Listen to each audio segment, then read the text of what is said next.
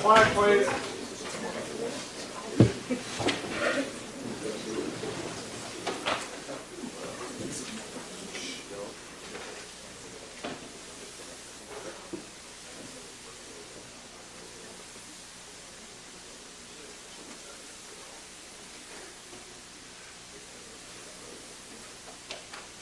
All right, back on the record in the Simpson matter. Mr. Simpson is again present before the court with his counsel, Mr. Shapiro, Mr. Cochran, Mr. Douglas, Mr. Bailey.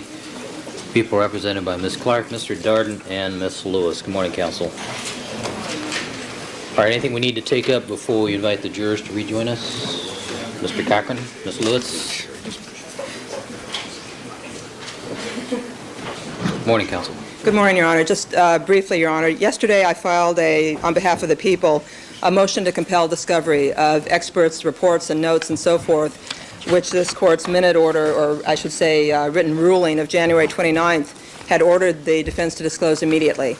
I understand that that was short notice. However, because these are materials which were previously ordered by this court to be disclosed, I don't think the normal 10-day period is appropriate. So what is the court's pleasure in terms of when we should calendar this? All right, Mr. Douglas, when do you think you'll be available to or able to address this matter?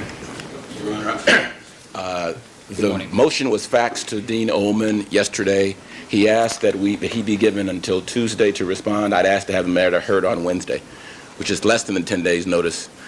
I do not think that the materials under this motion are part of the court's earlier discovery order. I think, as the court will recall, we mentioned this particular problem and the need to resolve it, and so now is a good time as any, I think.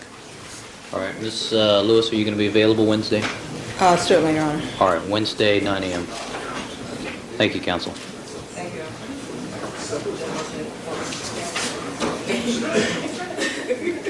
All right, Ms. Clark, anything else before we invite the jurors to join us? I'm sorry. Just before any videotapes are shown to Detective Lang, we want the opportunity to be heard outside the presence of the jury. So when we get to that point, I appreciate if counsel would let us know. All right. If you want to give this one part, I don't have all of it yet, and I will do that regarding anything else that we receive. But Mr. Harris can show the court this one part. It's very, very quick. All right, do you anticipate using that this morning? No, Your Honor. There's so much. I doubt it, but I'd like you to look at it. It's going to take 2 minutes. Can Detective Lang step out here? Sure. I doubt it, but I'd like you to look at it. All right. All right, Mr. Harris, good morning. Do you want to run this for us, please?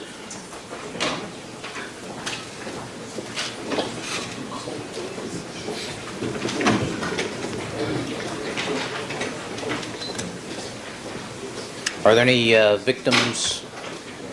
All right.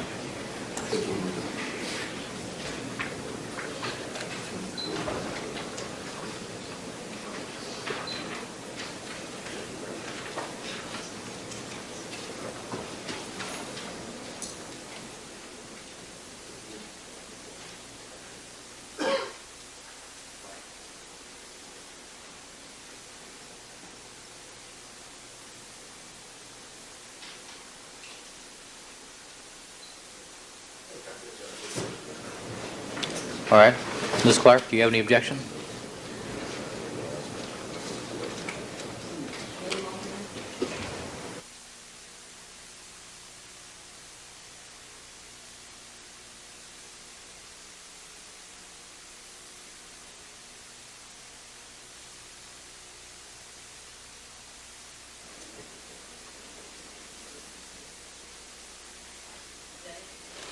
That's it for now, Mr. Clark. And if there's others that come up, I'll let you know before I wrap up. Any objection? No. All right. Thank you. All right. Anything else? All right. I'd like to speak to counsel at the sidebar without the report, please.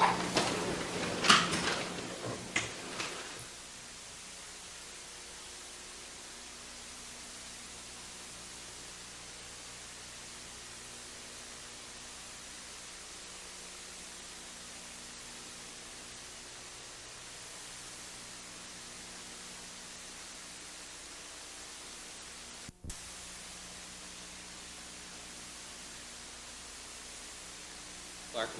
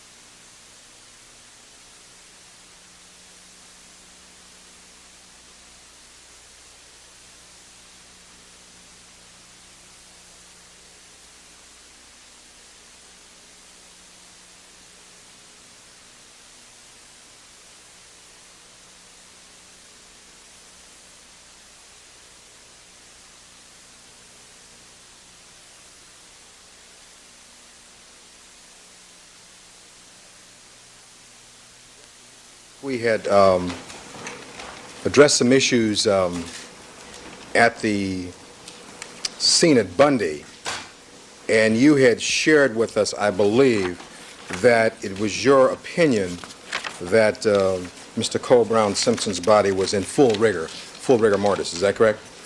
Yes. And, of course, you never touched the body, did you? No, I did not. And how did you make that determination of your own independent knowledge that she was in full rigor without touching the body? By observing the coroner investigator examine the body. And so you stood there and watched them, is that correct? Yes. Now, in that connection, you've shared with us that part of your regulations and part of the LAPD manual would prohibit an officer from touching the body prior to the arrival of the coroner. Is that correct? Under most circumstances, there are times when the investigator may request that the detective assist perhaps in moving a body. All right, and you, of course, never touched the body, right? Before the coroner arrived? Before the coroner arrives, no, I don't believe I did. And in this particular case, I'm talking about this case. Yes. And as far as you know, Detectives Van Adder, Phillips, nor Furman touched the body either. Is that correct? I never saw them touch the body. All right. Are you aware that Officer Risky, the first patrolman on the scene, touched Mr. Goldman's body? Are you aware of that? Only through the testimony of Officer Risky. And where'd you see that testimony, hear that testimony? I heard that testimony. Where'd you hear it? Where? Were you here? I was observing it on television. So you were watching television? Yes. And you remember he said he went around and touched Mr. Goldman's face, I guess, in the area of the eye? I thought it was the eyeball, maybe The eyeball. mistaken. Yes. All right. And other than that, do you know of anyone who touched these particular bodies? Prior to the arrival of the coroner, I don't believe I saw anyone do that. Now, yesterday you shared with us your belief that there was no lividity in the body of Nicole Brown Simpson while at the scene, and you recall that testimony? I believe I testified I didn't observe any. There didn't appear to be any lividity. All right, can you tell the court and jury what is lividity? Lividity is a sinking of the blood in the body after death to the lowest point of the body, and this is caused by a gravitational pull. Post-mortem lividity will usually become fixed in 3 to 4 hours after death and remain fixed. And is it your recollection that you saw no lividity in the body of Nicole Brown Simpson? That's my recollection, yes. You don't recall that she was laying on her side, that there was a purplish color in her face, that you noticed certain portions of her body that were different colors? I didn't make any close observation on lividity. Did you at any time see her body when the black dress she was wearing was in any way pulled up, so it would reveal her body?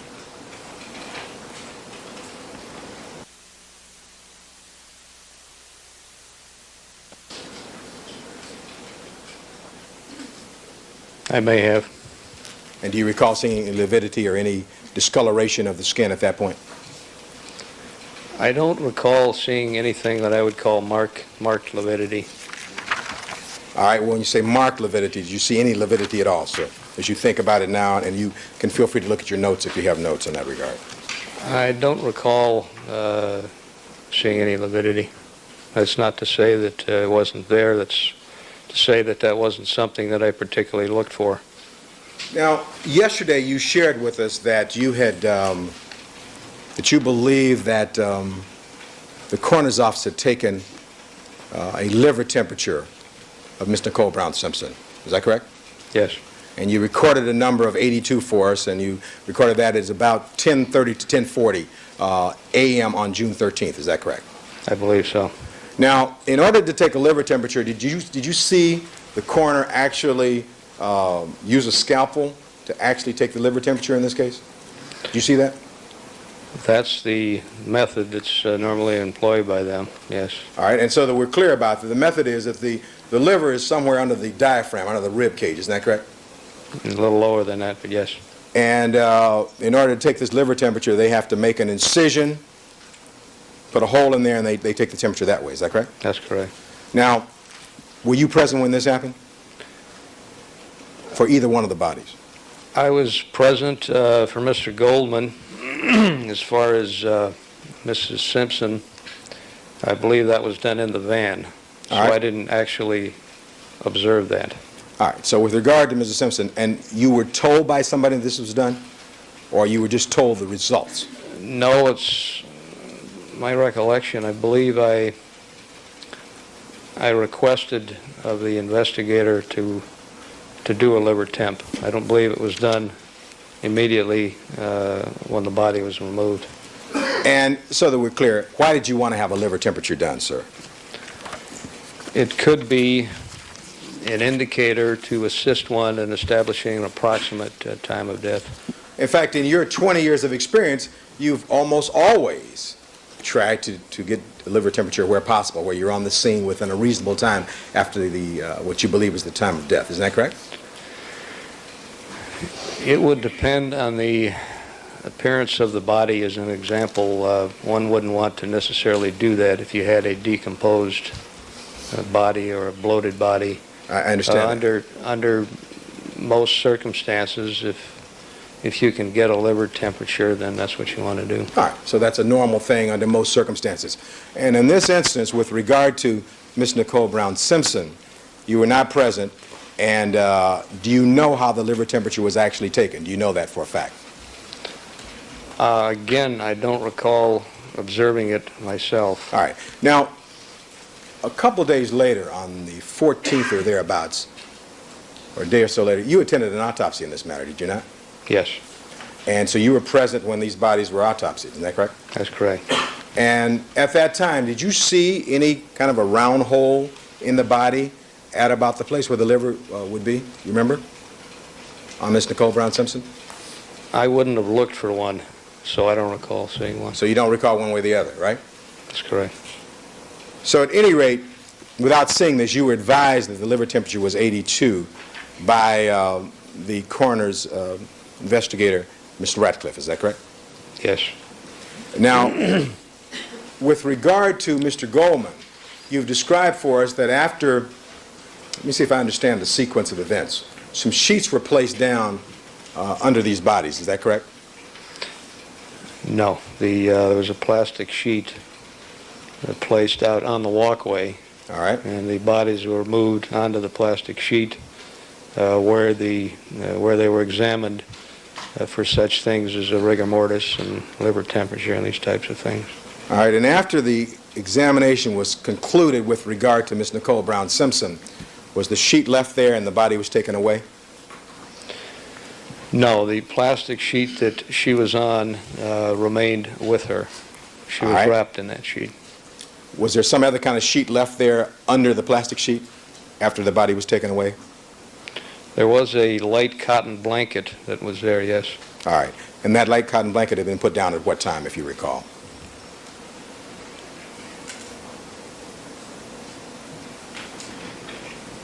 I don't recall. It would have to have been sometime around 7:30 a.m. perhaps. All right, after you'd come back from the Rockingham residence, right? Yes.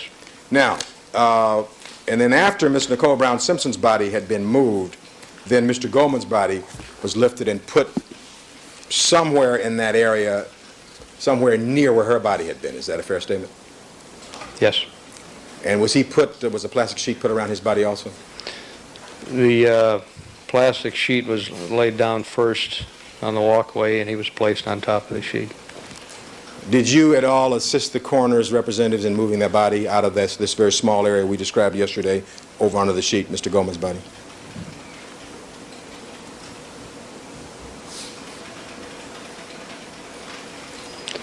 I don't recall if I assisted them or not. I don't believe so because of the confined space. The small space. I may have assisted in some slight way, but I don't recall. All right, now, with regard to Mr. Goldman, now, were you present when the liver temperature was taken? Yes. And what, if anything, did you see the coroner do in taking his liver temperature? My recollection is it was taken in the conventional way. And by that, what do you mean by conventional way?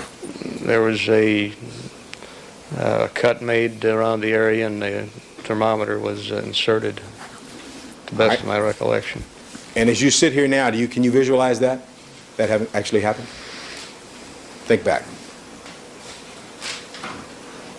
I recall seeing I was doing several things while this was going on. I was aware that it was going on. My only vivid recollection is of the thermometer in the body. All right, do you recall seeing the thermometer stuck in the body? I recall seeing it in there, yes. Okay, and what was the liver temperature of Mr. Goldman that you received? I believe that was also... I'm If you sorry? need your notes at any point, let us know. Okay. I believe that was also 82 degrees.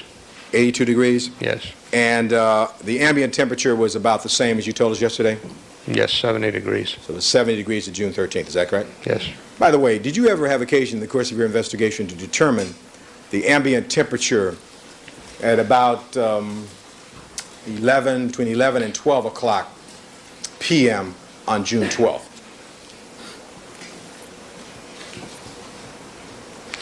I may well have. I requested various records from I believe, the National Weather Bureau, and without checking those, I couldn't tell you just how far they went back. Well, do you have some notes that will refresh your recollection in that regard? I have the Weather Service report. All right, can you get that for us, or can we get that for you? Fine. All right, well, where do we look? Well, it might take a moment here. All right, well, if the court will allow, I would ask. Certainly. Thank you.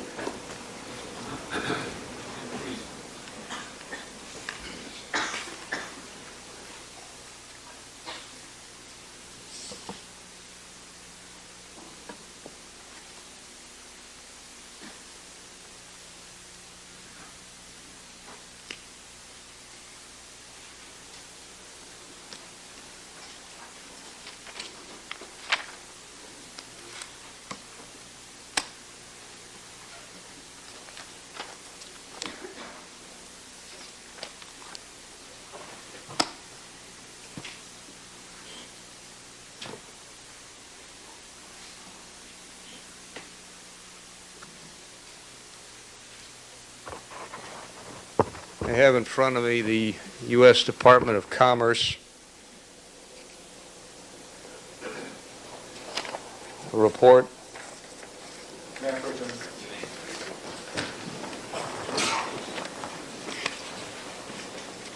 Consisting of several pages, dated August 10th, 1994.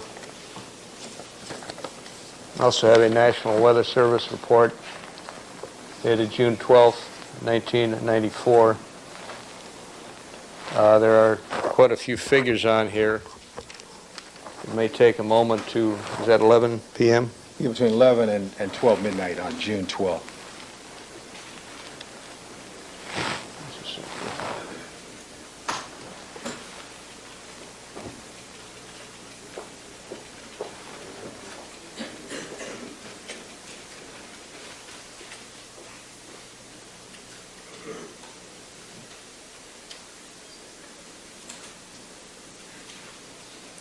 You need a straight edge, Detective Lang?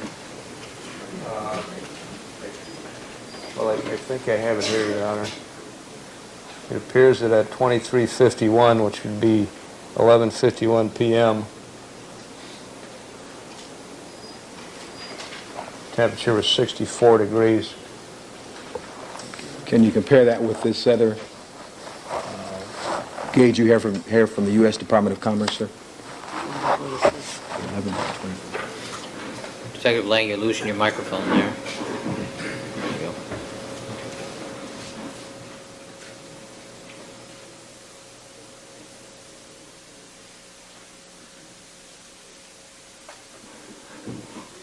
The Santa Monica station on the other report states that at 11:46 p.m. it was 66 degrees. And the first one that you read, is that for Los Angeles or Santa Monica or Brentwood? I believe it's LAX, but I'd have to double check here. All right. So I think that, so can we, and you were around that morning, having gotten up and come from your home, so would you believe that the temperature was probably somewhere between 64 to 66, somewhere between, say, 11 and midnight on June 12th? That'd be a fair statement. I'd say that was fair, yes. All right. Now, so with regard to Mr. Goldman's body, you were then given this 82 liver temperature, and you knew the ambient temperature was 70, and then his body was then moved from the location. Is that correct? Yes. And so that we're clear, these bodies were moved from the Bundy location by the coroner's representatives about what time on June 13th, 1994? Approximately 10:30 or 10:40 a.m., All right. Now, perhaps a little before that. now, with regard to Mr. Goldman's shoes, can you describe for the jury the kind of shoes he was wearing? I would call them cloth-type athletic boots. They were, the bodies were rubber, appeared to be rubber. They appeared to be some type of athletic boots. And if I recall correctly, there was a cloth upper part that went all the way to mid-calf, perhaps. And they had some kind of a patterned sole, is that correct? I believe so. Now, in the course of your investigation, you had occasion, did you not, to try and determine whether or not you saw the pattern that was displayed on Mr. Goldman's shoes, whether or not you saw that pattern in any of that blood, whether you had any bloody footprints from his shoes. You checked that, didn't you?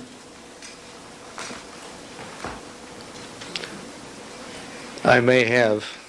All right, and you didn't find any pattern that matched Mr. Goldman's shoes in any of that blood there that day, did you? If I had, I would have noted it.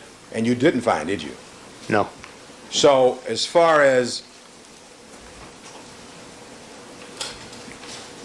the facts that evening, we know you weren't there, so we have to theorize about certain things. Is that a fair statement? Well, that's preliminary, Your Honor. Thank You you. can answer the question. I generally would not theorize. I would go with the evidence. All right, but I'm saying with regard to who was killed first, you were not there, were you? That's correct. All right. So, if you speculate as to something, that's a theory, isn't it? Overruled.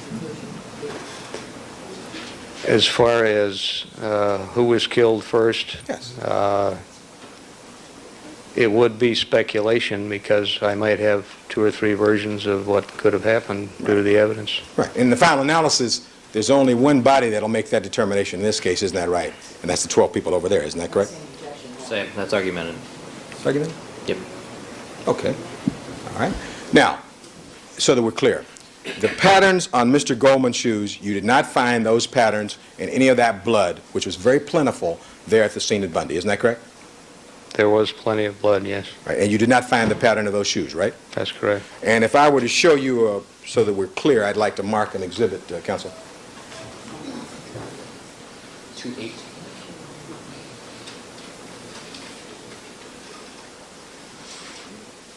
I'd like, Your Honor, to, what is our next one? 10-28. 1028. I've shown this to counsel. May I approach the witness? You may. I have what purports to be a white patterned athletic shoe. And I'd like to place this before Detective Lang and ask him, does that appear to you to be a fair portrayal of the bottom of Mr. Goldman's shoe? Does it appear that when at the coroner's office there where the picture was allegedly taken? I don't believe this was taken at the coroner's office, sir. Well, wherever it was taken. This appears to be taken at the crime scene. Okay. Yes, that appears to be Mr. Goldman's right foot at the bottom of the shoe. All right. And do you want to check any notes to make sure that you did not see or find that pattern anywhere? Are you pretty sure about that? I don't recall seeing that pattern. All right. I have several pages of notes. I could review them, I suppose, but I don't recall seeing that pattern. And if during the break, if you change your mind on that or change your testimony, you can let us know. I certainly will. All right. Now, with regard to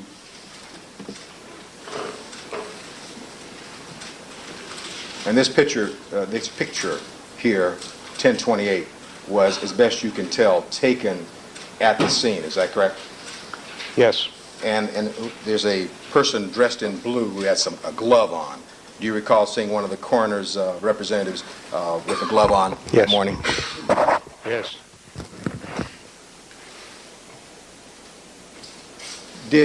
Were you able to determine whether or not the coroners, in moving the body, got or touched Mr. Goldman's shoes with the blood that was there? Do you recall that?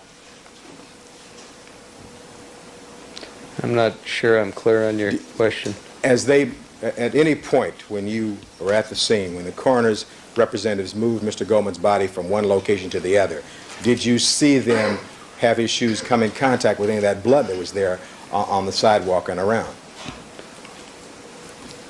I don't recall ever seeing the shoes come in contact with any blood. You did at some point see stains on the shoes, did you not? Blood stains? Yes. Both on the top of the shoes and kind of under into the side of the shoes, isn't that correct? I believe so.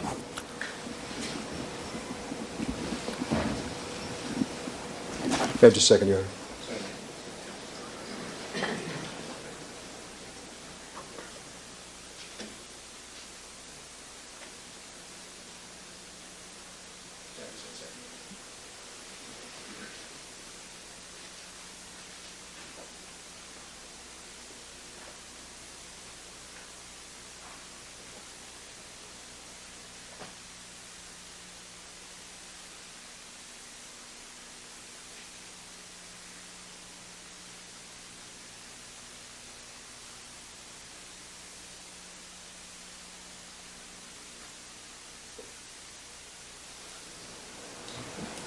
Thank you, Your Honor.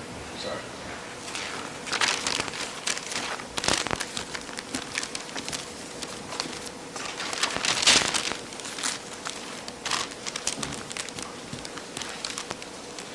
While at the scene, dear, did you ever instruct the coroner's representatives to bag the hands of both Mr. Simpson and Mrs. Simpson and Mr. Goldman? No. And what is the procedure of bagging hands regarding decedents? If there appears to be perhaps evidence on the hands, or if there was perhaps a firearm involved, the coroner's investigator may in fact want to bag the hands. All right. I don't recall seeing that in this case. You don't recall that saying it? No. And if there were evidence, let's say under Miss Nicole Brown Simpson's fingernails, bagging the hands would help preserve any trace evidence that might be under her fingernails or on her hands. Isn't that a fair statement? Yes. He can answer. Yeah. Isn't that correct? Again, that would be speculative on my part. Well, let's see now. You're a homicide detective of over 20 years' experience, right? Well, that's foundational. It's a statement. And The way it's phrased, all right, it's well, argumentative. let me say, you're a homicide detective of 20 years' experience, aren't you? Yes. And in that connection, you have seen hands bagged before, isn't that correct? Yes, I have. And if you knew there were trace evidence under the fingernails of Miss Nicole Brown Simpson, wouldn't you want to try and preserve that? I believe that was preserved without the bags is what I'm getting at. The question is, wouldn't you want to try and preserve that? Overruled. Certainly. And wouldn't the best way to preserve that so it wouldn't become degraded or contaminated in any way would be to put bags over the hands so they would be protected for later analysis? Isn't that correct? Well, that's one way. There are other ways. All right, what are the other ways? To wrap the body in plastic and preserve the whole body. All right, did the coroner's office do that in this case? Yes. They wrapped the body in plastic, both bodies? The bodies were wrapped in a plastic sheet initially, yes. But when you wrap the body in plastic sheets, don't you then wrap all of the clothes and any trace evidence on the clothes is all wrapped up and brought together? Isn't that another downside of that? No, that's exactly the purpose in doing that, to keep everything together. I see. So in this case, you're saying to us that a viable alternative to bagging the hands is to wrap these bodies in plastic? I'm not Overruled. I'm not necessarily saying that. I'm saying that there are other ways of doing things. All right. But certainly bagging the hands would be... Cochran, you need to let him finish his answer. Thank you, Your Honor. I'm sorry. Excuse me, Your Honor. Did I you was finish? just going to add that this is common, very common in gunshot cases, where perhaps you want to preserve the hands to take gunshot residue examinations on the hands. All right. Well, in this case, we didn't have gunshots. So what I'd like to ask you is that one of the ways of preserving trace evidence under fingernails and on the hands would have been to bag the hands. Is that right? I suppose one could say that. And that was not done, was it? I don't believe it was. For either Ms. Simpson or Mr. Goldman. Is that correct? Yes.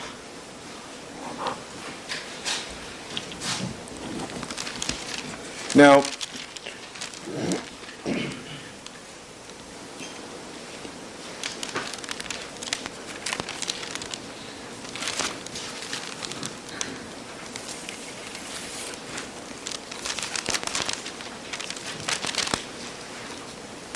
yesterday you had told us, in your discussion of rigor mortis, you gave us, I believe, a description of what you believed rigor mortis to be.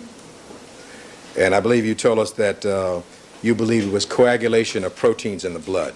Remember saying that yesterday? I believe it's a stiffening of the muscles in the body after death caused by a coagulation of the blood in the muscles. All right. Is it not true that the rigor mortis is caused by the coagulation of proteins in muscle and not proteins in the blood? It's the coagulation of proteins in the muscle. Is that Blood. correct? Overruled. Isn't that correct? Blood and blood that would be in the muscle tissue. In the certainly, muscle yes. tissue, Yes. right? All right. Did you notice any kind of purplish color to Miss Nicole Brown Simpson's face as she laid at the scene there? I don't recall any purplish color. You don't recall that? No. Now, with regard to Mr. Goldman, because of the struggle he was involved in, wasn't there an indication to you as a seasoned homicide investigator that you'd want to preserve any possible trace evidence under his fingernails also? That would be a consideration, yes. And did you think about that morning? That morning? Certainly. And did you then instruct the coroner to bag the hands? No. Now, with regard to the coroner, we know that the coroner's representatives got there at 9:10 and about 9:20. Is that correct? Approximately, yes. At what point did you instruct or did you call for the criminalist to come to the scene? I did not specifically request the criminalist to the scene. The criminalist had been originally dispatched to the Rockingham location, and it was my understanding that when the criminalist was through at Rockingham, they would proceed to Bundy. Let me see if I understand this. The criminalist in this case went to Rockingham first before they came to the Bundy crime scene? That's correct. Who called them to come to the Rockingham crime scene, Rockingham scene? I believe that was done by my partner, And what was your partner's name? Van Etter. All right, now, so there's no confusion. As between you and Van Adder, with regard to time and grade as a homicide detective, is he senior to you? Not as a homicide detective. Time and grade and rank, he's perhaps 3 months senior to me in rank. All right, so he outranked you at the scene there? That's not really the way it works. Well, I'm just asking you from a standpoint of time and grade in this position, first of all. As far as our rank structure, yes, by 3 months. All right, by 3 months. He was Okay. promoted 3 months before I was. Okay. Now, So the jury's clear, though, as between you and Van Adder, who was in charge of this investigation on the early morning hours of June 12th, June 13th, actually? It's a responsibility that would be shared by both partners. So you were co-leaders? That's correct. You both had equal responsibility? Initially, at a crime scene, that's the way it starts out. It depends. All crime scenes are different. All right, so let's talk about this particular crime scene. When this case started out, he arrived first, is that correct? Yes. He was senior in grade, right? Yes. And that will never change. Those things will never change, will they? No. All right, and with regard to how the investigation of this case has continued, have you continued as co-lead investigators in this case Yes. to this day? Well, the roles have somewhat changed around a bit, but basically that's what we do. We work as partners. All right. And you have worked as partners for how long? With Van Adder? Yes, with Van Adder.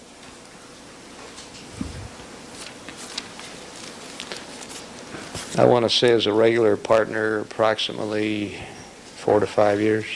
All right. Now, what time did the criminalists arrive at the Rockingham scene, if you know, that morning, June 13th? I believe it was approximately 10 a.m. And that's at Rockingham? I'm sorry. I wasn't at Rockingham when the criminalists arrived. Okay, so you know what time they got there. Would the log, would a review of the log assist you in that regard, refresh your recollection? Certainly.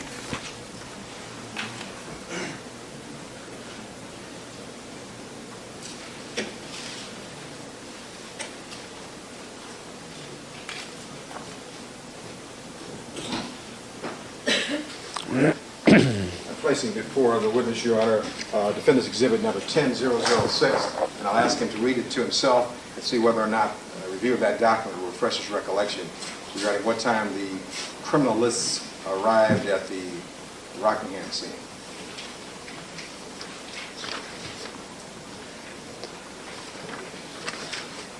I believe this is the Bundy log you have here, sir. All right, this is the Bundy log? Yes. There's a Rockingham log? I'm not aware of one. All right, so you've never seen a Rockingham log? I'm not aware of one. Do you have any notes that will refresh your recollection with regard to what time they arrived there? I wasn't there, All right. so I wouldn't. Well, let's trace back. You arrived at Rockingham at about 5 a.m. in the morning? I believe it was approximately 5:05 a.m. All right, and you left about 6:35, 6:45 in the morning? About 6:45, yes. And when you left at 6:45, they had not arrived? The criminalists Criminalists. did not arrive, correct? Had they been summoned at that point?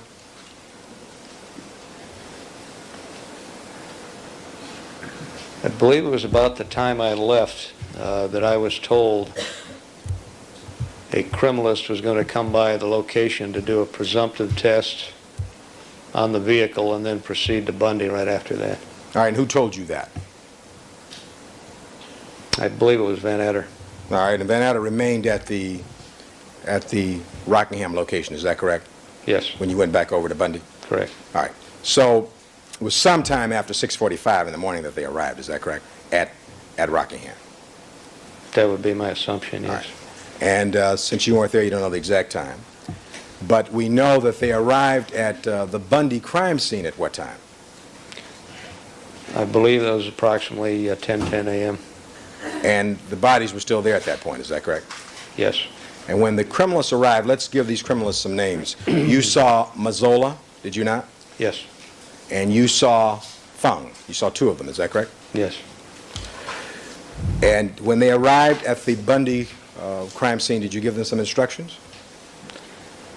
Not immediately, but shortly thereafter, yes. And as you had done with Ratcliffe, the coroner's investigator, you took Ratcliffe around the scene and advised her of what you had there and what you'd found. Isn't that correct? At the locations of the bodies and just subsequently in the house in the upper bedroom, yes. All right. And with regard to the arrival of the criminalists, did you take them around and show them what you had there? Yes. And it's important, is it not, Detective, for you to collect appropriately evidence as soon as possible so it can be subjected to analysis as soon as possible? That's appropriate, is it not? Well, it would be preferable, but that doesn't always happen. Well, I understand that. Let's talk about it being preferable. You would always prefer to have the evidence collected as soon as you see it or as soon as possible, isn't that correct? Again, you would prefer that, but it doesn't happen that way. Well, let me ask you this. You said in your testimony you saw some blood spots on the rear gate there at Bundy on June 13th, 1994. Is that correct? Yes, Those spots have been pointed out to you by Detective Phillips? that's correct. You in turn pointed them out to Mr. Fung? That's correct. Did you direct Mr. Fung to collect those particular blood spots? I directed him to do that, and I believe I mentioned to check the entire gate. All right. And you expected that to be done, isn't that correct? Yes. Now, it was not done on June 13th, was it? No, In fact, it wasn't done on June 14th, was it? that's correct. And neither the 15th. That's correct. In fact, it was not done until July 3rd, some 3 weeks later, is that right? That's correct. So did Fung come back out there on July 3rd, is that correct? Yes. Now, you're aware that this crime scene at Bundy had been washed down at some point on June 13th and June 14th, isn't that correct? I'm aware that the front walkway was washed down. All right, and what date was that? I don't know. I assume it was a day or two after the crime scene was struck. Would it be safe in saying it was washed down at least by the 14th of June, sir? That'd be safe? I don't know. So a day of two, June 13th would be the 14th or 15th, right? I just assumed that. I don't know exactly when it was washed down. All right. Certainly the crime scene itself was broken down by 3 o'clock or so in the afternoon on the 13th, isn't that correct? That's correct. You read the log yesterday, right? Correct. All right. And that meant that people were free to go and come with regard to those premises, is that correct? No.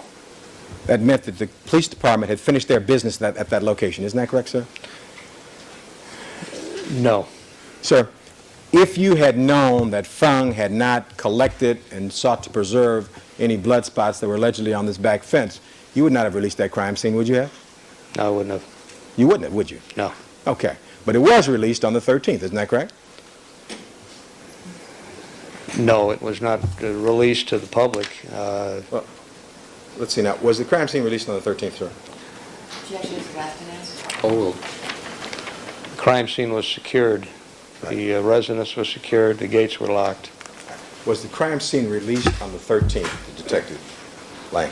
We completed our initial crime scene investigation on the 13th. Yes, but I got the inference that you were trying to say it was open to the public, and that's not the case. No, you shouldn't try to get any inferences from my questions. Oh, I apologize. Okay, please, don't get any inferences. Just, let me approach and ask you. I want you to read what you read to Ms. Clark yesterday. What time was that crime scene released?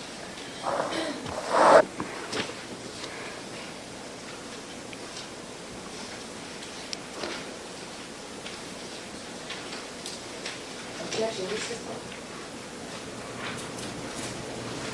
Objection, Your Honor. This is misleading. 352. Yes, Your Honor. I believe Overruled. the last entry, it's kind of written over. It appears to be 15:45, perhaps. 15:45 on June 13th is what time? 3:45 p.m. In the afternoon, right? Yes, That's mean you took those tapes that had been around that scene down at that point, is that correct? the officers did, yes. And between that time, 3:45 on June 13th, and July 3rd, 1994, did you ever go back out to the scene between those dates? I believe I did. What date did you go back? I believe I was there on June 23rd. All right, so there was a 10-day period between the time you were on the 13th and the time you came back on the 23rd? That would be 10 days, but I'm not clear on whether I might have gone back in between those 2 dates. Do you have some notes that'll help you in that regard? Yes, Can you look at them? certainly.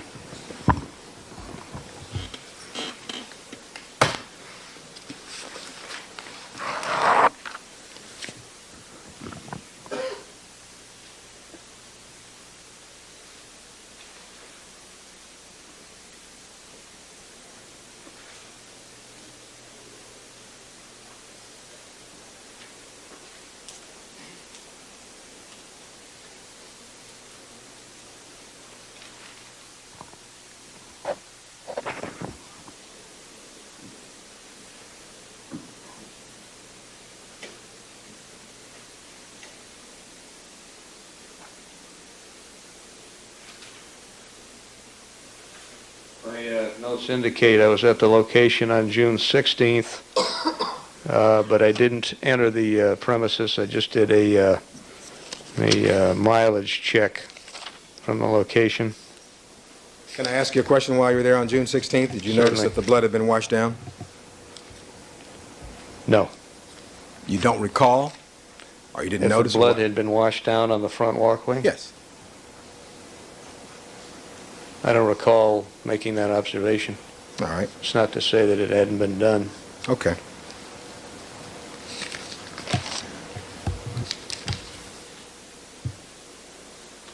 My notes do indicate I was there on June 23rd at 10:15 a.m. All right. And were you there after June 23rd, before July 3rd? Were you there on July 3rd, by the way? Yes, I was.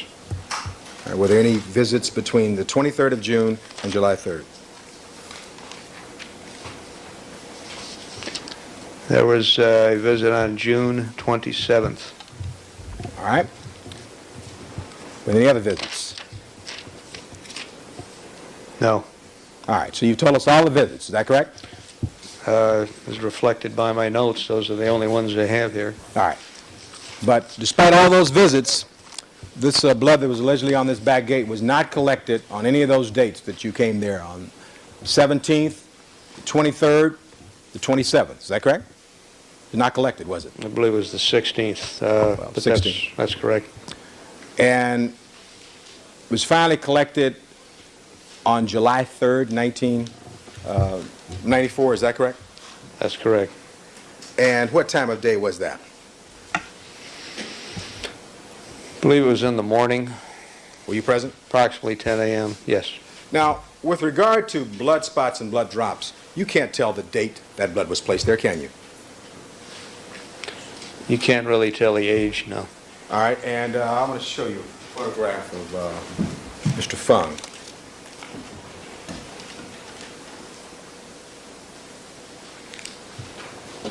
This, counsel, is Defendant's 1007. This is a photograph, D-1007, Your Honor, and I want to place it before the detective at this point. Who's depicted in that photograph, sir? It's criminalist Fung. And he's pointing to a gate. Is that the rear gate at Bundy? Yes. And what date was that photograph taken, if you know? That would be on July 3rd. So this was the photograph of July 3rd, 1994, and Fung was pointing toward the fence. Is that right? That's correct. All right, may I put this on the You may. normal here? 10D-10007.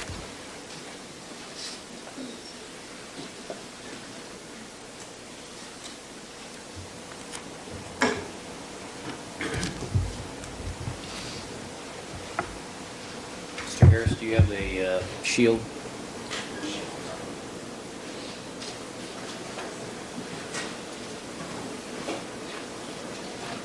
Thank you.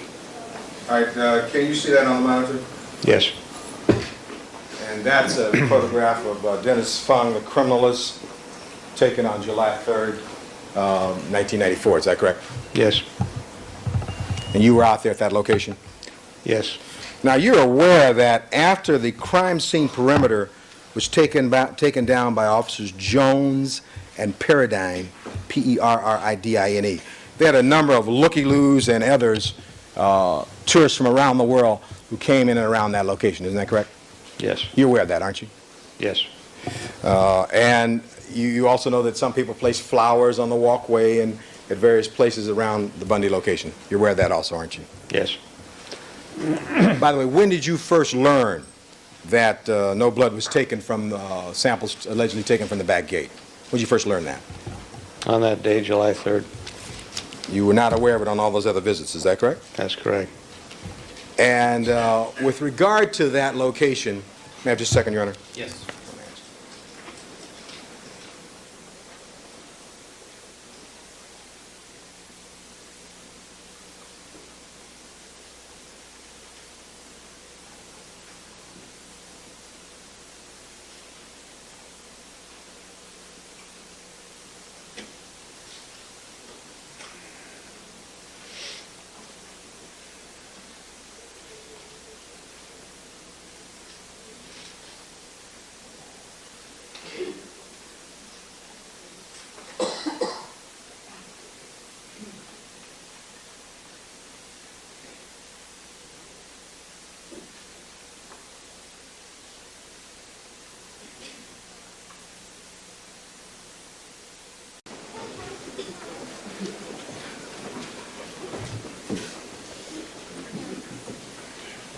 Mr. Darden going to join us?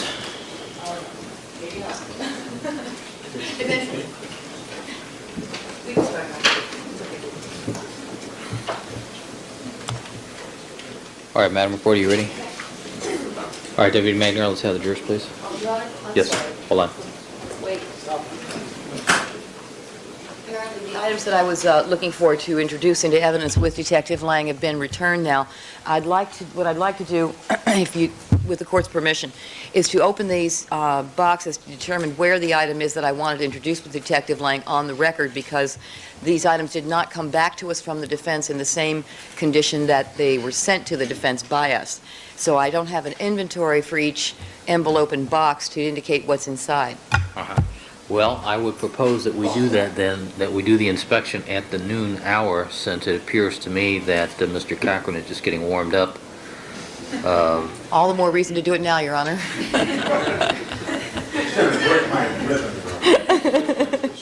Break his stride. Yeah, That's fine. I won't touch that straight line. All right, how about if we do that, we can inventory the box on the record, and then if you can inventory the box, if necessary, we put something on the record. Okay, thank you, Your Honor. Right. In that case, What we can do is you can have the box, have the courier give the box to the clerk, who will accept it in sealed condition, then come back at noon and we'll see what's there. thank you. That way he doesn't have to stay here for it. Right, I correct. appreciate that. And let the record reflect that he is. Could you identify yourself for the record, sir? Investigator Salvino. All right. Gene Salvino. Thank you. Would you give that, please, to Mrs. Robertson, and she will maintain custody of the box. Excuse me, counsel, can we have it quiet? The court reporter's trying to write this down. Could we describe what's being handed over to the clerk right now? Appears to be a sealed box and a manila envelope, 2 manila envelopes. One smaller with red tape and one larger with blue tape and red tape. Yes. Noted, 3 items. Thank you. Thank you, Your Honor. All right, Deputy Magno, let's have the jury, please.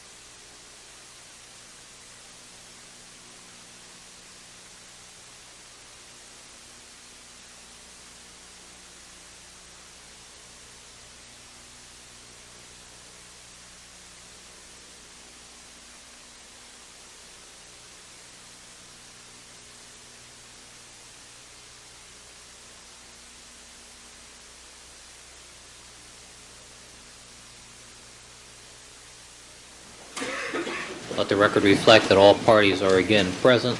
We've now been rejoined by all the members of our jury panel. Detective Tom Lang is still on the witness stand on cross-examination by Mr. Cochran. Good morning again, Detective Lang. Morning, Your Honor. You're reminded you're still under oath. And Mr. Cochran, good morning, sir. You may continue. Thank you very kindly, Your Honor.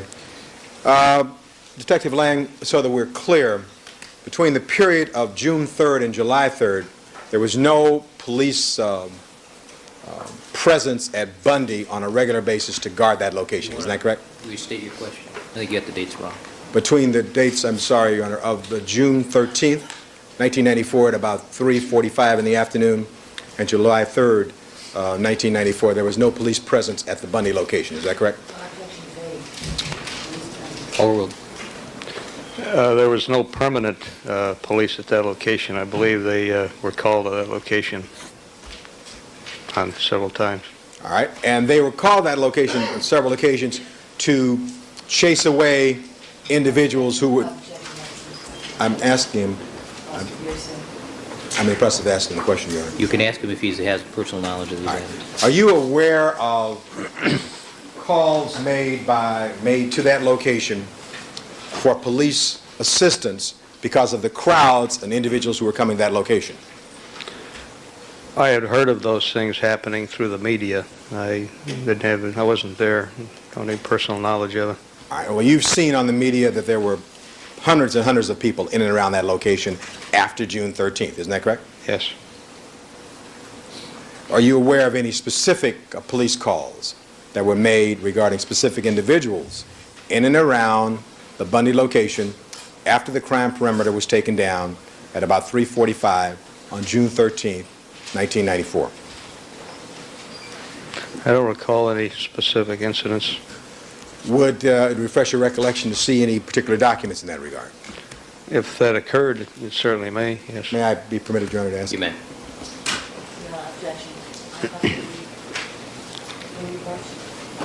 Overruled at this point. He can show him to see if it refreshes his recollection. The issue is still personal knowledge and still 352, though. I'd like to place this before you and ask you to read this to yourself, Detective Lang. I want you to read this document here, and I want you to look at these numbers here. I'll ask some questions about it.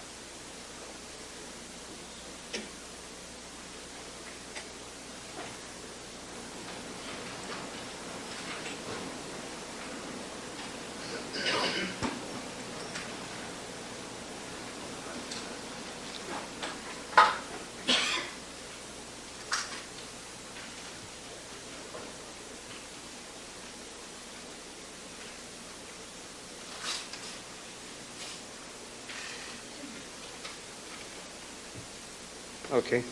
Have you read the particular area that I directed you to? Yes. And has the review of this particular document refresh your recollection regarding any police calls to the location 875 South Bundy? No. Said no. All right. Thank you, sir.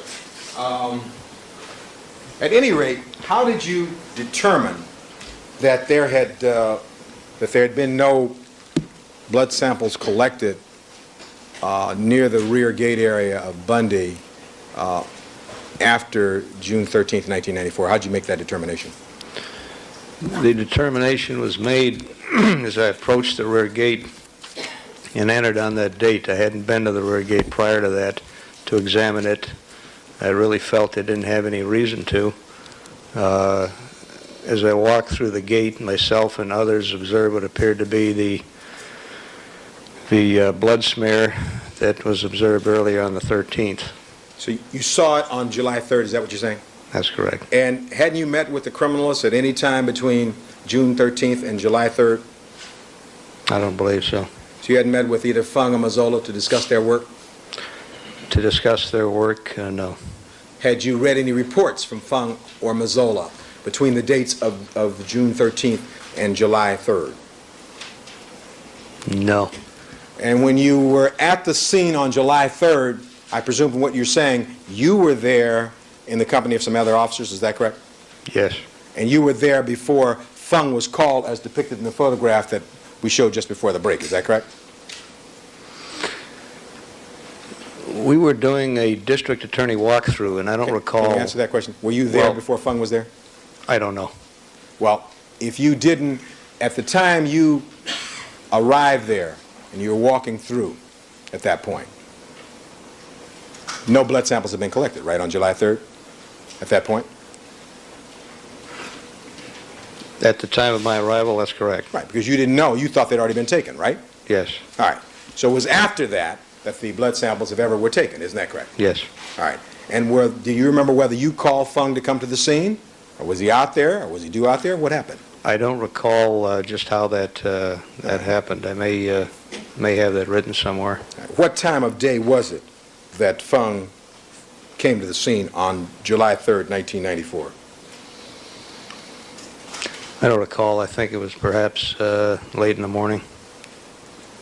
And before that time, did you ever read the property report to determine whether or not these stains allegedly from the rear gate had been booked? I don't recall seeing the property report prior to that. All right. Now, when Fung came out, whenever he arrived, were you still present at that time? Yes. And who came with him, if anyone?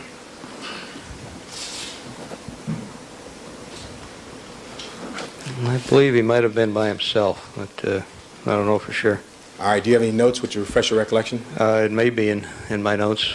Well, you may be here after lunch, so can you check your notes after lunch so we won't delay? Yes, I will. All right, and let us know whether he came with anyone else. Who were you with at that time? I believe I arrived alone. All right, and you met some other people out there? Yes. Was Van Adder there that day? I don't recall if he was there or not. And you said there was some kind of a DA's walkthrough? Yes. That means district attorney's walkthrough?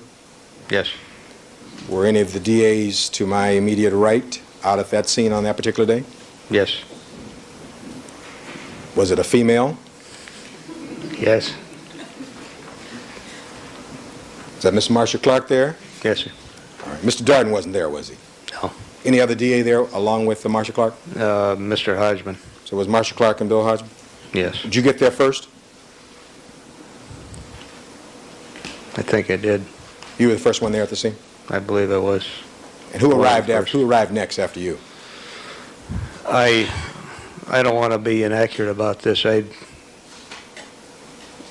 don't recall the specifics as far as who arrived when. All right, and I presume there was no log that day. Well, there may have been a log as to who was there. Where is the log?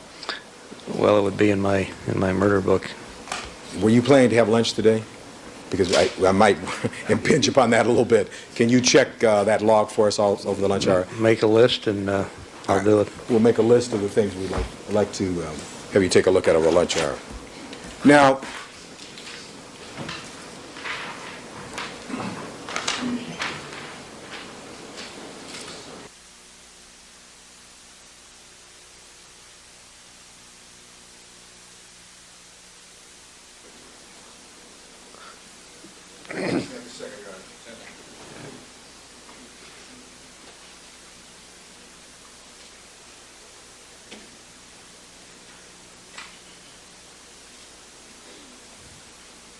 Now,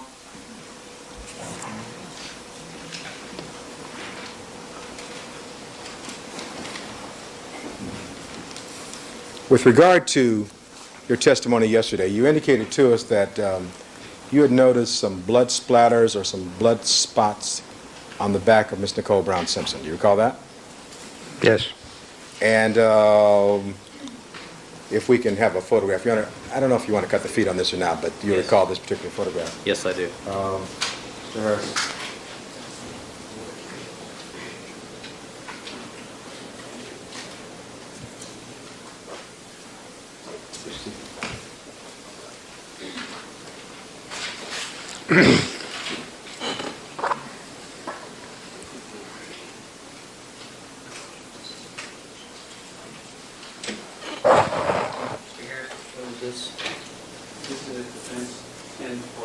Thank you. That's well, Your Honor. Can you see, you put the big screen? This Detective Lang is the back of Miss Nicole Brown Simpson. And on that back, you see those blood spots or spatters? Yes. And did you direct the coroner's office to do something with regard to those particular blood spots and spatters? I pointed those out to the investigator prior to the removal of the victim, yes. And that was to Miss Radcliffe? That's correct. And when you say you pointed them out, you just said, take a look at these? Something to that effect. All right. Now, were you ever able to ascertain whether or not those blood spots and or spatters were ever collected by the coroner's office or by the criminalist or anyone and preserved and tested to determine whose blood that was on her black? They wouldn't have been collected by our criminalist there. Normally that would be done at the coroner's office, and All right. my information is that it was not done. It was not done? Yes, You pointed out and it was not done? yes. Why wasn't it done? Objection, I call for speculation. Well, I think if he knows. When I spoke with the coroner's criminalist, he stated to me that Objection, please. Do you know of your personal knowledge why that wasn't done, other than what somebody told you? no, Your Honor. Next question. Thank you, Your Honor. Would you agree that would be important to determine whose blood that was on her back? I felt it might be important, yes. And in the course of your investigation, in an effort for you to determine who the perpetrators or perpetrator was, that would be a key factor if that was the perpetrator's or perpetrator's blood. Isn't that correct? It may or may not be, but I would like to have had the blood. As an investigator, you want to get as many facts as you can. Isn't that correct? Yes, You don't want to rush to judgment in these things, do you? certainly not. So you want to gather all the facts that you possibly can. Is that correct? Yes, And are you telling us that that blood was never examined or collected in the coroner's office? Is that correct? that's my information, yes. And who did you talk to in the coroner's office who gave you an explanation as to why they didn't collect that blood? Be Mr. Mahaney. Mr. Spell that for the. Mahaney. Can you spell that for us? I believe it's Mahaney. And what was the date of your conversation with Mr. Mahaney?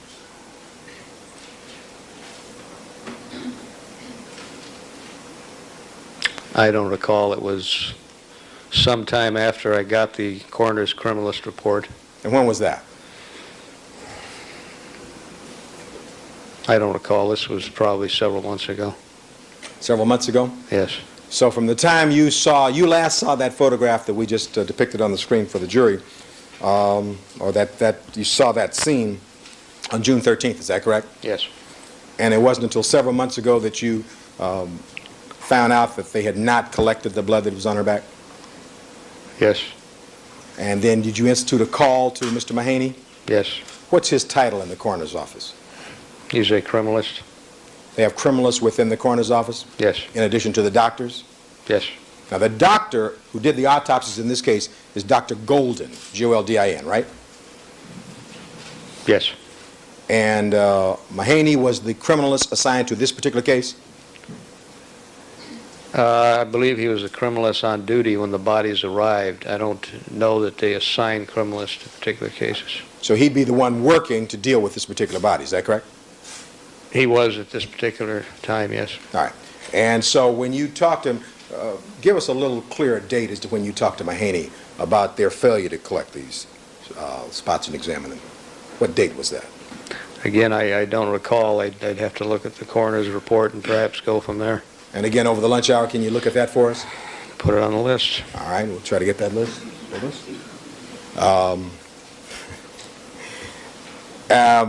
The conversation that you had, did you have more than one conversation with Mahaney at all? or just one? Regarding this, I believe it was just one. Did you write a report regarding that? No. And you never talked to anybody else in the coroner's office regarding it? I believe I did. And who else did you talk to about this? I believe I had a discussion with Dr. Lakshmanan. And he is the coroner. Yes. Was that after your conversation with Mahaney? Yes. And was that in the nature of a complaint to Dr. Lakshmanan?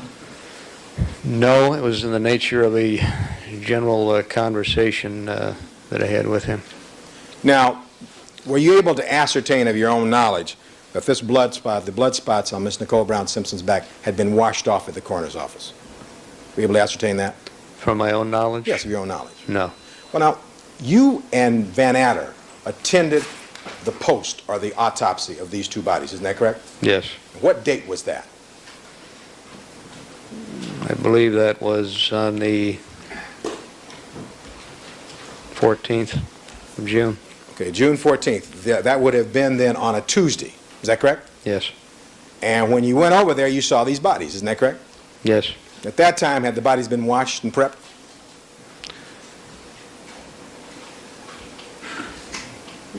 When we first arrived, I believe they had been at the time of autopsy, certainly. All right, they've been washed and prepped. And so, Yes. at that time, did you ask the coroner, Dr. Golden, and say, look, did you preserve that blood that was on the back? Did you ask that question? That wouldn't have been asked of Dr. Goldman, no. All right, did you ask Mahaney or any criminalists on duty that day, had they preserved it? I didn't talk to a criminalist that day. All right. Now, as a seasoned homicide investigator, when you attend an autopsy, you're there to observe and to point out certain things to the doctor who may not know all the facts. Isn't that correct? That's one of the things we do, yes. And you've agreed with me yesterday that, and every day, that in determining the time of death in a homicide case, it's oftentimes very important. Isn't that correct? Certainly. And now, you were present during the autopsy. Let's take first the autopsy of Mr. Nicole Brown Simpson. You were present during that autopsy. Yes. How long did that autopsy take, sir? I don't recall how long. I didn't time it. All right. Your best estimate, sir. There's an examination, of course, Yes, sir. 2 examinations prior to autopsy by the criminalist and by the pathologist that I wasn't present for. This is part of the autopsy procedure.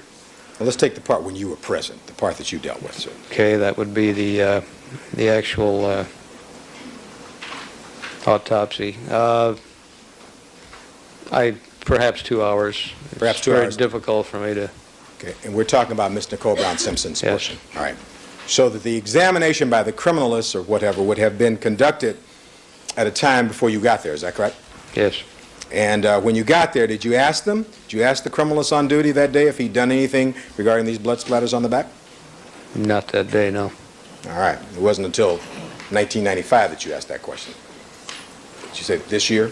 No, it was several months ago after I received the criminalist report of blood that he had taken from the body. Several months ago, and that would have been what month? Again, I'd have to look at All that right, you're report. gonna let us know that. That's on the list. At lunchtime. All right. Now, in your role there at the scene, did you instruct the coroner, Dr. Golden, to save the stomach contents for Miss Nicole Brown Simpson so that we could use those stomach contents to extrapolate backwards with regard to the digestive process in seeking to determine the time of death? Counsel's testifying, assumes facts not in evidence at this point. Okay, Your Honor, but may I seek to restate that in a way that doesn't do that? Please. Did you ask the coroner to save the stomach contents of Miss Nicole Brown Simpson? No. Objection, again, Your Honor, objection, that's not this witness. Oh, yes. Overruled. That says she's wrong. Outside the scope of his Overruled. expertise. All right. You didn't ask the coroner to save, right? No. Wouldn't you have liked to have the stomach contents and not have them thrown away? Assumes facts not in evidence. Okay. Were the stomach contents preserved in this case? Objections is outside the scope. If you know, I can make it my own witness for this question, Your Honor. I'll make it my own witness for this. All right. Okay. Were the stomach contents of Nicole Brown Simpson preserved in this case? Objection, Your Honor, but counsel can call him his own case in chief. beyond the scope of Your the Honor, trial. Your Honor, you ruled on this. Overruled. And the coroner will be testifying. Overruled. The contents were examined by Dr. Golden. Were they preserved, as- sir? Is the question. I don't know. You don't know to this date whether or not the stomach contents were preserved, sir? I have heard that they were not preserved, but Have you checked? no. Objection, Your Honor. Overruled. No, can the witness be allowed to finish the answer, please? Well, I want you to finish your answer, so if you have something more to say, please say it. I'm completed. Okay. As the investigating officer in this case, have you checked to determine whether or not the stomach contents of Nicole Brown Simpson were preserved in this case, so they can be examined? I have not personally checked, but I have knowledge that they were destroyed. All right. Is that something you asked the coroner to do? To destroy the stomach Yes. contents? Yes. No. That's something you wanted done? No.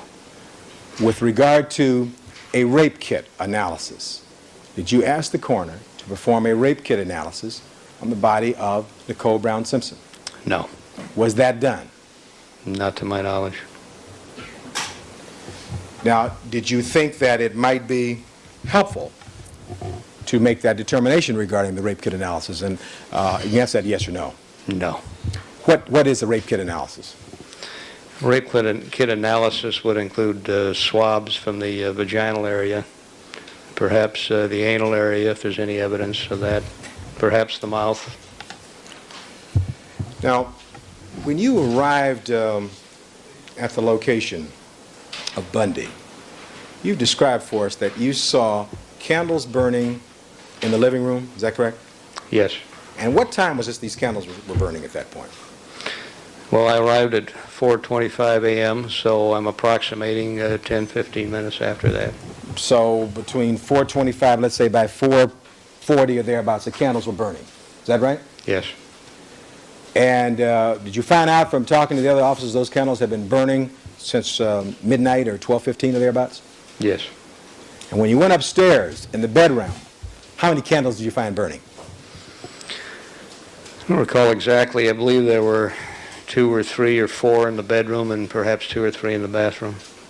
And they were all still burning? Yes. So would you say there were at least 9 candles altogether burning at this point? Yes. And you were aware, were you not, these candles had been burning since at least 12:15, the arrival of Officer Risky, right? Yes. By the way, did you, in the course of your investigation, direct that any photographs or pictures be taken of these burning candles? No. Did it ever occur to you that we might look at the candles and determine the state of their burning at a certain particular period of time and extrapolate backwards, determine when they may have been lit? Did it occur to you ever? Certainly not. I see no way to do that. You see no way to do that? correct. How large were these candles? Candles were various widths and sizes and lengths. They were all different. All right. Do we have any photograph anywhere of these candles burning? No, not that I know of. When you arrived inside the house, you also heard some music playing. Isn't that correct? It seems to me there was music, yes. And that music was emanating from what room? It was somewhere in the living room area. Did you ever ascertain whether or not that was a CD playing or what was playing? No. You know if it was an FM station? No. What kind of music did you hear? It seemed to me to be a new wave type music, instrumentals. New wave type? Well, modern type instrumentals. Kind of soft, romantic kind of thing? I wouldn't say romantic. It's just in the back of my mind I recall this, and I can't be much more specific than to say it seemed to recall a new wave type of music. Did you ever go over to a stereo or a component box or something and determine whether this was an FM or a CD or a tape or whatever? No. Did anybody in your direction ever do that?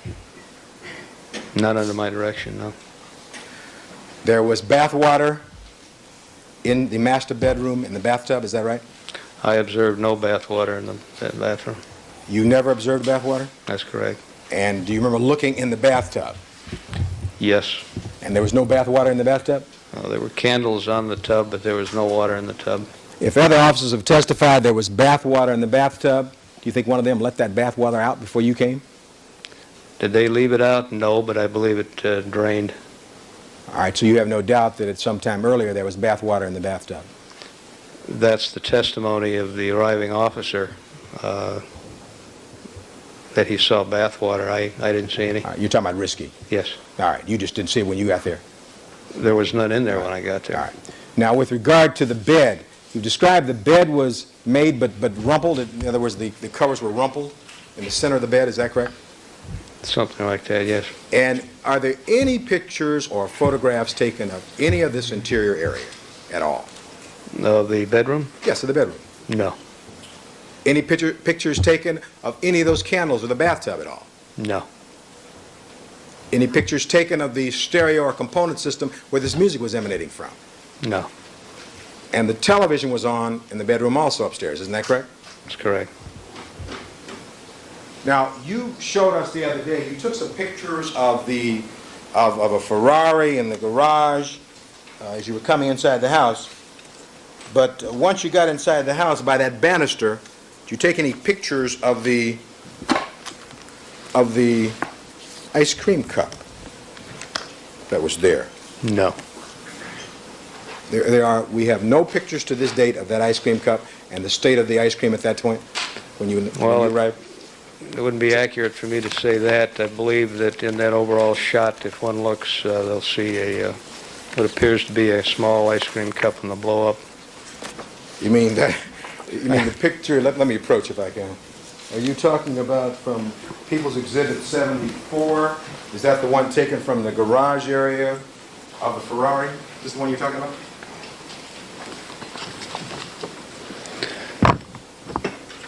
This is a little darker. This is the area, though, but when I viewed a photo on the stand the other day, it appeared to possible outline of an ice cream cup here where it would normally have been on the banister. But there were no photographs taken close up. And why was that? Why didn't you do that?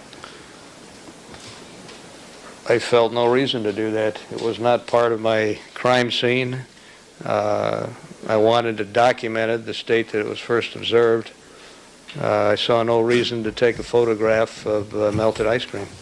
All right, now, of course, it was melted by 4:25, but you're aware, are you not, that when Officer Risky first saw it at 12:35 or 12:40, it was melting and was not melted at that point. You're aware of that, is that correct? I believe his description was melting, yes. Right, you're aware of that. Yes. And wouldn't the best evidence of that have been for us to be able to look at that photograph of that bin in Jerry's cup with a photograph or a picture having been taken that night? Well, there was no photographer there that night with Officer Risky, and as far as best evidence, I'd never considered it evidence at all. All right. That's why it wasn't photographed or other things were done with it. And as the investigator in this case, you don't always do everything you're supposed to do you? You make mistakes, don't you? Certainly. All right. None of us are perfect, are they? That's correct. All right. Now, and with regard to this ice cream cup, it was a Ben and Jerry's ice cream cup, was it? Yes. Now, you did take some photographs, or a photograph or two, of a knife on the kitchen, some marble or corian or whatever, granite. Is that right? Countertop, yes. Countertop. What date was that, those photographs taken? That was taken on June 13th. By this photograph, by the photographer Rokar? I believe that would have been Rokar, yes. All right. And so that we're clear, that knife has been tested under your direction, isn't that correct? Yes. There's no blood found on that knife, right? That's correct. No fingerprints of Mr. Simpson found on that knife, is that correct? That's correct. And there was a lot of testimony yesterday about fingerprints, and you had that area dusted for prints inside and out, isn't that correct? Yes. Tell us again briefly what areas, if any, you had dusted for prints. Inside and out? Inside and out. On the outside of the location, I had the runged fence fingerprinted around the immediate crime scene, around the victims. The front area, the mailbox, the intercom system, the gate, the stationary gate, the fence around the victims, as well as the railing. May I stop you at that point? Did you have the front gate, both the inside, where one would have to come down from the house and let someone in, and the latch and the outside. Do you have both those fingerprinted also? Or Yes, dusted for prints? the entire gate, All right, the entire gate was dusted? yes, And the call box outside, was that dusted? yes. Okay, please proceed, I'm sorry. The railing leading along the north side of the walkway all the way to the rear gate, the two vehicles parked at the rear, one in the garage, and the black Grand Cherokee in the driveway, the front door, the moldings on either side of the front door, the bathroom on the first level as you would walk in with the moldings around it, the telephones throughout the residence. Did you have the telephone in the living room area dusted for print specifically? There was a phone in the kitchen area, I believe. All right. Yes. Well, do you recall one also in the living room area? There may have been, I don't recall.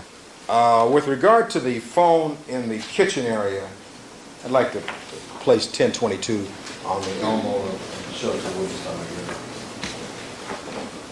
All right, 1022. 1022.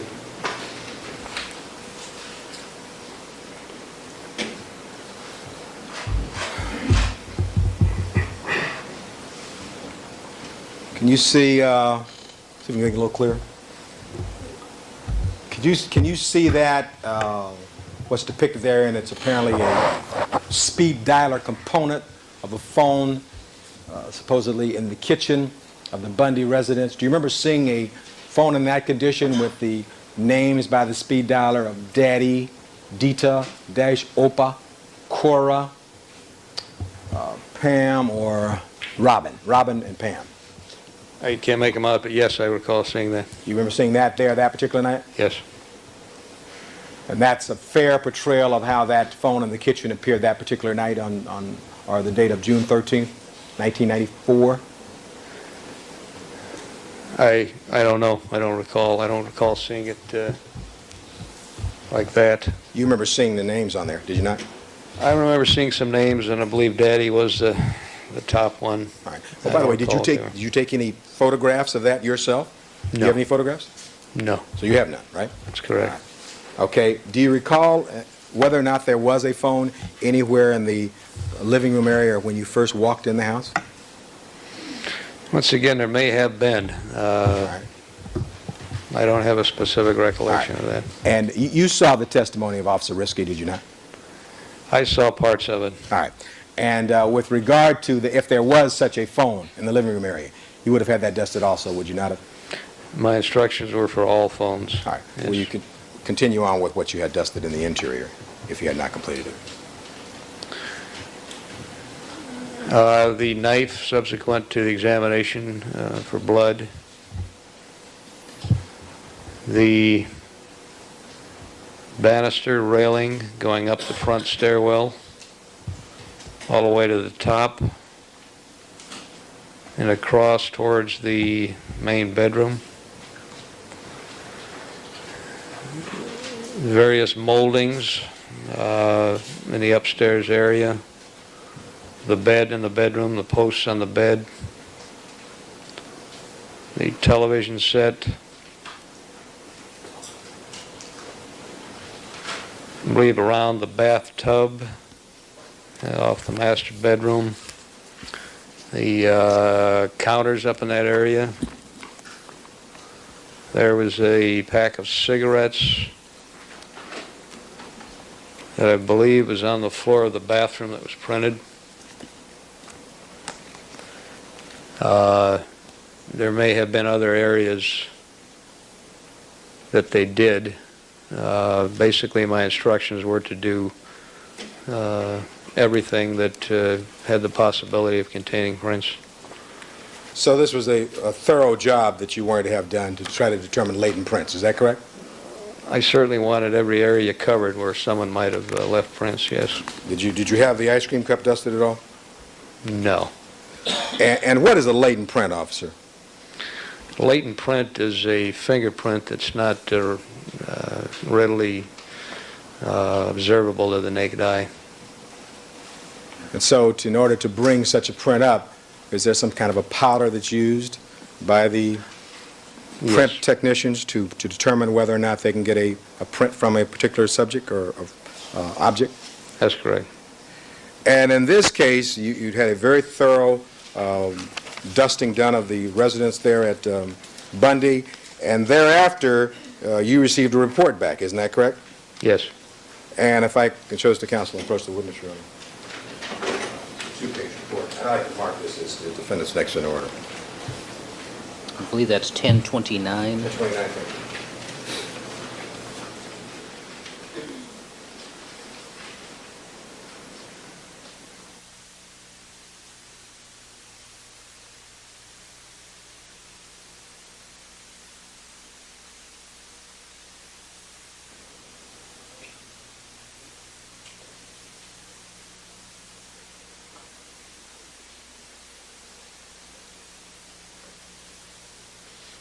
I'll place a 1029 on this two-page report, Your Honor, that's labeled Los Angeles Police Department Scientific Investigation Division, Latent Print Section.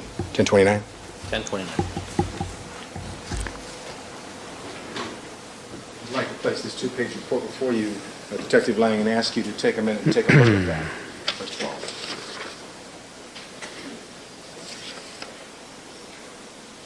all. Okay. Have you had occasion to see that report before today? Yes. And where have you seen that report? One was forwarded to me. And when did you receive it? Gosh, it's been some time back. I don't recall. This particular one was probably a couple weeks ago. All right, and with regard to that report, is that a report of the findings of the print technicians who dusted the areas you've described for the court and jury at the Bundy location? To date, yes. And with connection with that report, who is the print technician who did this work? Who did the comparative work Yes, the comparative work. is Alvarado. Alvardo. A-L-V-A-R-D-O. And so Alvardo, working under your direction, dusted these areas you've described for prints regarding Bundy. No. Maybe I should clear that up. Alvarado did the comparison work in the lab. The dusting at the scene was done by 4 different persons. Who are they? Braggs, Duke, Udeshi, and Claiborne. How do you spell those? Braggs, B-R-A-G-G-S, Duke, D-U-K-E, Udeshi appears to be U-D-E-S-H-I, Claiborne, C-L-A-I-B-O-R-N-E.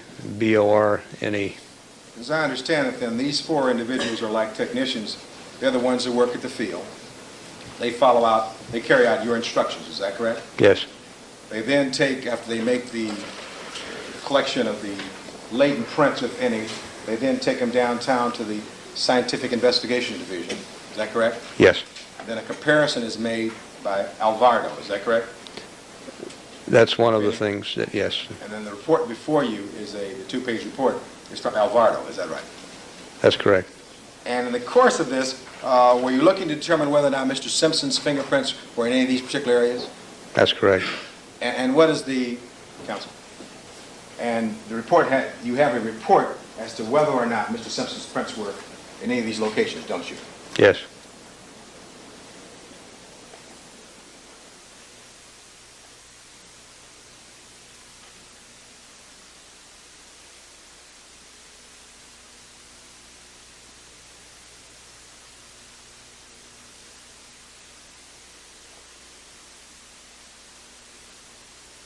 Maybe got a moment.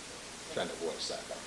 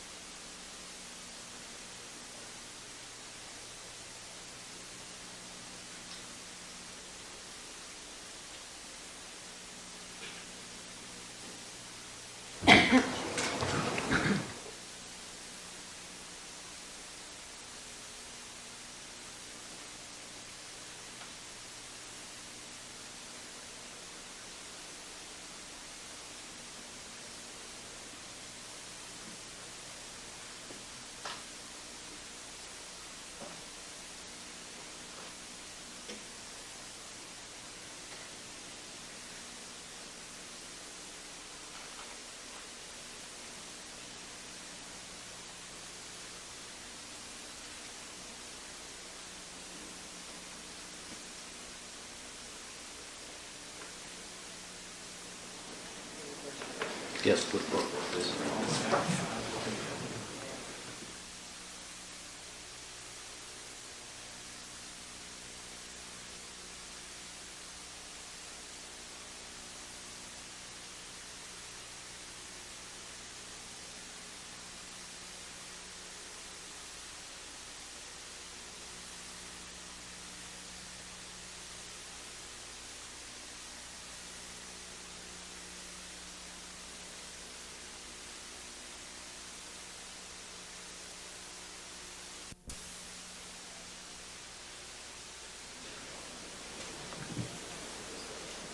All right, Mr. Cochran. Thank you, Your Honor.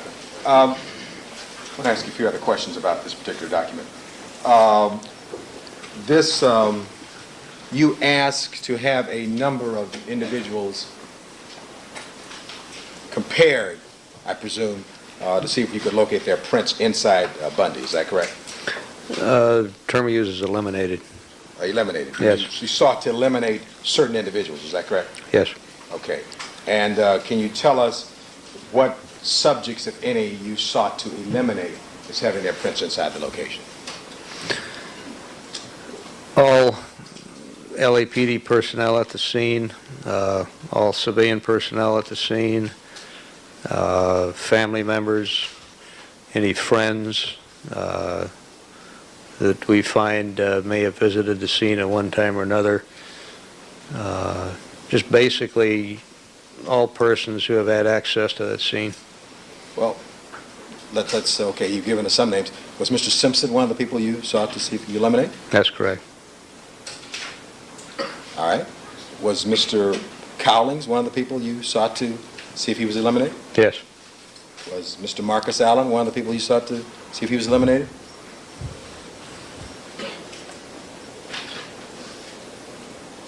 I don't believe so. I don't have any record of that. And in making a determination of whether or not anybody else you can recall was, well, let me ask you this question. Was Faye Resnick a person that you sought to eliminate? Yes. What about Robin Greer?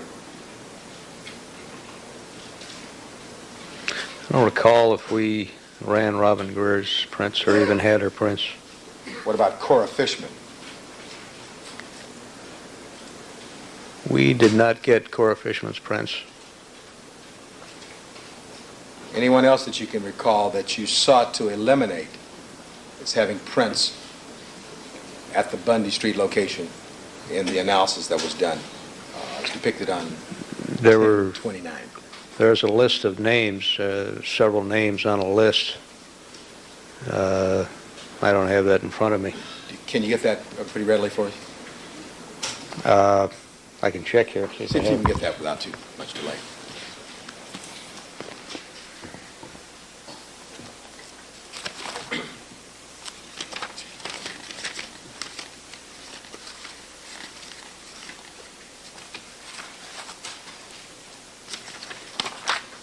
By the way, while you're doing that, may I ask you a question or two? Certainly.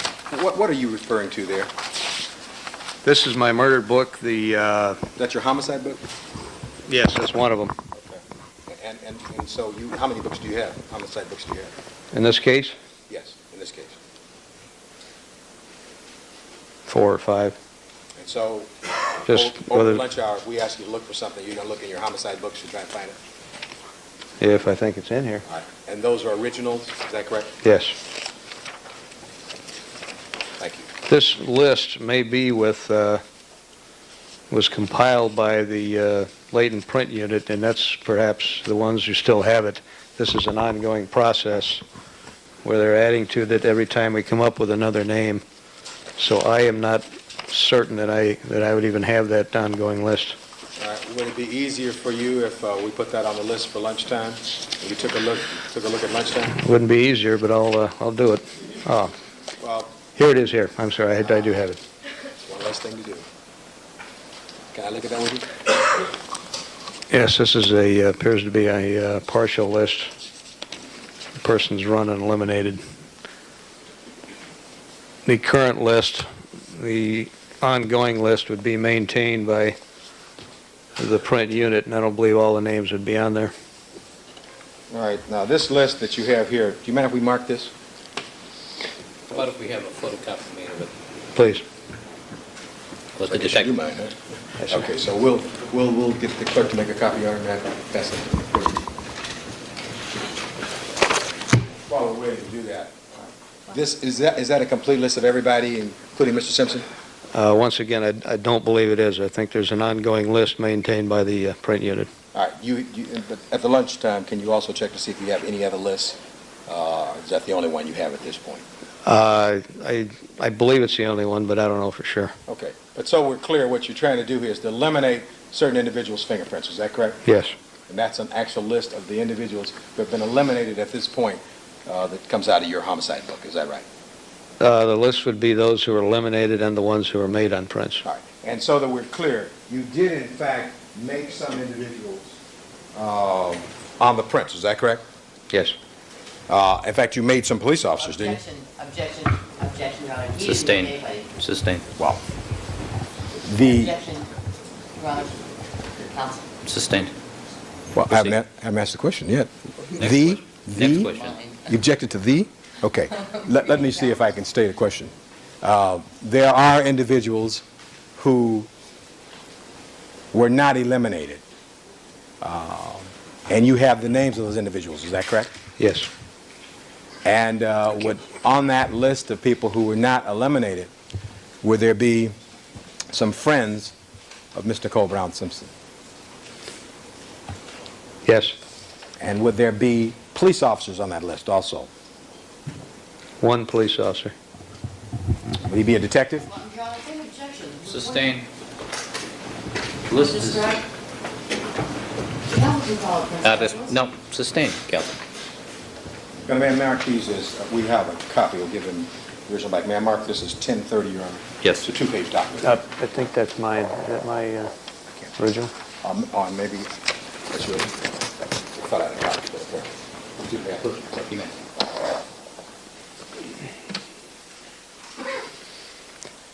You have your copy back? Yes. Okay, thanks. I'll mark this two-page as 1030.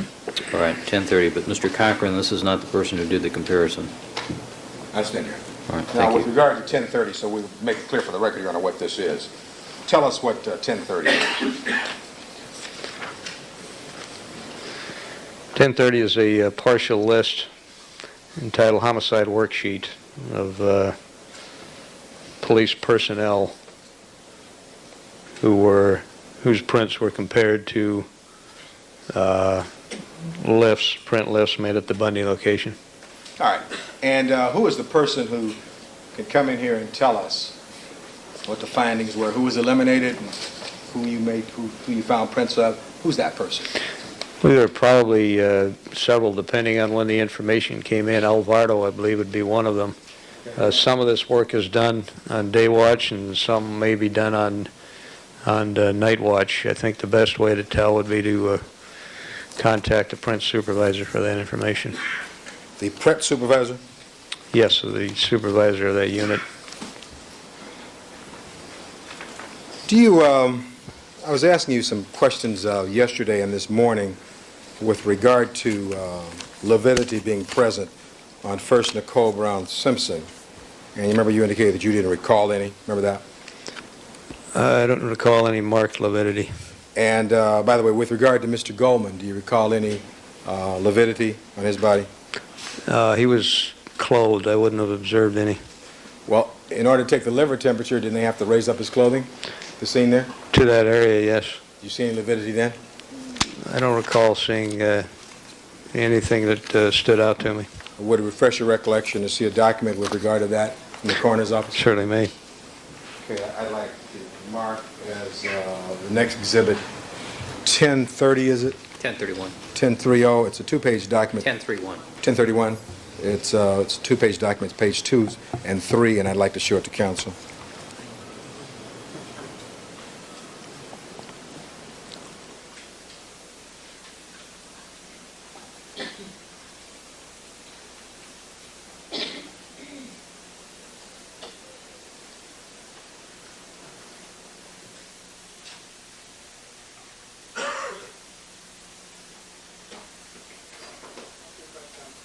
All right. With the court reporter, please.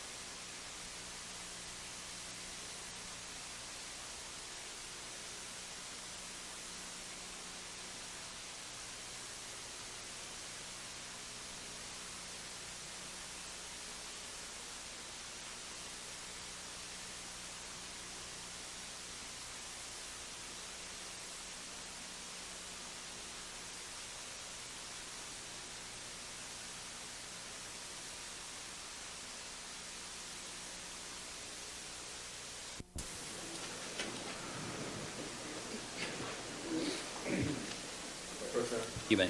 I want to show you a document that's been marked as Defendant's 1031. It's a two-page document. And I want to ask you, on the question of validity, whether or not you will read the two paragraphs. By the way, the two decedents were given different coroner's numbers, were they not? Yes. Okay, I want you to read two separate paragraphs, if you would. This and this. This one and this one. Okay. And I want to ask you a question.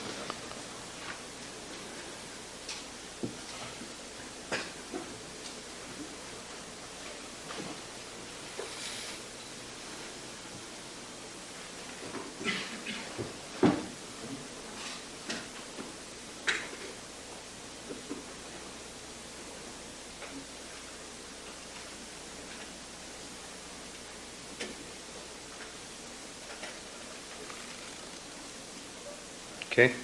Have you read those? Read both paragraphs now? Sorry, Yes. take your time. Yes. And does the review of this particular document, investigator's report, refresh your recollection as to whether or not there was lividity present and fixed in either one of these bodies? No. Doesn't refresh your recollection at all? No. All right. You were present when the autopsies were done on both individuals? Yes. And as you think back about your being present at that time, does that in any way refresh your recollection of whether you saw lividity on either of these bodies? No, those observations would be made prior to the autopsy and probably my arrival. I don't recall making those observations. All right. It doesn't refresh your recollection. Not at all. All right.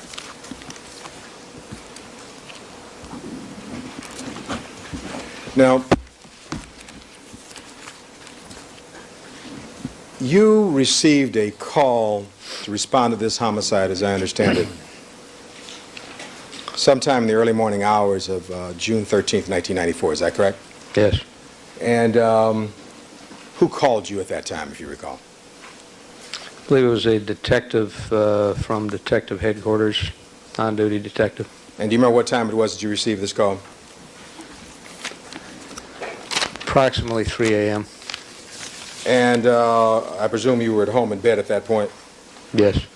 And then you drove from your home in Simi Valley down to the location, is that right? Yes.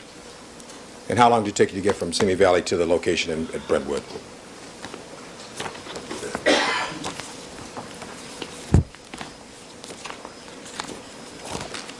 Perhaps 50 minutes, an hour. I don't know. You arrived at the location at about 4:25 in the morning? Yes. And when you got there, Van Adder was already there, isn't that correct? Yes. And two of you had worked together for about 4 years prior to this particular time? That's correct. You became aware that you were taking this case over from two other detectives, is that correct? Yes. You'd never worked before with Mark Phillips or Furman, is that correct? Mark Furman or Ron Phillips. Or Ron Phillips. You had not worked before with him. That's correct. And once you arrived at the scene, you described for us how you were briefed and taken around the scene primarily by Phillips, is that correct? Yes. And in the course of that, you all had some conversations. When I say you all, I mean that you and Van Adder and Phillips and Furman had some conversation about what you had here, what kind of homicides these were and that sort of thing. Isn't that right? Yes. It's true, is it not, sir, that upon arrival at the crime scene, you were met by Detective 3 Ron Phillips, West Los Angeles Division Homicide Coordinator. That's correct, is it not? He's one of the people, yes. That Phillips stated to you that victim Brown was the ex-wife of O.J. Simpson, the well-known athlete/actor, right? I don't believe he stated that verbatim. I believe there was information that one of the victims appeared to be Mr. Simpson's ex-wife. Well, maybe I can approach, and I'll show you 1021, Counselor. You've seen it. This is Defendant's 1021. I want to place this before you. First of all, I want to ask you, and I can show you if you'd like. This is a report prepared by you and Van Adder. It's a continuous report in the homicide book, prepared under your direction and that of Detective Van Adder. Isn't that correct? Yes. Okay, so let's look at it together. Does that report indicate that Phillips stated that victim Brown was the ex-wife of O.J. Simpson, comma, the well-known athlete actor? Yes, it does. And did it say additionally Phillips stated that Mr. Simpson and victim 1 had been embroiled in previous domestic violence situations, comma, one of these resulting in the arrest of Mr. Simpson? Did the report say that? Yes, it does. Phillips told you that, didn't he? Not at the particular time of my arrival, but he did prior to going to the Rockingham location. All right. Well, he told you, and the report says upon arrival at the crime scene, you were met by Detective 3 Phillips, right? That was meant to be the end of that thought, met by Detective Phillips. Okay. It was later on that he made that statement. But he told you this before you went over to Rockingham, isn't that correct? Yes. And then it goes on to say Mr. Simpson resided at 360 North Rockingham Place in Brentwood, approximately 2 miles from the crime scene. Is that what it says? That's what it says. Now you wrote this, didn't you? Yes, I did. And as an experienced police officer in writing this, you strive to be as accurate as possible, isn't that correct? Yes, That's what you did in this case, right? that's correct. And so before you went over to Rockingham, Phillips had told you already that Simpson had been embroiled in this previous domestic violence situation resulting in O.J. Simpson's arrest, right? That was a general statement, I'm asking, did he tell you that? not in that form, no. Who told you about an incident that he had dealt with or had responded to at the Rockingham incident back in 1985, did you not? No. Furman told Phillips about an incident that he had responded to, and Phillips told me. All right, so you didn't talk to Furman, but you talked to Phillips, who talked to Furman, right? That was my understanding. All right, That's and- what was relayed to me by Phillips. And then Phillips then told you, right? Correct. All right. So you arrive at the scene at 4:25, and you have 2 dead bodies, right? That's correct. And you're given this walkthrough by Phillips, is that correct? That you correct. described. And was it after the walkthrough that Phillips told you about this situation of Mr. Simpson having been embroiled in a previous domestic violence situation with his wife or ex-wife? Or during the walkthrough? No, it was just after that he told me that Furman had responded years before to a radio call at that location. All right. My question is, when was that? Was it just after what? That was just after the walkthrough. Just after the walkthrough. Around that time, yes. And was Van Adder present also at that point? He was nearby. All right. I don't recall exactly where. Do you know whether or not he heard at that point? Whether he heard that The conversation? conversation with Phillips, sir. He may have. Now, you said something earlier with regard to the fact that initially, was Van Adder taking a more active role in this investigation than he is now? I don't think you understand that. All right, let me say it this way. You said, I think, earlier in response to one of my questions that you're co-lead investigators, is that correct? Yes. I thought you said something about something had turned around or something had changed. Did you indicate that earlier today? I believe I was alluding to the fact that after 5 days, this case was filed with the district attorney's office, and Wait a minute, let me stop you there. This case was filed within the first 5 days? I believe I stated after the first 5 days. Well, was it filed on June 17th, 1994? I believe that was the date, yes. And these killings had occurred on June 12th in the late evening hours, is that correct? Yes, So within 5 days, by that Friday, is it 17th Friday? correct. All right. Between the 12th and the 17th, were you co-lead investigators during that time? Yes, Between the 17th and today, 2/22/95, you still co-lead investigators? certainly. Same basic roles. Yes. All right. Now, so you have this conversation wherein Phillips tells you about this domestic violence situation, and you become aware also that Commander Bushy has told Phillips to give personal notification to O.J. Simpson. Is that correct? Yes. Now, there was nothing that would prohibit you as the investigator now, you and your partner as the co-lead investigators, from giving that notification to Mr. Simpson. Isn't that correct? You could have done it also, couldn't you? I could have. Just like you gave the notification to the real next of kin, Mr. Lewis Brown. Isn't that correct? That's correct. But it's your testimony that after hearing this from Phillips, all four of you... Objection. I'm sorry. Objection to the realness of I'm sorry, I couldn't hear you. Objection to the question that's raised, realness of Overruled. May I try to restate my... She wasn't objecting to this question, so let me restate it. So is it your testimony... We'll strike that.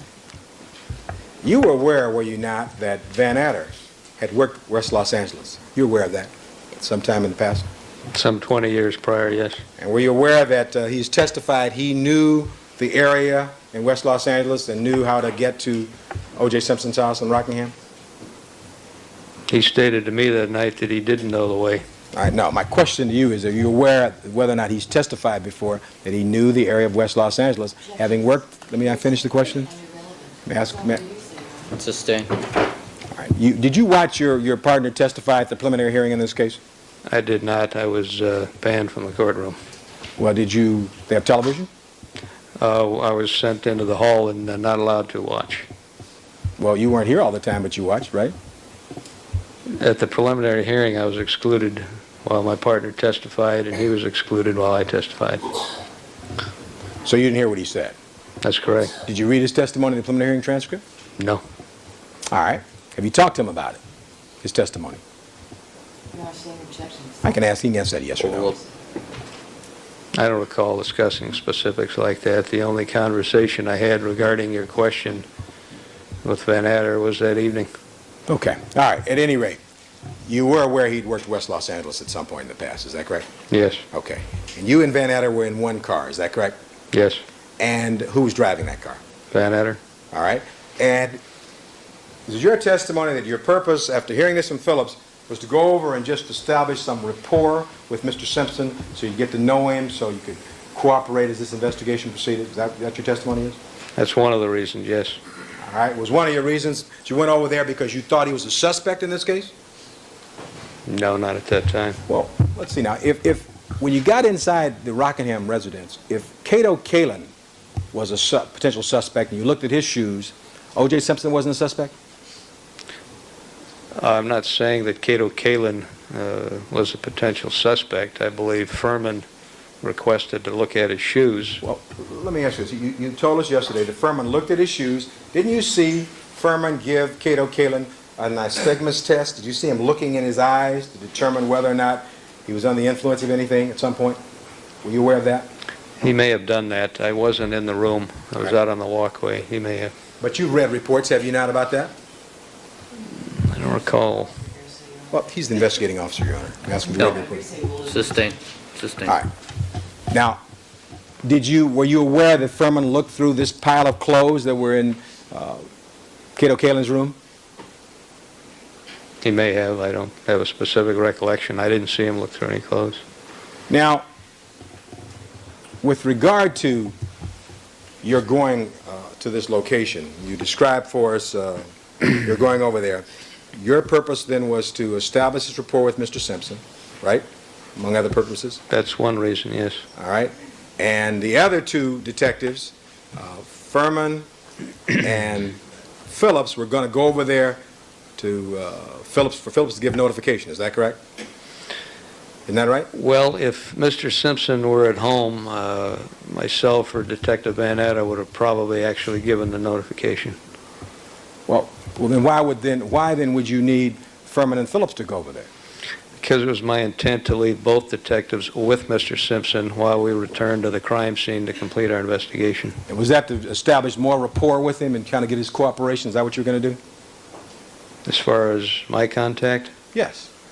one of the reasons was to get him to meet us, to establish some rapport, and to get some type of an initial statement, yes. All right. And were you going to question him about these previous domestic violence situations that Furman had told Phillips about, who then told you about it?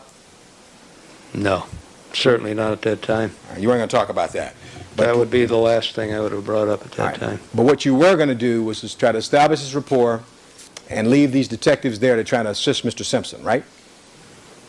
That was in the back of my mind, yes. All right. So you described for us that you went over there and how you ultimately gained entrance. In other words, you had Furman climb over that wall. Isn't that correct? Yes. And you went inside, and you've described for us how you ultimately ended up at Cato Kalin's residence, right? Yes. And yesterday, when asked by Ms. Clark, you indicated that Cato Kalin did not tell you that Mr. Simpson had left for Chicago the night before. Isn't that correct? Can you so indicate? I may have. I didn't recall that being put to him as a question, but yeah, I don't recall that being said. Do you recall that Arnell Simpson said to you and Van Adder that her father was in Chicago, Illinois, after leaving the L.A. area late the night before? Do you recall that? She may have after. Initially, she didn't say that, though. Well, let me show you this report again that we were just talking about. I still have your copy there. Let's look down and look at Defendant's 1021. Look at the next to the last paragraph, and I want to ask you if you wrote this and if Arnell Simpson said this to you. Detectives were also informed by Ms. Simpson that her father was in Chicago, Illinois, after leaving the L.A. area late the night before. Ms. Simpson further stated she had returned home at approximately 0100 hours, that's 1 o'clock, right? 1 a.m. After attending the movies in Westwood. Did she tell you that? That statement was made subsequent to other statements by Ms. Simpson. Yes, Did she tell you that? She did subsequent, yes. Is your answer yes? Yes. Okay, now, with regard to Cato Kalin, you or your brother officer wrote a report of what Cato Kalin said that very morning when you all talked to him. Isn't that correct? I don't recall writing any report. You don't? Well, let me approach, and counsel, I'm referring now to Defendant 1024 for identification. I want to place before you a report dated 6/13/94, 6 o'clock hours, I presume in the morning. It revolves a Kalin. Objection, I'd like to approach. This is one of the exhibits already marked here. I'm good. Doesn't matter, Mr. Porter. I want to ask him about this report. All right, at this point, the objection is premature. Proceed. This report, I want to show you this report here. See Kalin, Brian Gerard Kalin? See that? Yes. 3959, right? Correct. And this, Counsel doesn't need to read it into the record. You can You allow just him ask him the question if he Okay. person was present when the statement was taken, counsel. with regard to this statement, I want you to read this statement to yourself. I want you to read it in total, and then I want to ask you a question or two about it. Oh, Mike.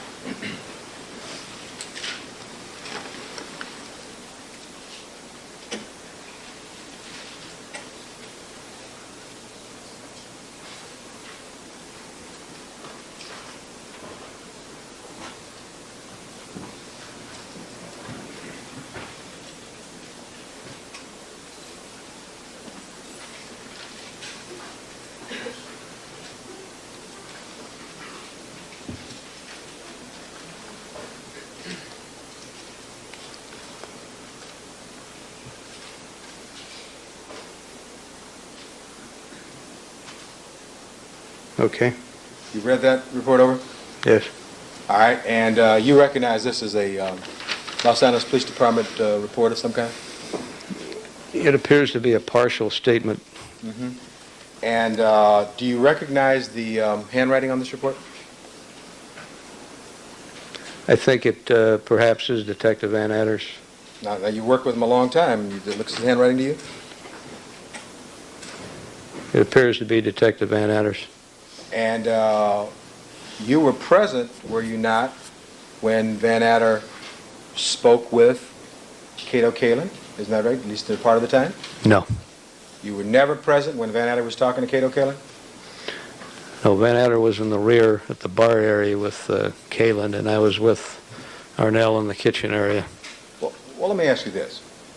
Didn't Cato Kalin tell you? Objection, Your Honor. I'm asking him specifically this question. Let me ask you Objection. this. Sustain. It's your say. What Cato Kalin told you? See? Yes? We need to, well, we'll do it over lunch hour.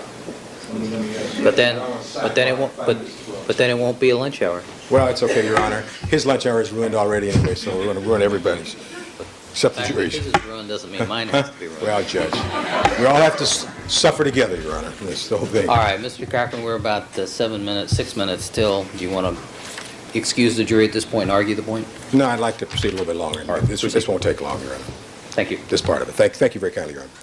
Now, what I want to ask you is, you had a conversation with Cato Kalin, didn't you? Are you I don't present believe during I a did. conversation? I don't believe I did. Were you present during a conversation with Cato Kalin? No, I was outside the room when Furman was inside, and I recall overhearing some things before proceeding down to Arnell Simpson's room.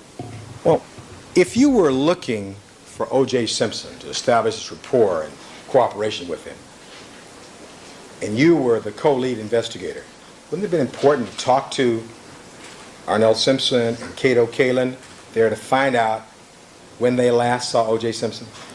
Be important to talk to anyone there. All right. Well, don't you think it was important for you to ask Cato Kalin, when is the last time you saw O.J. Simpson? You want to ask that Initially, question? I would probably say no because we didn't know who he was, and I didn't talk to him in any event. I see, but you weren't, as an investigating officer, you weren't interested at all in what he might be able to tell you about when you last saw him? It's certainly not a matter of me not being interested. Of course I'd be interested. All right, but you never asked him that question, did you? I didn't speak with the man. All right, but you read Van Adder's statement that was taken by 6 o'clock that morning, right? Well, objection, that assumes facts not All known. right, I'm Sustained. asking, have you read Van Adder's Partial statement? statement. Misstates the testimony as a partial Overruled. statement. That part's overruled. I've sustained the objection, though. All right, did you read Van Adder's statement? I'm aware of that partial statement, and I did not read it that morning, no. All right, and he never told you about what Kalin had told him? Objection irrelevant. Well, he can say yes or no Say to yes that. or no? I don't believe he got into any detail at all. All right, so then, you didn't talk to Kalin, but you then went down and talked to Arnell Simpson, right? With Phillips, that's correct. All right, and at some point, because we saw it in your own statement, she told you her dad was in Chicago. Isn't that right?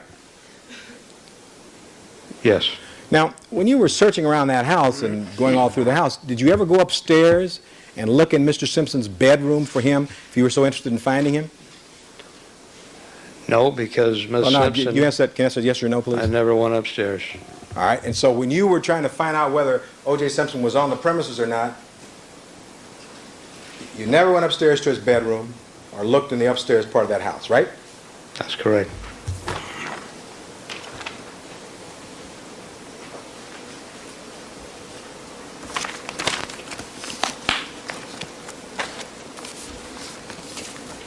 And you described for us yesterday how, pursuant to the LAPD policy, you're supposed to give, where at all possible, personal knowledge of the death to the next of kin. Isn't that correct? Personal Sure, knowledge Manuel? or notification? Yes, Personal notification. notification, All right. yes. And in the situation, so that we're clear, in a situation where you're divorced from someone, who is the next of kin? Well, it wouldn't be the person you were divorced from. Right, it would The be next their, of kin could be anyone. could be maybe their parents. Would that be It perhaps? could be anyone who's the next of kin. All right, and you ascertained at some point, in fact, you knew when you were talking to Phillips that Mr. Simpson was divorced from Mrs. Nicole Brown Simpson, didn't you? You knew that, didn't you? I believe he said either divorced or separated. I don't believe the distinction was made at that time. And do you know if whether or not Commander Bushy knew that when he insisted on giving O.J. Simpson this personal knowledge, personal notice? I have no idea. But when you got on the phone and you called Mr. Lewis Brown's house, you didn't give any personal notice at that point, did you? Personal knowledge? Yeah, personal notice. As to what? Just the death of Nicole Brown Simpson. That wasn't personal notice, was it? That was not in person, that's correct. You could have contacted an Orange County Sheriff's Department, or whatever the local police department was, had one of those officers go over to that house in person and make notification. Couldn't you have done that? I could have. It was a judgment call, and I didn't. All right, and you didn't do that, right? That's correct. All right. And with regard to the conversation with Mr. Simpson, that conversation was conducted over in a phone call with Phillips. Is that correct? Yes. And it was during that conversation that you decided to tell Arnell what had taken place. Is that That's right? correct. And you described for us yesterday that she became very, very upset. Isn't that correct? Yes. And you said it was a period of excitement for everyone. Isn't that correct? Everyone? A time for excitement for everybody around the house. Weren't you somewhat excited? I don't recall being excited, no. All right. Well, who was excited? Arnell Simpson. She's the only one who's excited? I don't recall anyone else being excited. Did you see Phillips' testimony where he said it was a period of excitement? Did Phillips seem excited to you also? No. So only Arnell was excited inside the house there. In my opinion, yes. And did you call the Brown family directly after the conversation was made to Mr. Simpson?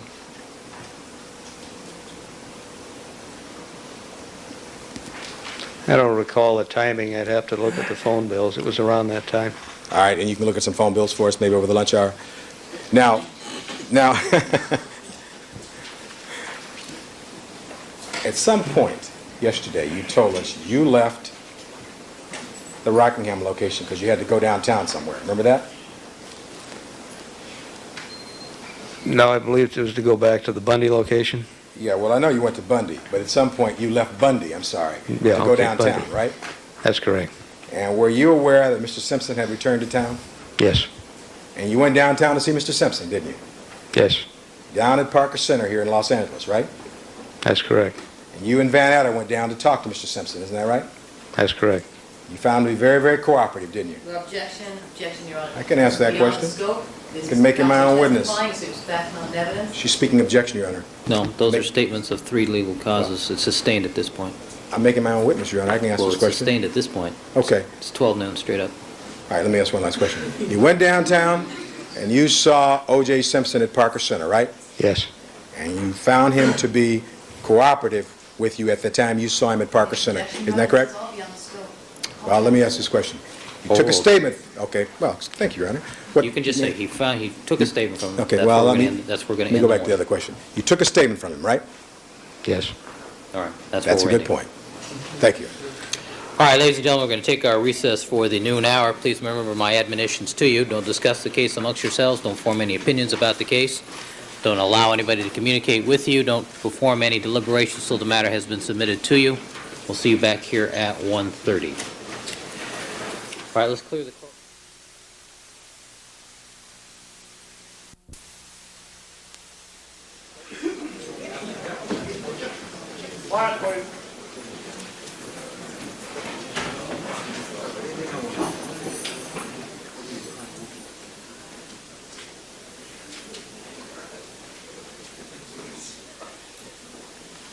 All right, back on the record in the Simpson matter. Counsel, is there anything else we need to take up before we invite the jurors to rejoin us?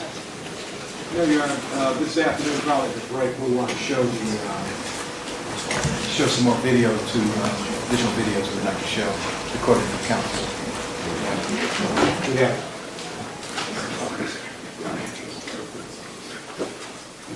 All right. Mr. Darden, Ms. Clark?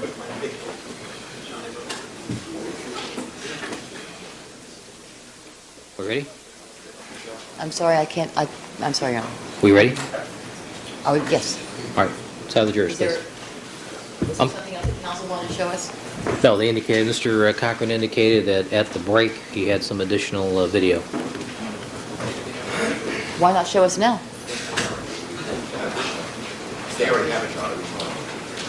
All Well, right, we let's have the jurors, see, please. as we have done courtesy to counsel throughout this trial, I show it to counsel before I show it to the witness. Since you know what you're going to show the witness, You weren't listening. We're not showing you the witness. So relax. but you obviously are going to, why not do it now? Why not we look at it now? Let's have the jurors, please. Wait a minute. I'm sorry, Case, Your Honor, I said we do it at the break. I don't know. Let's have the jurors, please.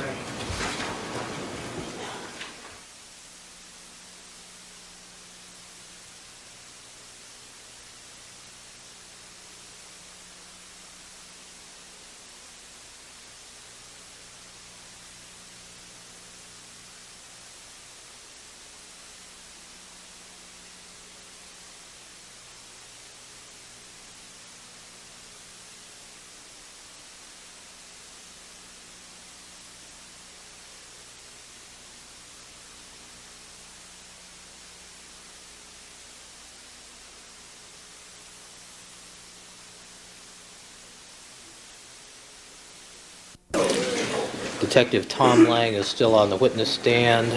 Good afternoon, Detective. You're reminded you're still under oath. Mr. Cochran, you may continue with your cross-examination. Thank you very kindly, Your Honor, and good afternoon, members of the jury, and Detective Lang. Did you have a pleasant lunch? Not really. Okay, well, I'm sorry. Were you able to get a list of items that were you able to refer to them over the lunch hour, sir? Yes. And may I approach with regard to the list? And maybe, Your Honor, if we can have a moment, save some time, you can tell me those items that you've been able to find or whatever. Sure, Ms. Clark, do you want to approach?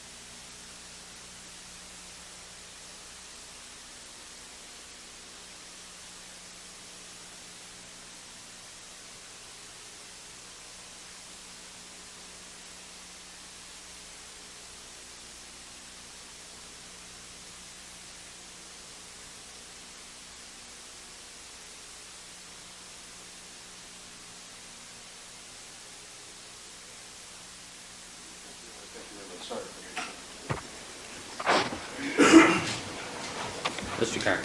Thank you, Your Honor. Detective Lang, over the lunch hour, were able to review any of your reports and determine, first of all, when it was that you received some communication from Mr. Mahaney, who is a criminalist in the coroner's office, with regard to their failure to collect the blood drops or spatters on Nicole Simpson's back. So my office was faxed Mr. Mahaney's report on June 23rd, 1994. Is that June 21st? Might be 21, yes. June 21st. June 21, yes. And thereafter, did you do something after that? Yes, I telephonically spoke with Mr. Mahaney. And that was Approximately 2 to 3 weeks after, and that's only a guess. And it was in that conversation when you discussed whether or not the coroner's office had removed or examined or preserved these blood spots on the back. Is that correct? Yes. Now, in that connection, when we've seen pictures of how Miss Nicole Brown Simpson's body was kind of on her side in a fetal position, and when the coroner's representatives, Ratcliffe, and what was the gentleman's name who came out? There was a driver. It's in the log. I don't. Was it Jacopo? Possibly. Jacopo? Possibly something like that. When they came out, you were standing there when her body was placed on this sheet and the plastic. Isn't that correct? Yes. And you recall that they turned her body over on the back, so she's laying on her back. Isn't that correct? I believe they may have, yes. And so did you tell them, be careful, Don't put the body on the back, because you're going to smear that blood. I pointed that out to the criminalist, and I don't recall specifically saying that. I don't believe it was in a position to be smeared. It was caked and dried. Well, let me ask this. What criminalist did you point that out to? The investigator, I misspoke, to the investigator who put the body on the... All right. So that we're clear, before her body was removed from that scene, her body was placed on its back. Isn't that correct? It was on the back so much, there was an attempt to straighten the body out because of the state of rigor mortis. Right. So I don't recall the body being perfectly supine. All right, but as opposed to being on its face, it was on the back, though. Is that correct? More or less, yes. Okay, sir. And the person that you pointed out to be careful not to smear the blood on the back would have been Ratcliffe, the coroner's investigator? Yes, What are you that's the talking- original person who I discussed that with. Okay. And we'd ask you if you could check your notes or your homicide books and find out about this July 3rd, 1995, strike that, July 3rd, 1994, visit to Bundy when you have testified the blood spots on the rear gate were collected. You recall that? Yes. And did you have occasion over the lunch hour to look at any kind of chronological entry in the log regarding that? Yes. And did your review of that log indicate that you were the first one at the scene other than a police officer who may have gotten there before you did? That's my recollection, yes. And that police officer would have been Detective Payne? Yes. By the way, Detective Payne is the officer who has been running down leads, if any, regarding other suspects. Is that correct in this case? No, he's been doing some of that, but mostly coordinating that type of thing. Coordinating what type of thing? Running down leads, running down so-called clues as they come in. Okay, the clues. And his name is Payne. Is that P-A-Y-N-E? That's correct. And is he assigned to West Los Angeles? No, he's assigned to Robbery Homicide Division. So he's one of your people at Robbery Homicide downtown? That's correct. And is that a chore or task that you assigned him early on in this case? It was done by my lieutenant at the time. And that's Lieutenant Rogers? That's correct. Okay. At any rate, so Detective Payne may have been at the scene. Would you have been the second police officer there? More than likely. And do you have a record and indicate what time you actually arrived, approximately? Yes. By what time did you arrive? At 9:45 a.m. On July 3rd, is that correct? Yes. And then after you arrived, it was sometime after you arrived that Ms. Clark arrived, is that correct? Yes. And who arrived first as between Ms. Clark and Mr. Hodgman, if you recall? What's the possible relevance of this? There may be, Your Honor. There may be. I'll be very brief on this. If there's only maybe, then we ought to move on. Yeah, we'll move on. I just want to find out if I can. Did you recall, they didn't come together, did they? I don't believe so. All right. And with regard to the two of them, who arrived first? I don't recall. All right. And then was after they arrived, you know the time they arrived? It had to be right around 10 a.m. shortly thereafter. All right. I believe 10 a.m. was the meeting time. And do you recall whether or not Mr. Fung, the criminalist, was summoned there at some time that morning? Yes. And do you know what time he arrived? No, it had to be obviously after 10. You have no idea what time he arrived? No. And was a photographer summoned also? Yes. And the picture which I showed you earlier, was that taken at some time later that day on July 3rd? Yes. All right. Thank you. Now, when we broke... Sure, Counsel. Let me... Counsel's correct, Your Honor. The picture, so we'll show it again, is 10-007, defense 10-007, Your Honor. That picture or photograph here was taken sometime later that day of July 3rd, 1994. Is that correct? Yes. Now, when you arrived at the scene on July 3rd, I believe you told us that up to that point, you had not seen any property reports from, or any reports from the criminalist, Mr. Fung, or from Ms. Mazzola? That's my recollection. All right. And then did you visually look at the rear gate of the Bundy location? Yes, I That walked, sorry? Did you visually look at that Yes, gate? I walked in through that gate. All right. And then thereafter, or after you had your meeting there, that's when Fung was actually called to the scene, is that correct? Yes, And you have no knowledge of who may or may not have been at that location between the dates of June 13th and July 3rd, 1994, do you? who would have been at the location? There's no log indicating who may have passed by there or come to that location, do you?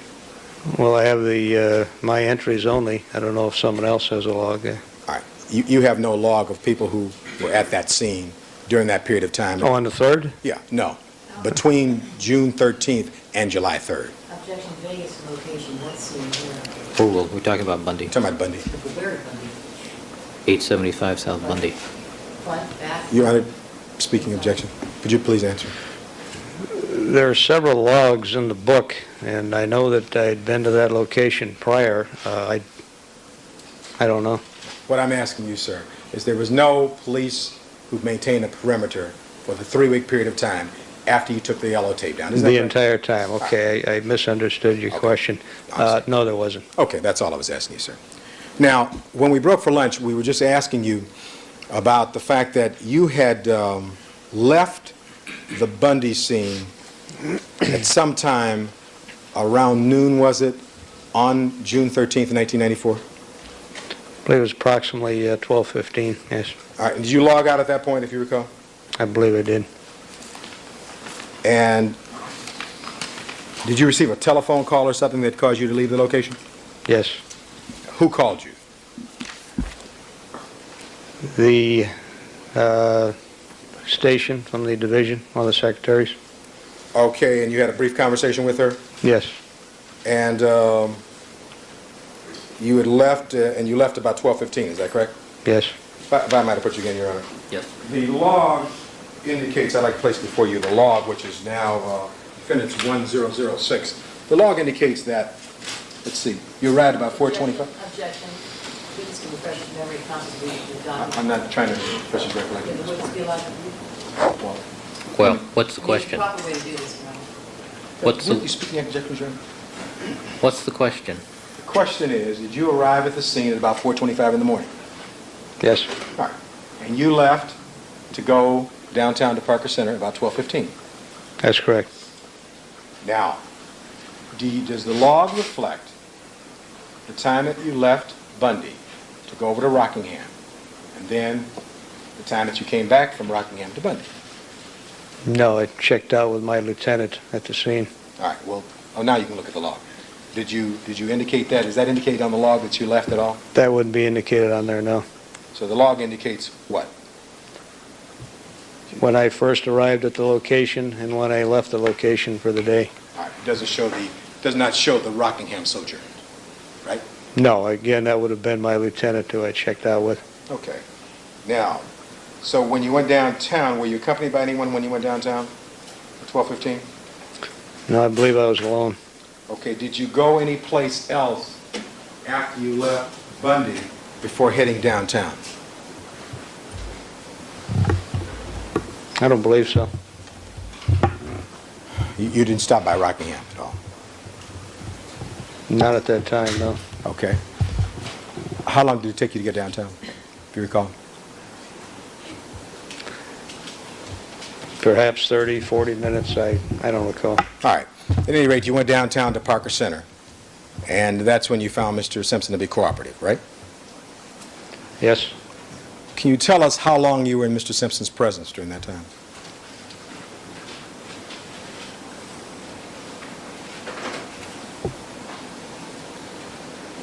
Approximately 3 hours, perhaps a little more. And of that 3-hour period of time, the time you actually spoke to him was how long? Spoke to him off and on for much of the time. There was a formal interview process that took a little over 30 minutes. Yeah, I'm talking about the formal interview portion. Okay. It's about 33 minutes? I believe it was, yes. All right. And during the time that you were with Mr. Simpson, and after the formal interview, did you take some blood from him?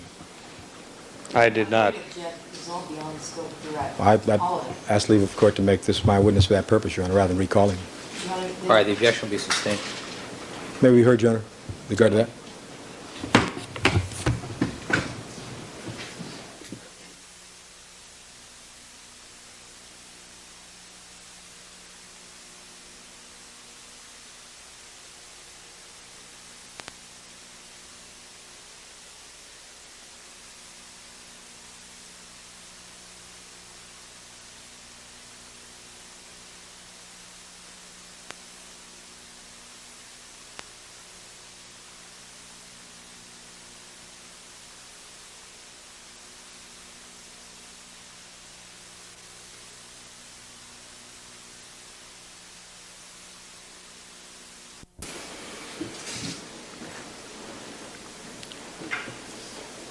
Thank you, counsel. Proceed.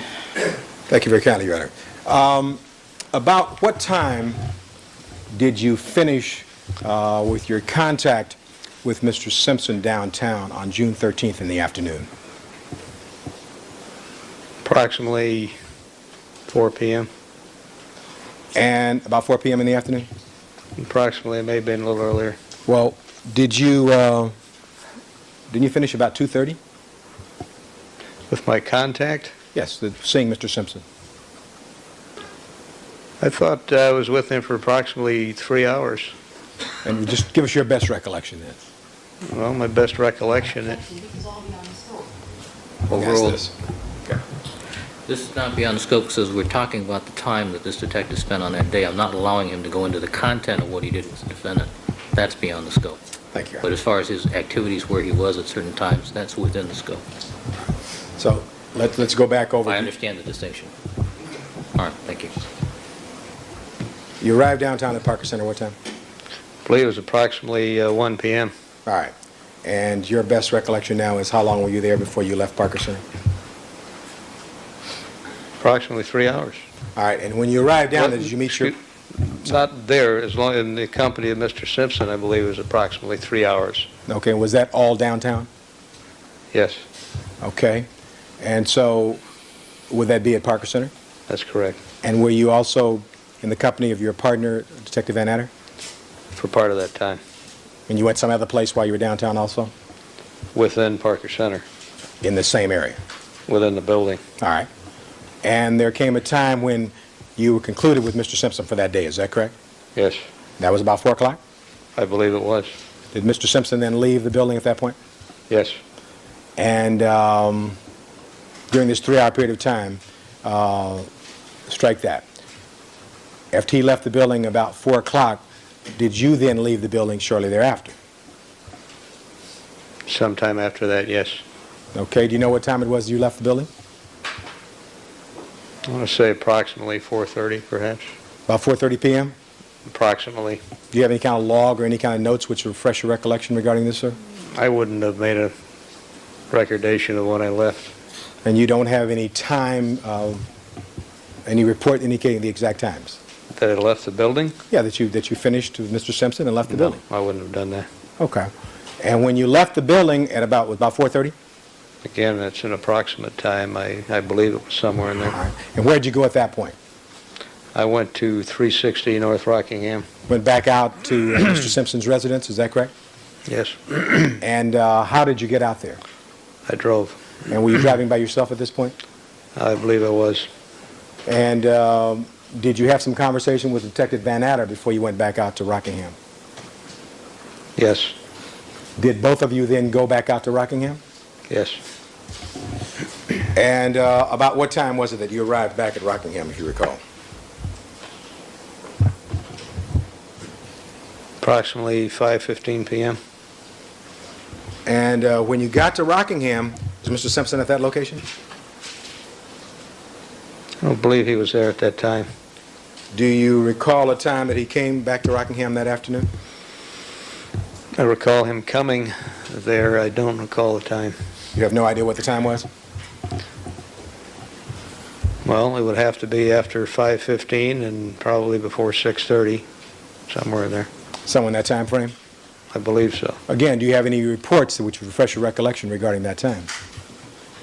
The time of his arrival? Yeah, the time that he got back there, yes. No. All right, now you told us yesterday on direct examination that you recovered some Reebok shoes from Mr. Simpson's residence there. You recall that?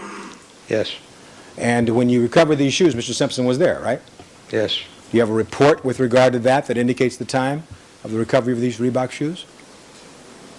I don't believe there's anything of the time, no. All right, you have a report, but it doesn't tell the time? There's a property report, but I don't believe there's a time on it. All right. Now, these tennis shoes, where were they recovered from? From the walk-in closet adjacent to the master bedroom? That's upstairs in the bedroom on Rockingham? That's correct. Where, do you recall that all the shoes were like kind of lined up in some kind of symmetrical order according to color and sort of thing? You recall that? They were with several shoes, yes, on the floor. All right, there were some tennis shoes on the floor? There were tennis shoes also, yes. And these shoes, based upon your investigation, were important to you, is that correct? There was a possibility that they would be of some import, yes. All right. So you asked Mr. Simpson at some point to point out the shoes he was wearing, as you said yesterday, is that correct? Night before? If you could recall the shoes he was wearing, yes. All right. And you went and then you picked up these Reebok shoes, right? Yes. Was Van Atta present when this took place? I don't believe so. Now, with regard to those shoes, did you take those shoes back downtown and book them at Parker Center? I wouldn't have done that, no. Pursuant to the Los Angeles Police Department manual, you could have taken the shoes and booked them at some other station, perhaps on your way home, could you not? No, I could not have. You could not do that? Could not have done that. What does the Los Angeles Police Department manual say about the booking of evidence as soon as possible after it's taken into an officer's possession? Generally, it says that it shall be booked as soon as possible. That manual is a guide and to be interpreted as such to assist us to do our job in a uniform manner. It's not possible at all times to do exactly what the manual says. All right, right now we're talking, not the explanation, we're talking about the manual, okay? Now, this manual, are you, well, I'm asking, well, Overruled at this point. Thank It's you. not a question. Rephrase the okay, let question, me phrase the question. please. Thank you. Are we talking about section 510.10 of the manual? I'm aware of the content, Counselor. I haven't memorized the section. All right, well, let me read this to you and see if this refreshes your recollection. Objection, Your Honor. Sustain. That's not the appropriate way. If you All want right. to show it to him. Sure, Your Honor.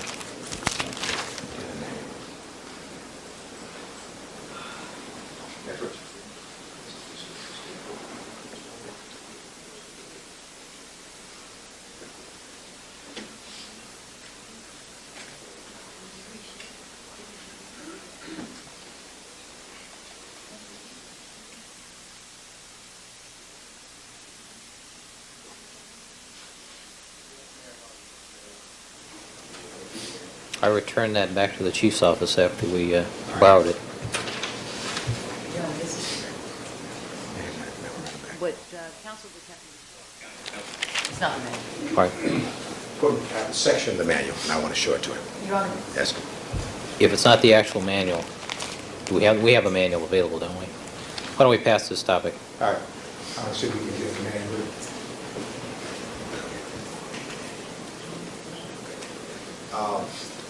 The section of the manual we're talking about deals with booking of evidence and non-evidence generally, does it not?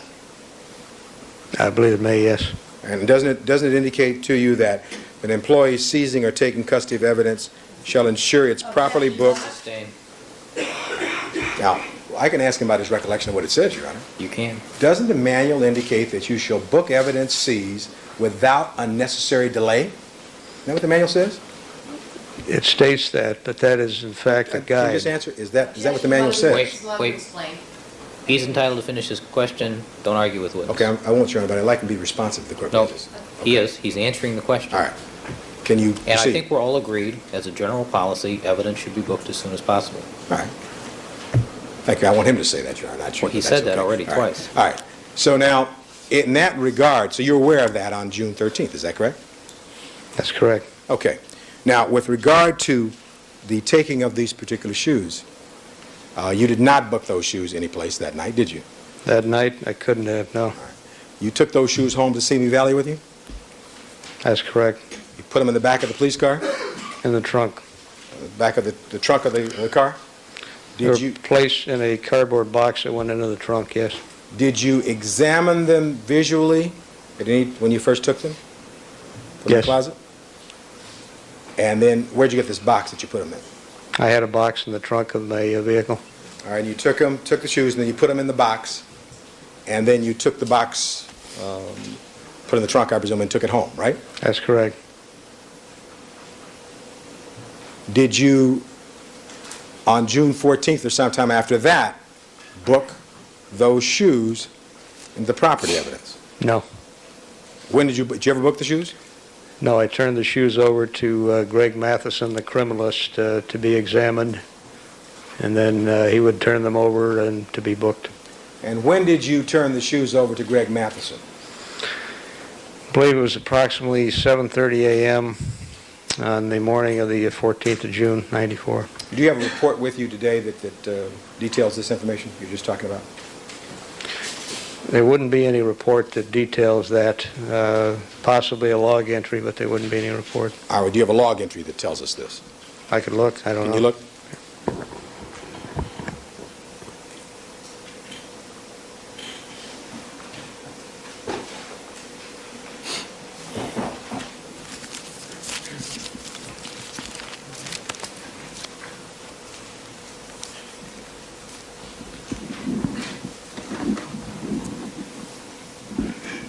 Yes, this is a log entry of June 14th at 7 a.m. Can I approach you? You may. Again, what are we referring to, sir? Referring to turning over the Reebok shoes that you're asking me about. And the book we're referring to is your homicide manual? It's the chronological record.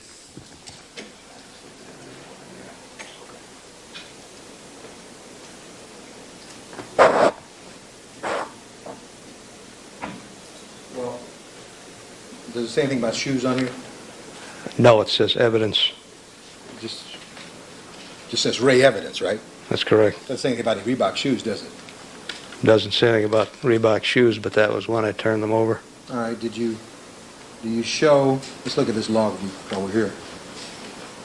Does it show on this log what time it was that you got back to the Rockingham residence?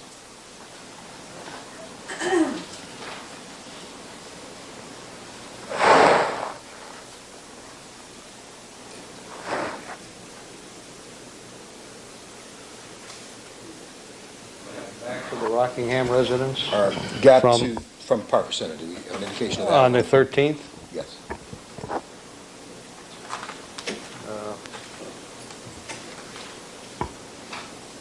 Yes, it does. And what time is it? It's at 5:20 p.m. on the 13th. All right, Detective Lang, is there a knob there, a knurled knob, the second one there? Yeah, is that what's the problem? It's loose down in here. That may be better. All right. Thank you. So your chronological record indicates that about 5:20 on June 13th, you came back with the search warrant at 360 North Rockingham? I believe the warrant had already been served. I came to that location to assist in the service. All right, and do you know how long you stayed at the location that day, at the Rockingham location? Approximately 6:30, I guess, perhaps 6:45. All right, and you have an independent recollection that, were we talking about evidence here on June 14th at 7 o'clock in the morning, that you recall turning these Reebok tennis shoes over to Matheson? Yes, I do. And do you know what he did with them at that point? What Matheson did with the shoes? Yes, I requested a phenol or presumptive tests on reddish stains that I observed on the shoes, and he performed that examination. He did that on that date? Yes, And the shoes still booked in evidence now? yes. All right. And do you know the evidence number of those particular shoes? Not offhand. That would be on the property report. At the time you gave him those shoes, Madison, on June 14th at about 7 o'clock in the morning, did you give him any other items of evidence at that point? I don't believe so. That's all you gave? That's my recollection. Now, with regard to other evidence in this particular case, did you recover at the Bundy scene some change that was in the rear area near the Jeep vehicle? No. Did you see some change back there?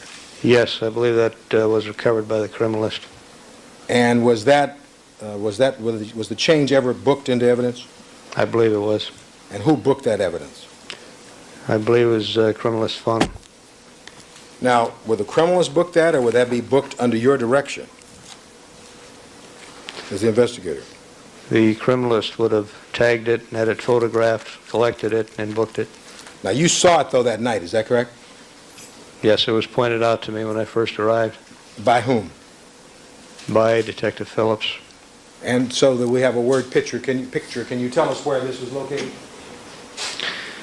The two coins were located in the rear driveway area near the Jeep Grand Cherokee that belonged to the victim. All right, and Phillips had shown you this, had he? He pointed them out, yes. Okay, do you ever see any photographs of this, of these coins that were on the, in that rear walkway? I have. And did they appear to be over a tire track area?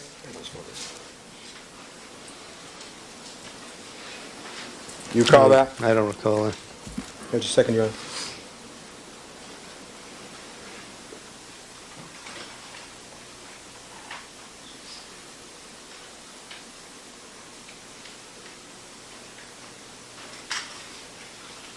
I'd like to mark as defendant's next in order 2 photographs and 1032 and and maybe I'll mark them 1033. 1032 and 1033, Your Honor.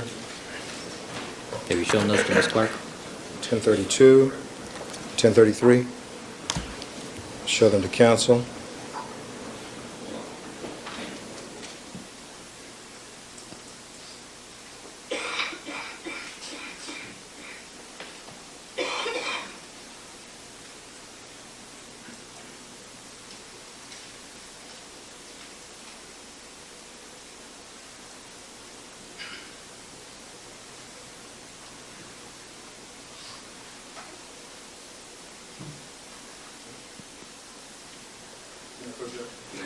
I'd like to place before you, if I can, Exhibits D, 1032 and 1033. Ask you, first of all, let's look at 1032. Can you see what's depicted there in 1032? It's 1032 here. Yes, sir.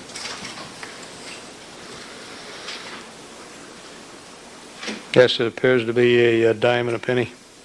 And do you recall that appears to be a fair and accurate portrayal of the way the dime and the penny appeared when you saw it, when Philip showed it to you at the Bundy location? I don't recall. All right.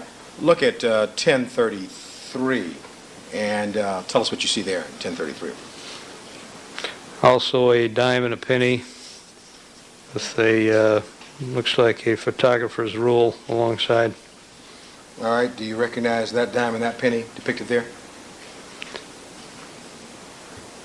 I recognize a dime and a penny, and from that I'd assume that that would be the coins located at the rear. Well, so that we're clear, did you see 2 dimes and 2 pennies, or 1 dime and 1 penny?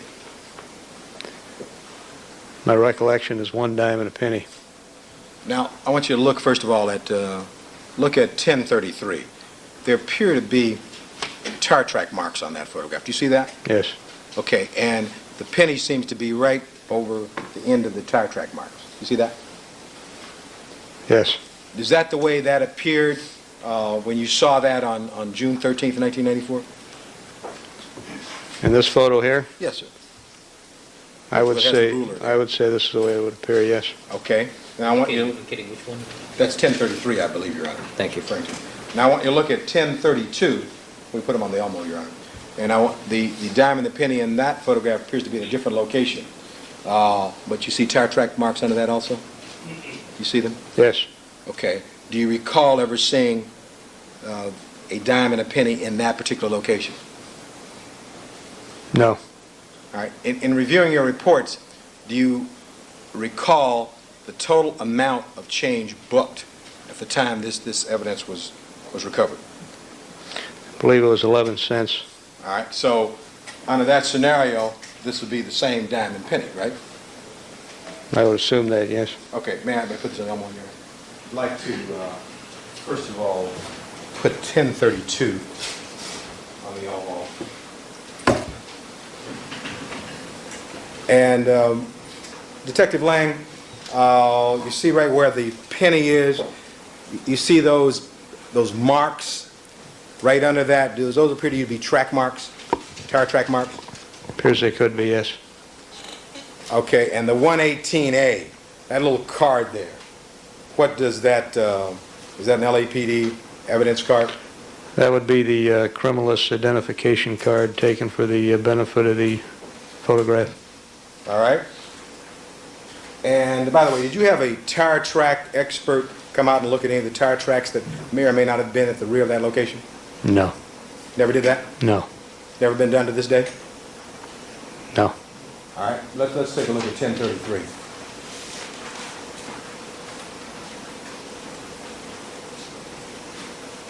Now this is 1033 with the penny kind of right on the edge of, again, what appears to be some tire track marks. Do you see those? Yes. Do you see that little ruler there? Correct. Have you seen a ruler like that before? Yes. And what is that? That's a photographer's rule. All right, and that's the kind of photographer's ruler that's used by the Los Angeles Police Department? It appears to be. All right, and I'd like to put those two photographs in juxtaposition to each other, right side by side. All right. We do that? Put 1032 and 1033.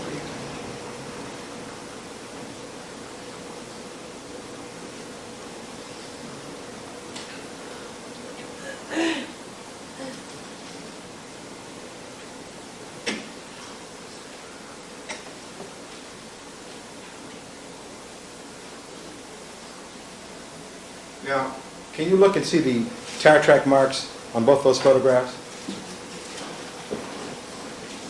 Yes. Do they appear to be consistent in 1032 and 1033? So there's one tire track mark there? Objection, Your Honor. I'm asking if you notice. The problem with the photographs is relative to expertise, Your Honor. I'm asking if you notice. Foundation. Sustained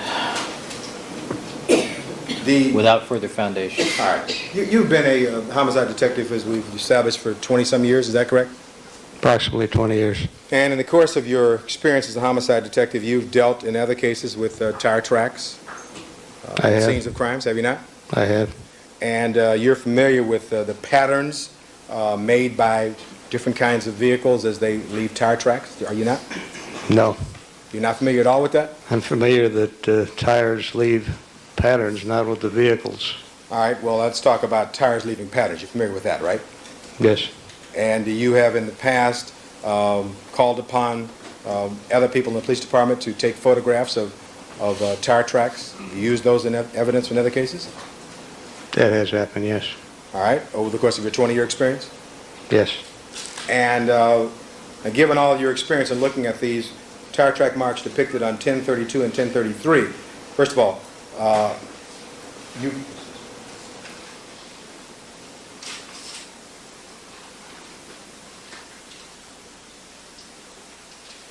First, 1033. In 1033, you do see tire track marks in that, don't you? Yes. And in 1032, do you see tire track marks? Yes, I do. And you've already told us that they booked 11 cents in connection with this case. Does it appear to you in these two photographs, placed in juxtaposition, that the coins have been moved? If this were a true representation of that mark, it is lined up. The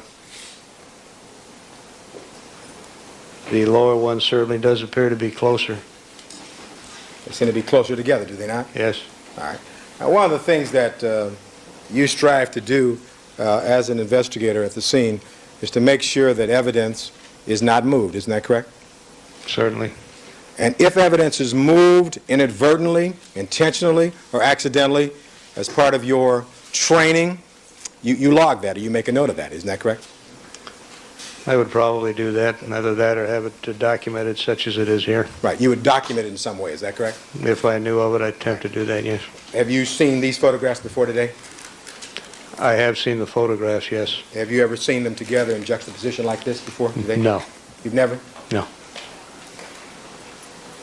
At the scene, at the Bundy crime scene, when you were present when these bodies were moved, the bodies of Mr. Simpson and Mr. Goldman, do you recall seeing the evidence moved at the time the bodies were moved? At that time, no, it was subsequent to that. All right, at that time, you didn't see it?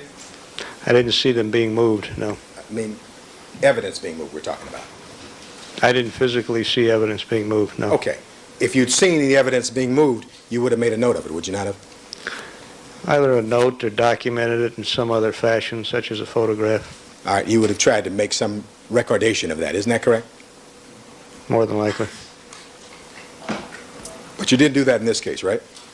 I didn't. You did I not did. do that.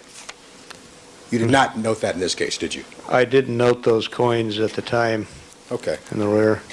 Now, I want to show you one other photograph, 1034, with regard to the coins and their approximate location to the Jeep, and I'll show it to counsel.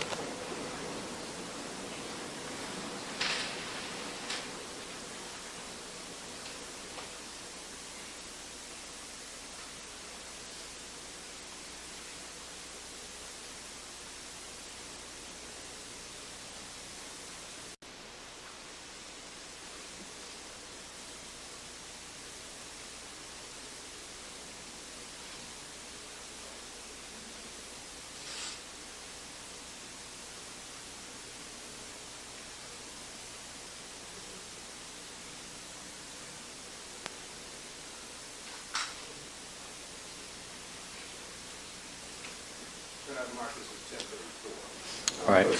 That's next in order. There's in the foreground here, by the way, there's no question this is a black Jeep, right?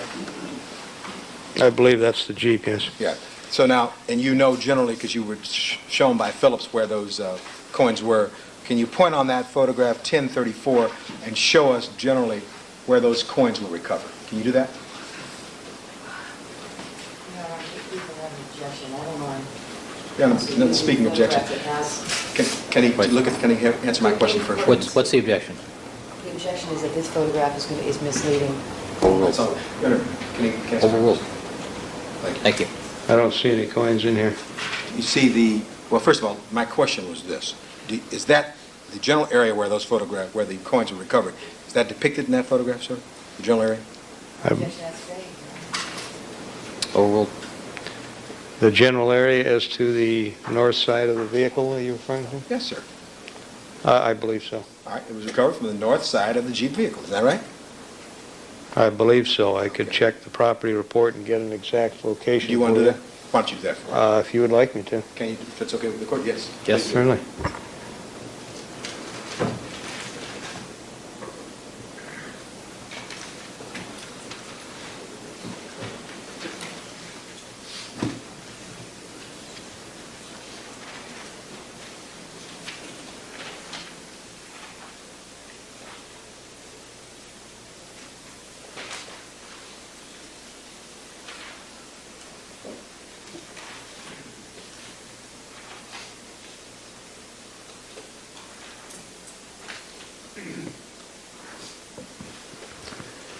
Have you uncovered the property report?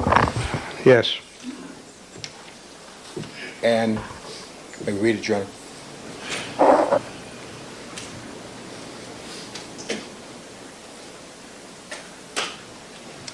Now, I'd like you to read that to yourself and see whether or not, if you can read that, you can look at this photograph 1034 and see whether or not this is the general area depicted in this photograph 1034 where this dime and this penny was recovered.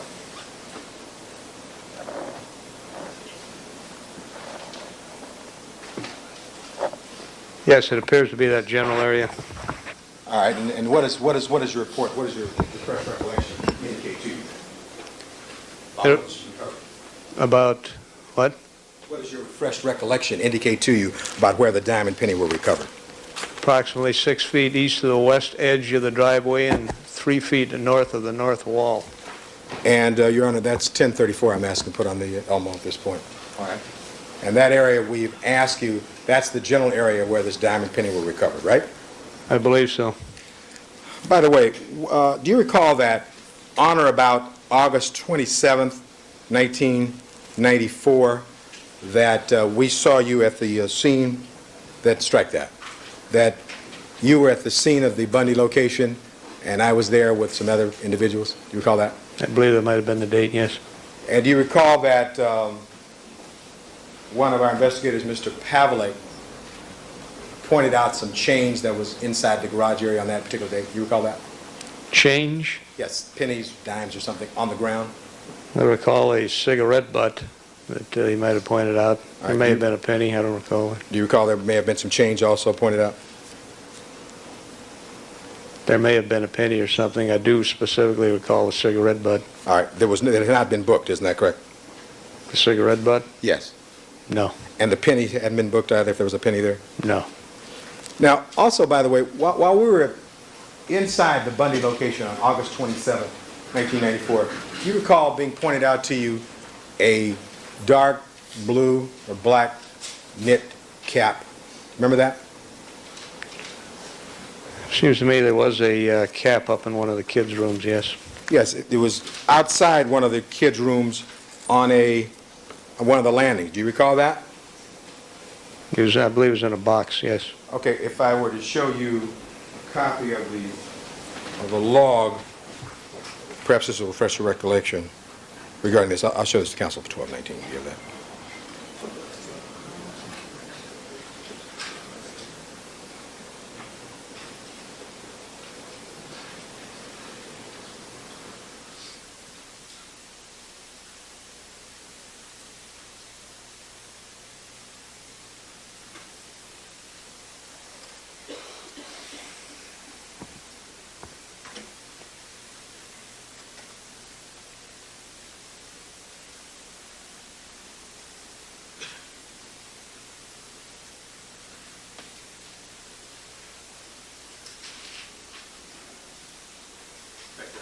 Counsel, I'd like to approach.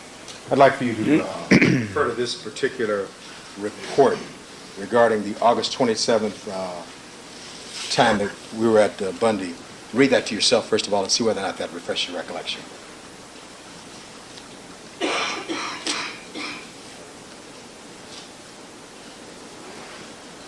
Just the first paragraph? Yes, first paragraph, I'm sorry. You read it? Yes. Does that refresh your recollection? Yes. That I asked you, along with a man by the name of John McNally, we inquired about a black ski cap in a box in the hallway. You recall that? Yes. And that was outside of the young lady's room, Sydney's room, isn't that correct? Yes.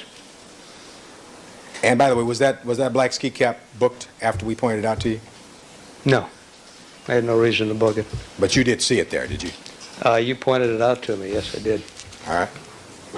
Now, with regard to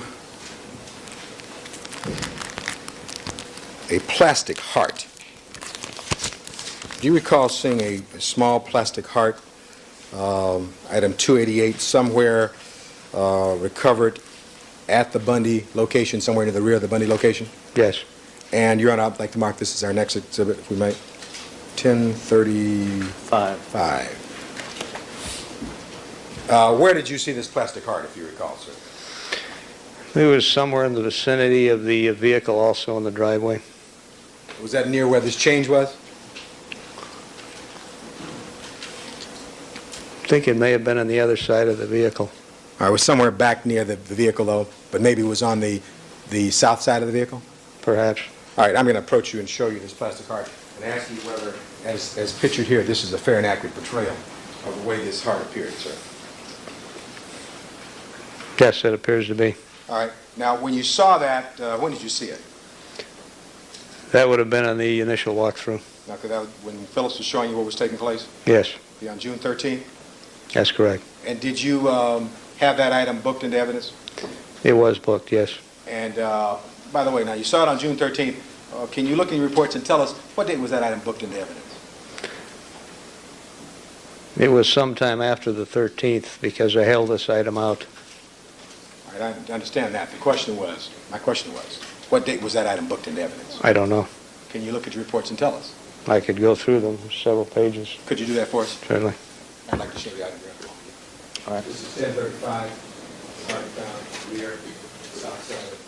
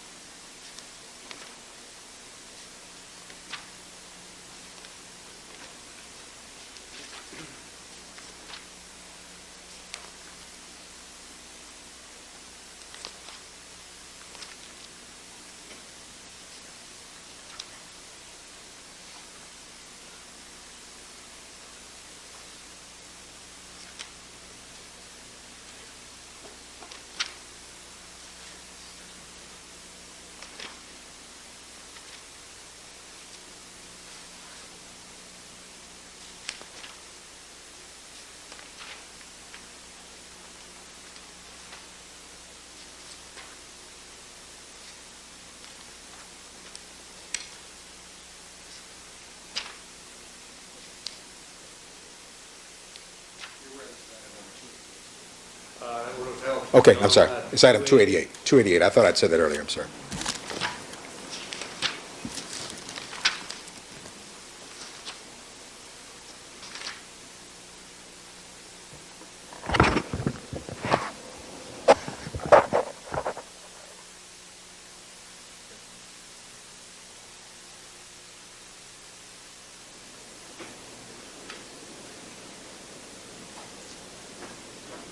That item was booked on August 25th. August 25th, 1994. Yes, Now, this is an item that had been recovered and seen by you on June 13th. yes, It's not booked till August what? 25th, By you, is that correct? yes. Now, that would be contrary to the policy expressed again in your manual to book this evidence as soon as possible. Isn't that correct? Can you answer that yes or no, please? Objection. The witness needs to explain. Wait, no. Yes or no? I don't believe I can answer that one way or the other because, again, the manual is a policy, but it's just a guide. Well, I don't want to argue with you, but I would like to see if you can answer this question yes or no. I'll try to ask it again. An item, Objection, Your Honor, you just said you couldn't. I want to rephrase the question. Thank you, Your Honor. This item, number booked as by you, number 288, our number 1035, was shown to you in the walkthrough by Phillips in the early morning hours of June 13th, 1994, correct? Yes, You were aware of it, pictures were taken of it. It was not booked until the latter part of August of 1994, is that correct? that's correct. Would you agree with me that that does not seem to be immediate booking? Would you agree with that initially? It's not immediate booking, that's correct.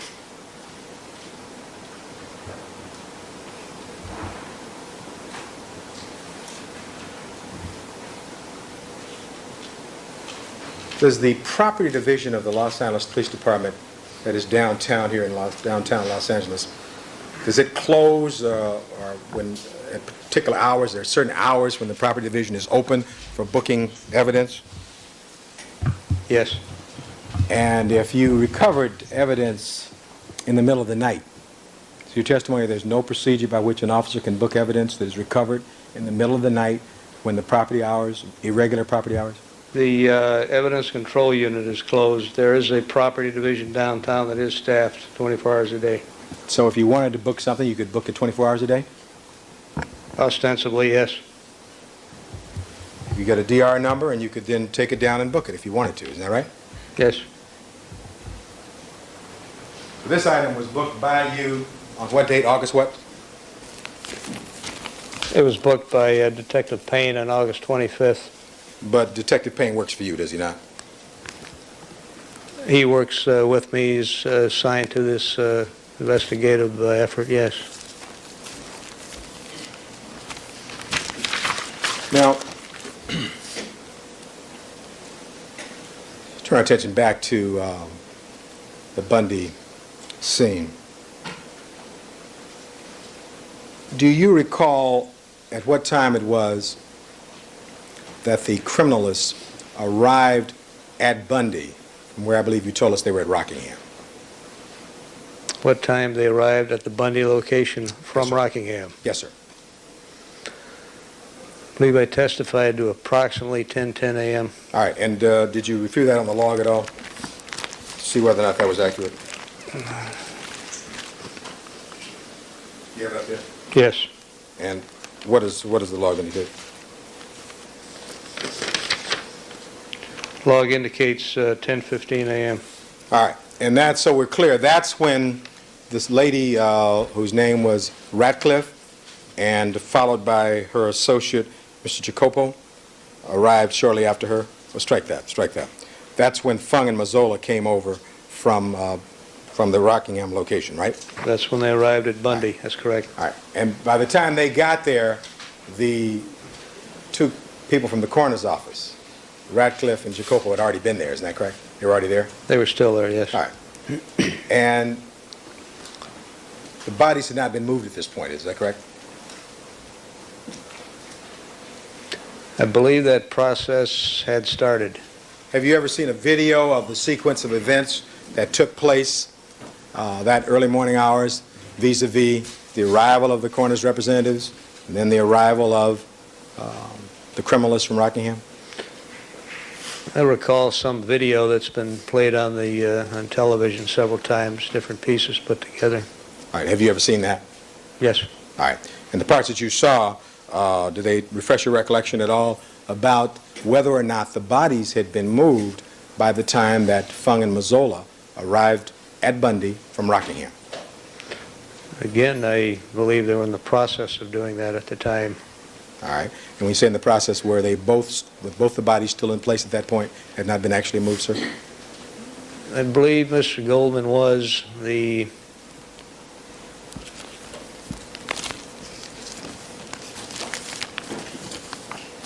I'm not sure about the other victim. As far, it was pretty close as far as Fung's arrival time and to the time that the Simpson victim was put on the plastic sheet. It was pretty close around in that time, so I'm not exactly sure. You're not exactly sure. Well, perhaps we can make that clear for you later. With regard to this Mr. Jacopo, J-A-C-O-B-O, Jacopo, he was attired or dressed in some kind of a blue jumpsuit that said coroner on the back, isn't that correct? Yes. And you noted that as he dealt with these bodies, you saw Mr. Jacopo and also Miss Ratcliffe with gloves on their hands, isn't that correct? Yes. And did you have some gloves on your hands at that time? I believe so. And you saw them handle both bodies in sequence. In fact, they handled the body of Miss Nicole Brown Simpson first, then they moved their attention to the body of Mr. Goldman. Isn't that correct, sir? Yes. And you noted at the time that Jacopo did not change his gloves after handling Mrs. Simpson's body when he then proceeded to handle Mr. Ron Goldman's body. Isn't that correct? I noted at the time. Yes. Did you notice that as you were standing there and watching them? That he did not change his gloves? Yeah. That he used the same gloves with regards to handling both bodies. What's the objection? Sustained. Well, did you note that? Did you see whether or not Mr. Jacopo changed gloves after he finished handling Miss Nicole Brown Simpson's body if she was the first body handled? I don't recall seeing that, no. Did you participate in handling the bodies? Once again, perhaps I might have assisted moving them. I don't have a specific recollection. I don't believe I did, but I can't rule that out because there was a lot going on and someone may have needed a little assistance on something. I just don't have a specific recollection. Were you wearing gloves? Once again, I believe I was. Did you change gloves if you handled the first body, the Simpson body? Did you change gloves before you handled the Goldman body? If he remembers, Your Honor. You can answer the question. I don't recall handling the bodies. I don't recall if I had changed gloves at that location either. Did you see or ever see that after Mr. Goldman's body was laying in a supine position, that one of the coroner's representatives had taken their gloves and dropped them on the body? Did you ever see that photograph? I have seen that photograph, And, yes. and I'd like to bring this photograph up at this point and mark it. This will be the defendant's 1036, Your Honor. We'll have to try to print it, I think. Cut the feet on this one, please.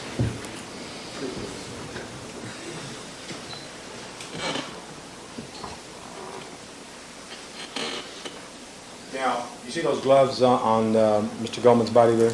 Yes. Do you remember seeing that scene on that particular date? Again, I don't have a specific recollection of those gloves being like that. You know that's Mr. Goldman's body, don't you? Yes. And you see that lady's feet standing on that sheet of plastic there? Yes. See her feet? Those are the feet of Miss Radcliffe from the coroner's office, isn't that correct? I believe so. And you recognize those are shoes she was wearing that day? I can't say I recognize the shoes, but I believe that to be her. All right. And do you recall whose gloves those are that are Mr. Goldman's body? I could only make an assumption that they belong to the coroner's investigator. Objecting to. I'm sorry, what was the objection? Sustained and shall be stricken. Now, with regard to those gloves, do you know whose gloves those are?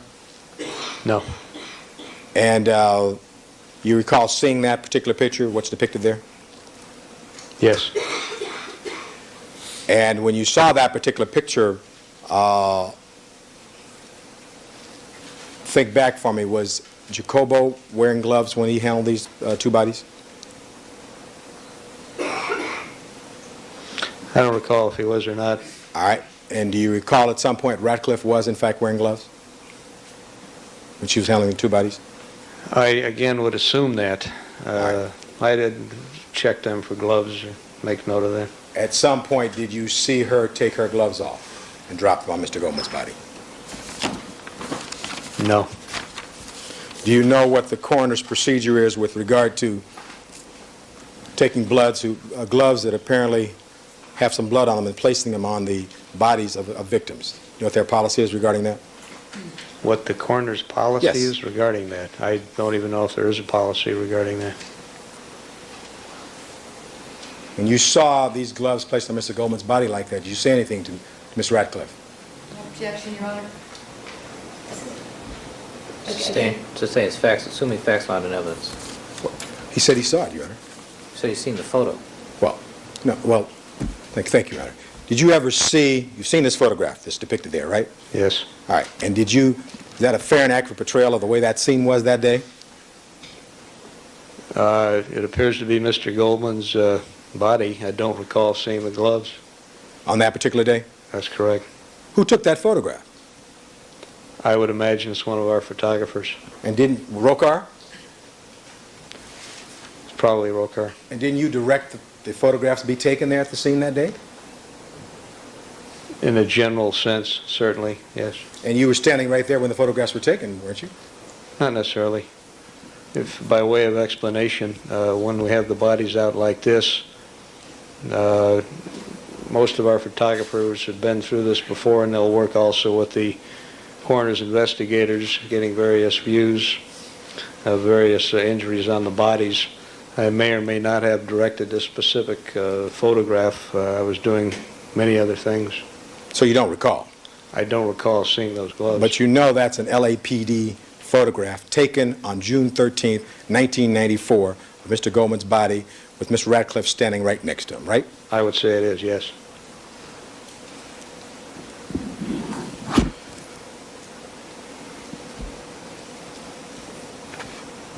Now, I may have asked you this. If I do, I apologize.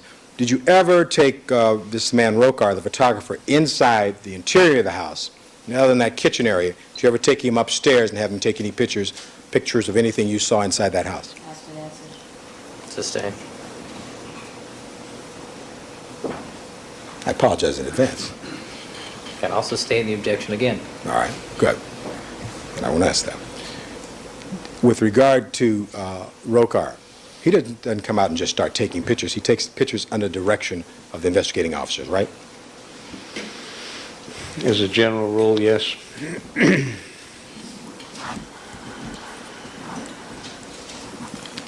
Now,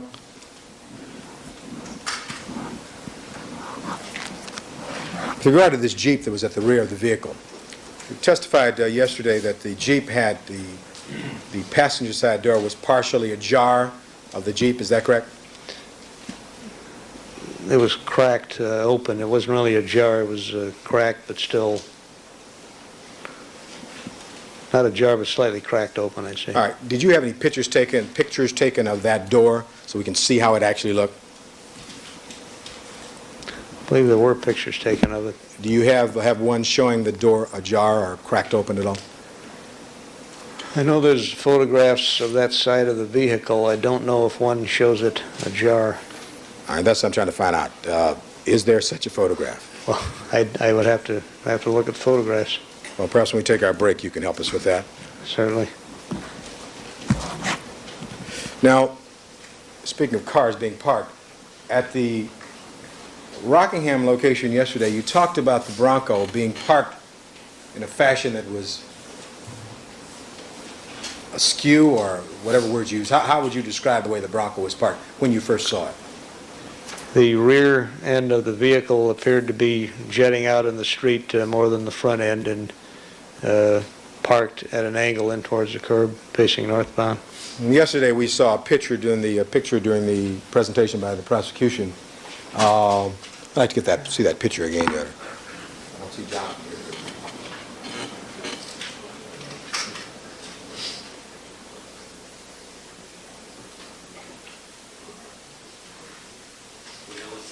You're looking for?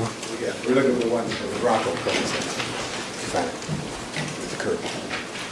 Council has all the No, I understand. They're not on the working numbers. I understand that we all have the same set of photos. I'm just wondering if somebody recalls what number in evidence it was. This is in cross-examination also. Direct examination. 62E, do we have the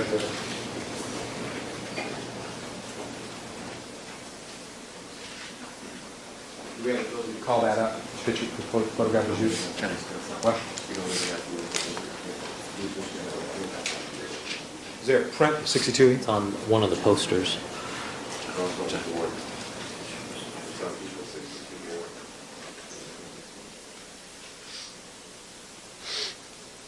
We got a direct examination yesterday, Your Honor. I'm trying to see if we can find it. It's on a board. Okay. All right.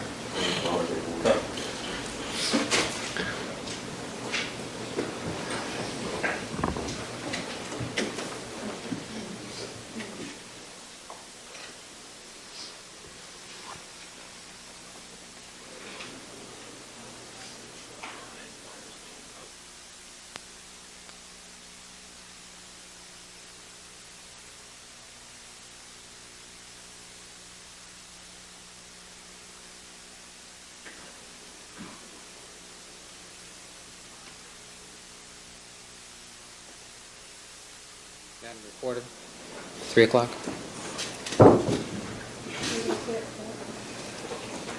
What's today? Well, that's right. I'm sorry. All right. All right, counsel, the court reporter reminds me that I promised to quit at 4 today, and so I have to take my break now. I need to take my recess at this point for the court reporters. All right, ladies and gentlemen, we're going to take a 15-minute recess. Please remember my admonitions to you. Don't discuss the case amongst yourselves. Don't form any opinions about the case. Don't conduct any deliberations. Don't allow anybody to communicate with you. Ask you to step back into the jury room. And we will stand in recess for 15 minutes. And Detective Lang, you may step down. Anything we need to discuss before we invite the jurors to rejoin us? Yeah, we wanted to show the video at this point. Oh, yes, I forgot. Okay, could Detective Lang step out here? Well, isn't he the one who's going to lay the foundation for this? Well, shock value. I'll understand. Save some time. All right.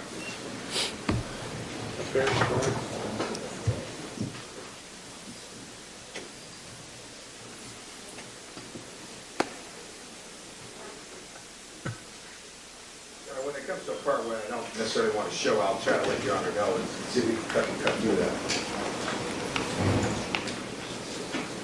Well, we got color bars. I don't want to show this part. Yeah. You recognize that gentleman there? Oh, yes. One on the left? Yes. One with all that hair.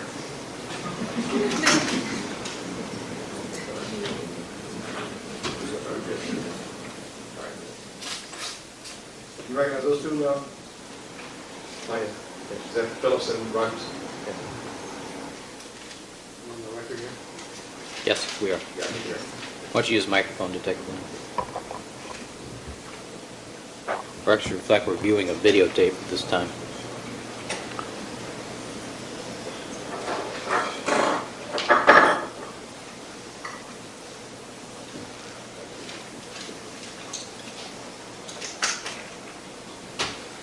Now, you recognize that lady? That's Ratcliffe on the left.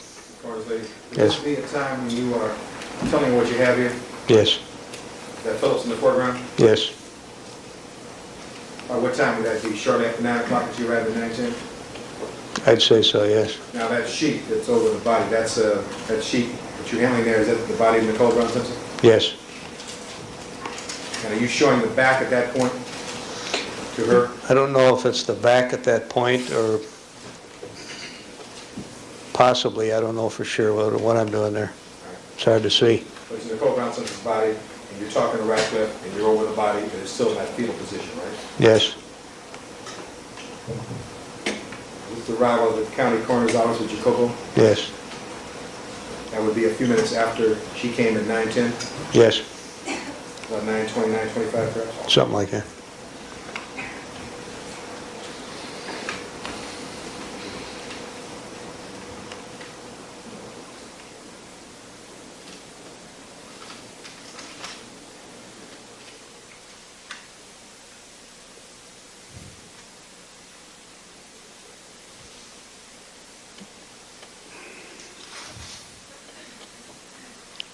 What time would your resident be there? This is now.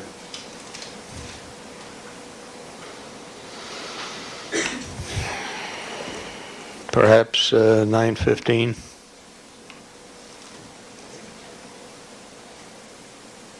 Who's he talking to? Who's he logging in with? Is that Cummings? You know? I don't know. Is that Ratcliffe up in the back? Yes. Is that 873? Yes.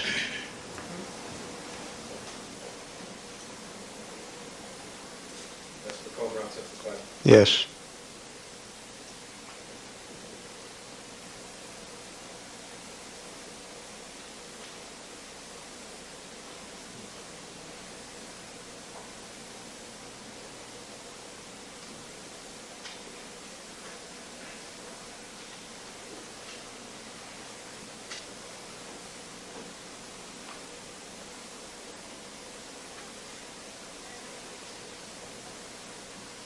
You're talking to Lieutenant Rogers there? Yes.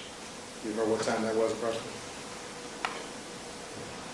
I have no idea. Those are the front technicians in the rear of the vehicle? Yes. You know what time that was, do you?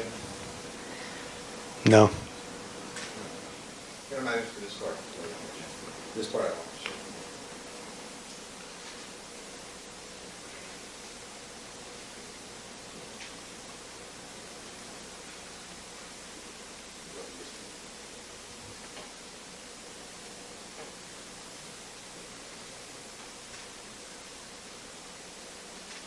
You know that officer is the African-American officer who got today?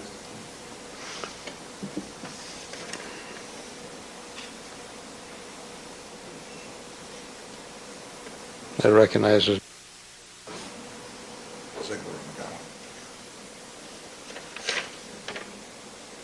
Sergeant Palmer. That's Palmer? Yes. Sergeant Palmer? Yes. Body's still there at this point? Yes.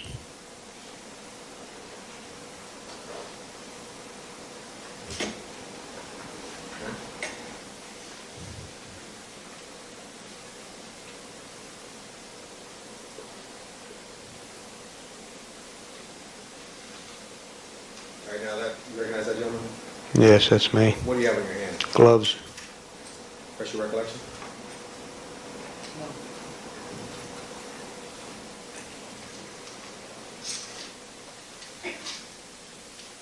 Badge is still there this one? Yes.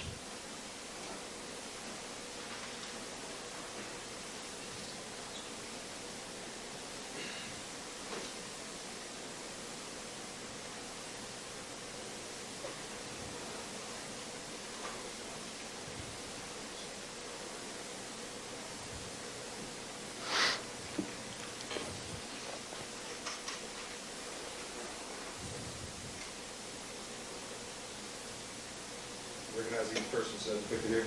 You just walking out. Who's that in that jacket? Who's in that light colored jacket? Appeared to be the photographer. Is that Rokar or somebody else? I believe it's Rokar.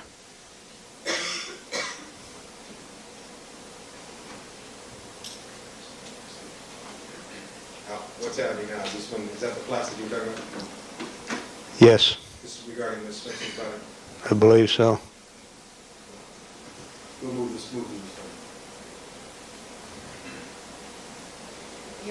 I'd like to see the whole, I think you have a copy of this whole thing.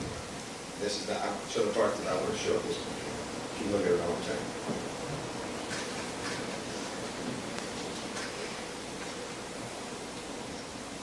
First body moved was Ms. Simpson's body? Yes. People don't lose part, they'll lose part.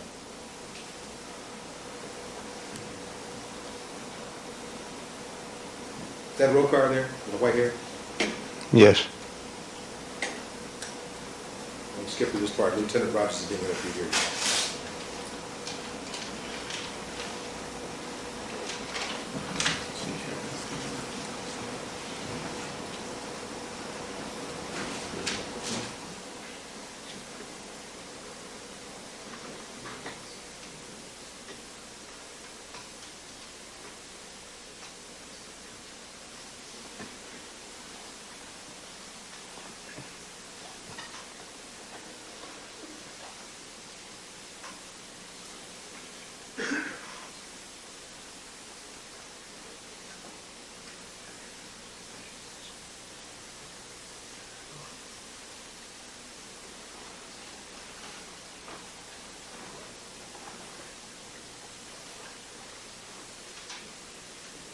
Who's that going through there now? Without bare handed. Is that fun? Right to left? Yeah, get back of that. You may have missed it. Yeah.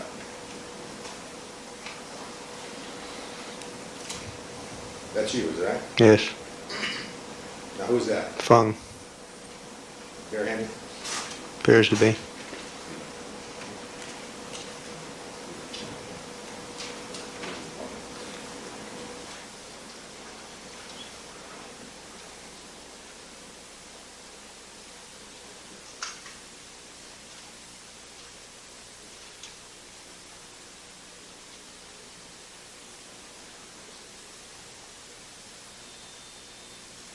Are you writing notes there? Yes. With some of the notes you have in that book here? I believe so.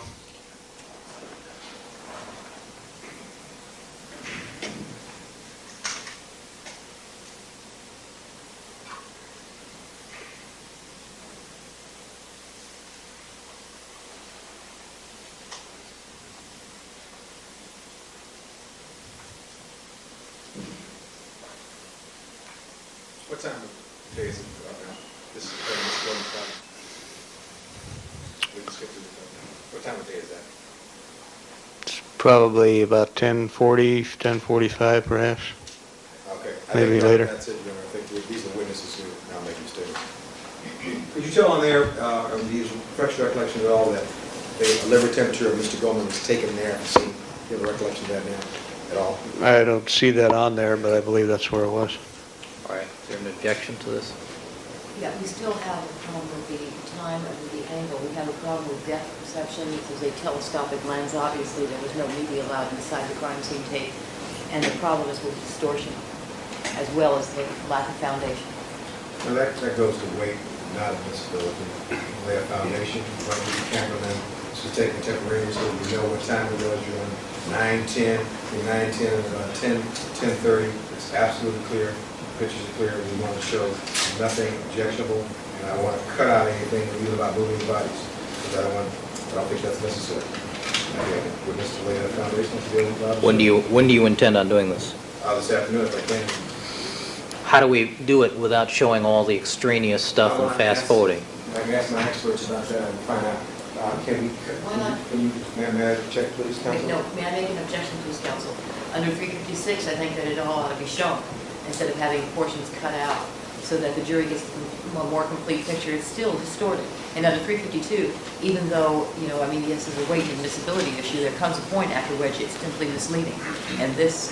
What is misleading about the videotape? Yeah, first of all, we have, as you noted, Your Honor, already, it's clips pasted together.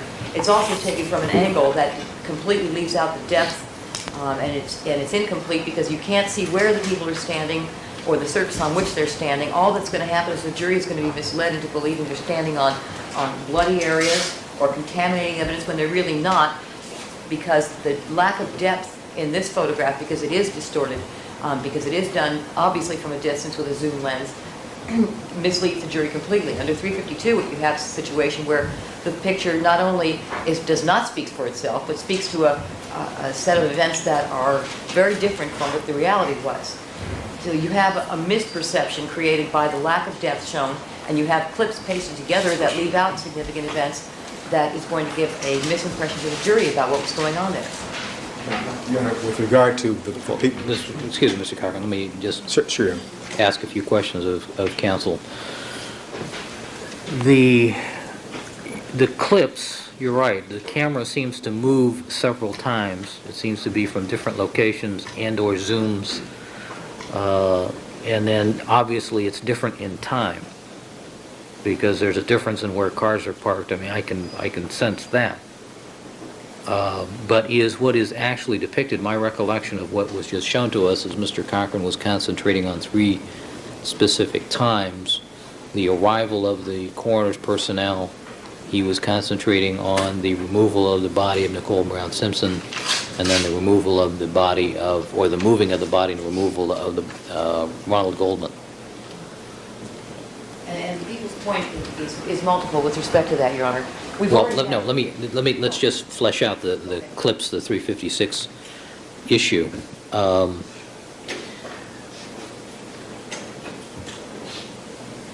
You're saying that you object that it's just clips put together and you would want the whole videotape played under 356? That's one objection that you're making? One objection I'm making is if the court deems this to be admissible, despite people's other objections to it, that at least the entire clip be shown so that everything is placed in context. Right, that would make it the entire shot, not the entire clip. Yes. Right. Is that available, the entire video? Yes, and show, you mean what you just saw there? Yeah, we can show you whatever we got. You want the interviews and everything? No, I mean, I'm asking, is the videotape, is there a continuous videotape, or does it just start and stop? Does the camera person start and stop the video? This is the video that we have, Your Honor. This is not put together from something else. This is one source, you know. This is one source, it's not your montage. This is one source, one video, which you just see here. Or is there anything left out or that's been edited? No. It's obviously been edited.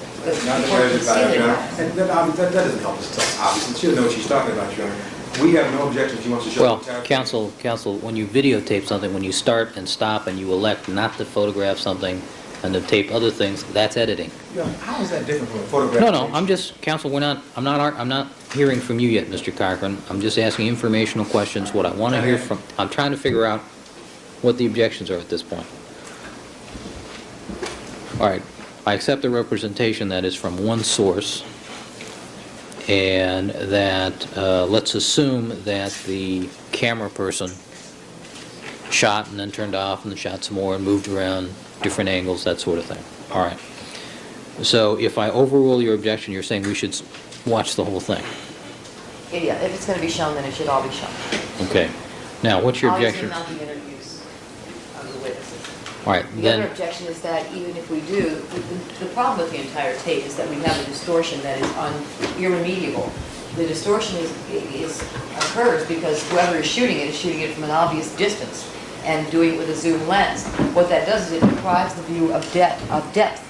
And so what you have is people looking like they're on top of each other, and they're not. It's a small space, but everybody is in a particular place, and it is very misleading to the jury, making it look as though there's a crowding effect that there wasn't. It also is misleading to the jury because it does not depict all of the areas that were free of blood where the people were standing. And so the jury is led to believe, based on what they see with this lack of depth, with this lens, that they are standing in blood that they're not standing in.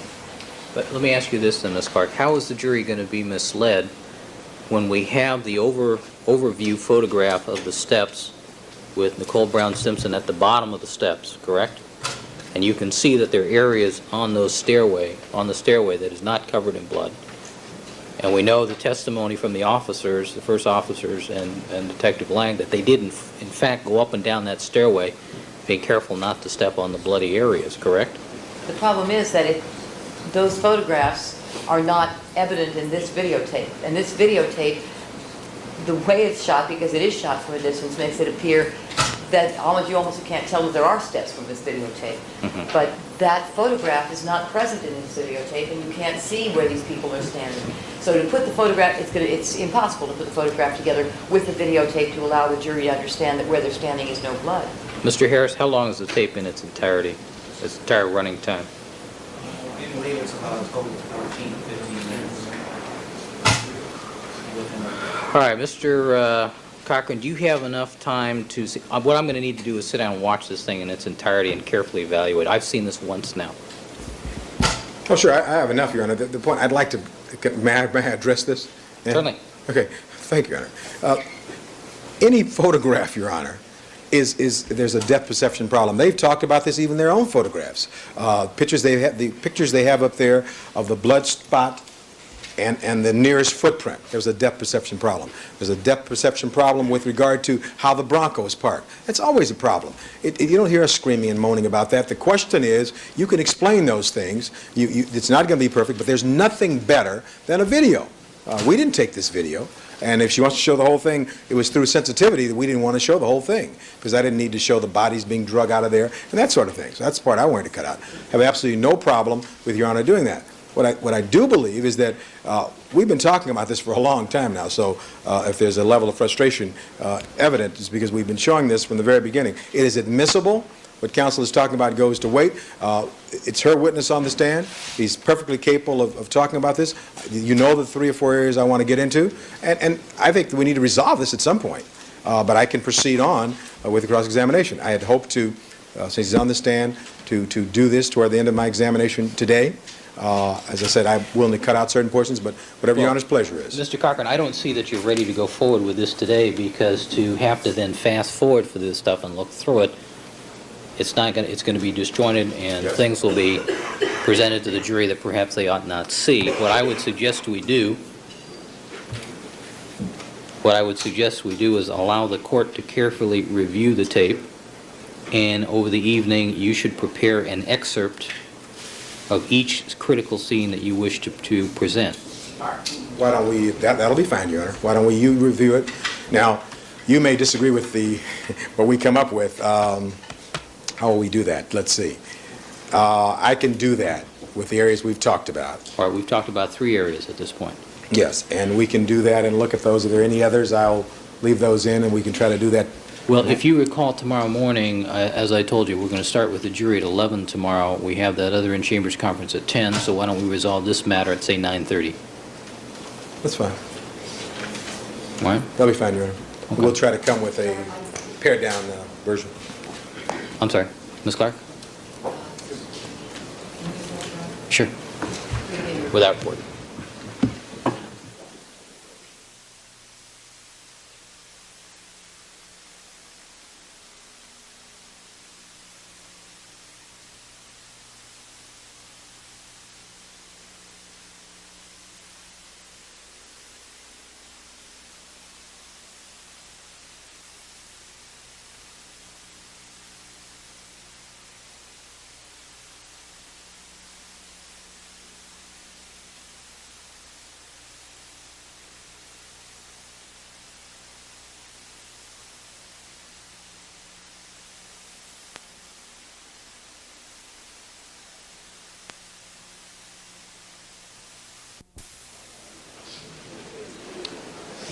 All right, thank you, counsel. I'll get you a copy for you. If possible, I would like to see the tape in its entirety so I can take it home tonight and watch it. Your Honor, this tape that we're watching is already a marked exhibit.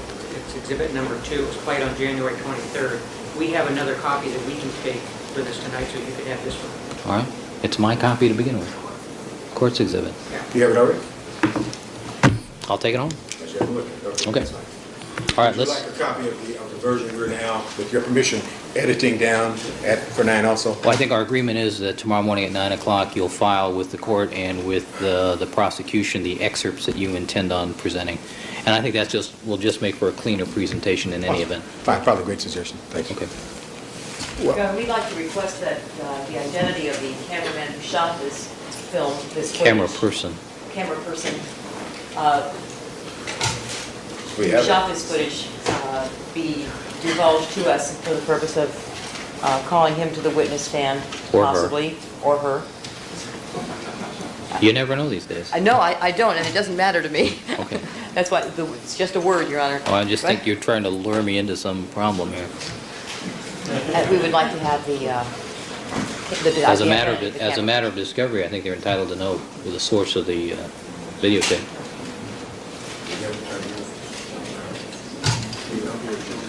Can counsel please tell us? They've got to know now. Let me ask, Mr. Blazier, do you have the identity of the video photographer? I do not personally, Your Honor. I'm not sure that we know that. These are clips that we got, and I'm not sure exactly what the source is. We'll tell them anything we know.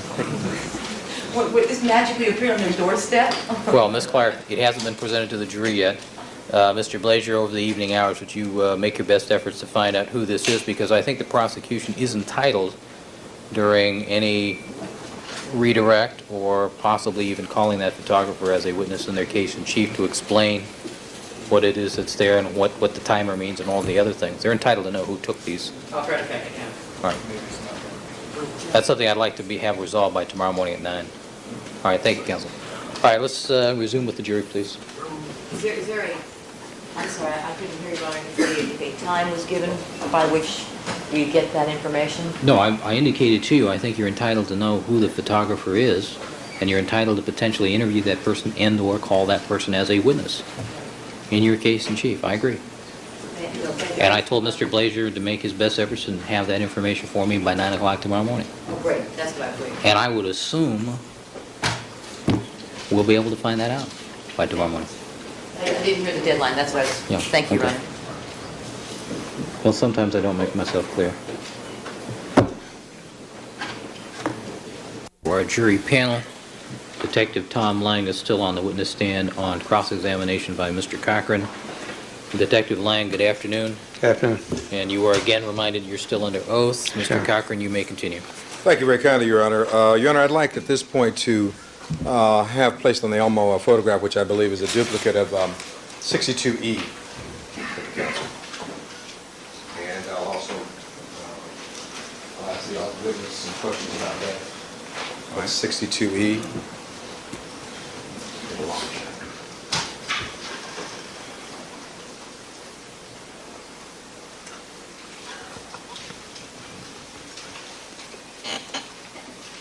Now, can you see that on the on your monitor, Detective Lang? Yes.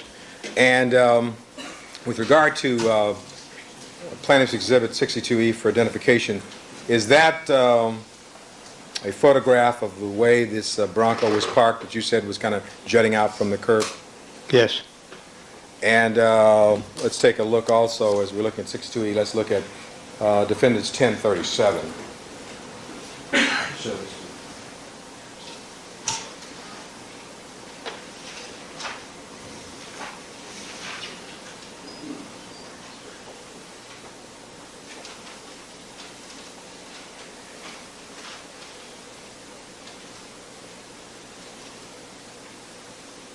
All right, you're marking this next in order 1037, Mr. Cochran? Yes, Your Honor, I'd ask this to be marked as Defendant's 1037, next in All right. order.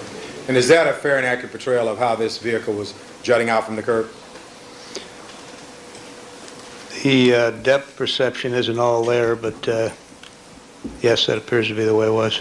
All right, now, when you were at the Rockingham location, you had an officer there or officers there who sought to secure this particular vehicle, isn't that correct?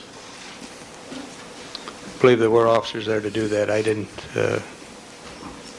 speak with them. All right, and their job, however, was to try and, was one of the officers there Gonzalez and Ashton? I believe Those those were names? the names, yes. And their job was to try to make that vehicle secure until such time as it was to be towed away or impounded or whatever, is that correct? Yes. And I want to bring up and mark as defendants, we'll call this defendants 1038.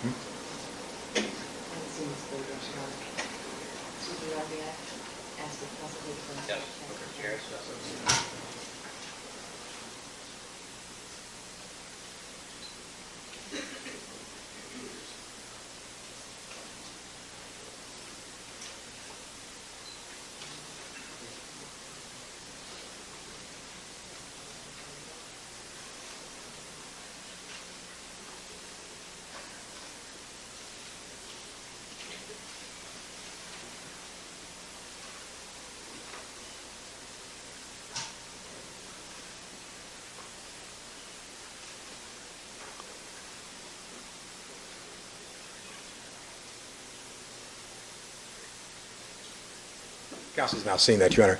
There's no photographs. I don't have a photograph of this. This is D-1038. May we now show it, Your Honor? Do we have the ability to print that? We're going to see.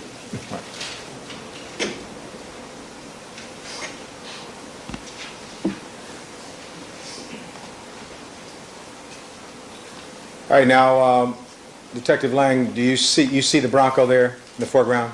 Yes. See a tow truck in the rear part of that photograph? Yes. See that lady standing up close to the vehicle there? Yes. When you had left Rockingham earlier that morning, the officers, Gonzalez and Ashton, were in charge of securing the Bronco and keeping people away from it, were they? I left approximately 6:45 a.m. I'm not clear on whether or not they'd arrived at that time. Well, at some point, you became aware that Phillips had called for them to come over and provide security at some point. Is that correct? I don't recall if Phillips did that. Do you know what time of day that vehicle was towed away ultimately on June 13th? No. Do you have any records that assist you in that? I wasn't at the location. I suppose one could check the impound report. One could do what? One could check the impound report. I wasn't at the location, so I don't know. Could one do that for us right now? One could. Okay, I'll ask one to do that. Is there going to be a hearsay objection on that? I'd like to see first of all what it is he's going to use, and then I'll...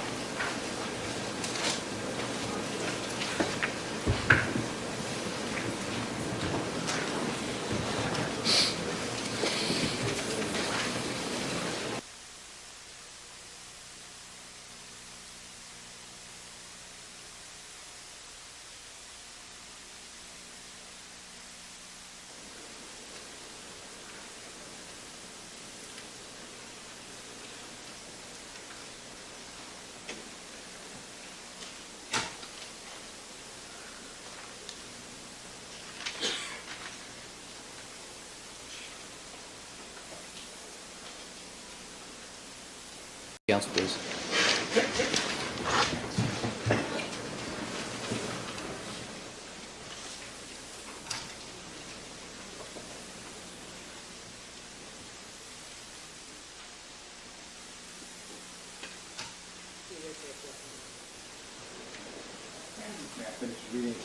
Certainly.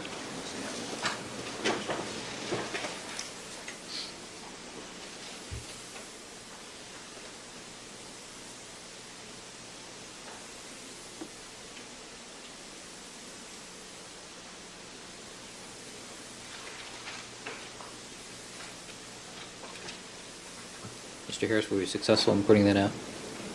Were we successful? Good. Thank you.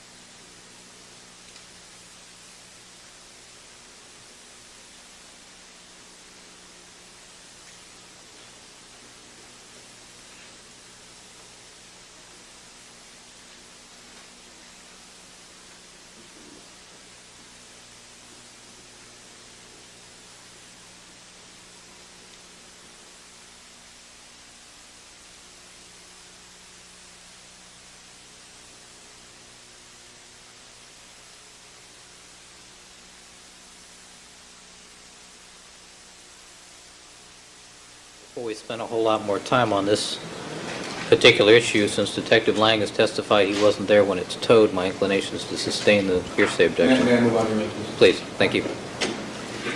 So one other question on that, Detective Lang. When you left to go back over to the Bundy location in the early morning hours, the vehicle was still as depicted in the photographs we've shown the jury. Is that correct? They were still at the location, yes. And although you have some impound reports, you're not the person to tell us what time that vehicle was actually towed. Is that correct? Yes. And looking at the photograph on the board that's now been printed, you can't tell us who that lady is, right? I have no idea. All right, we'll get the appropriate witness on that. Now, with regard to, I'd like to show counsel a document entitled Crime Scene Investigation Checklist, and mark that as defendant's next in order, 1039. Show it to counsel.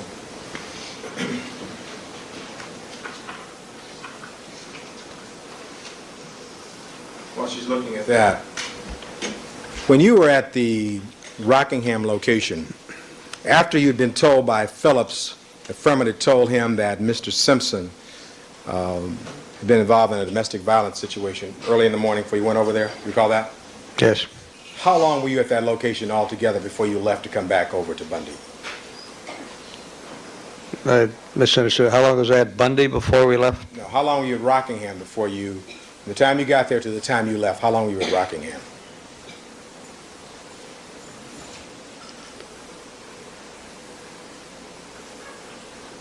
Approximately an hour and 40 minutes. All right, and during this hour and 40-minute period of time, you shared with us some of the events that took place with regard to the notification of the Brown family and other things. You recall that? Yes. And you shared with us, I think, yesterday that at some point, Furman came to you and escorted you out and around the garage side of the Rockingham residence. You recall that? Yes. And were you the first officer so escorted around there? No. Do you remember the sequence of officers, if any, who were escorted around by Furman?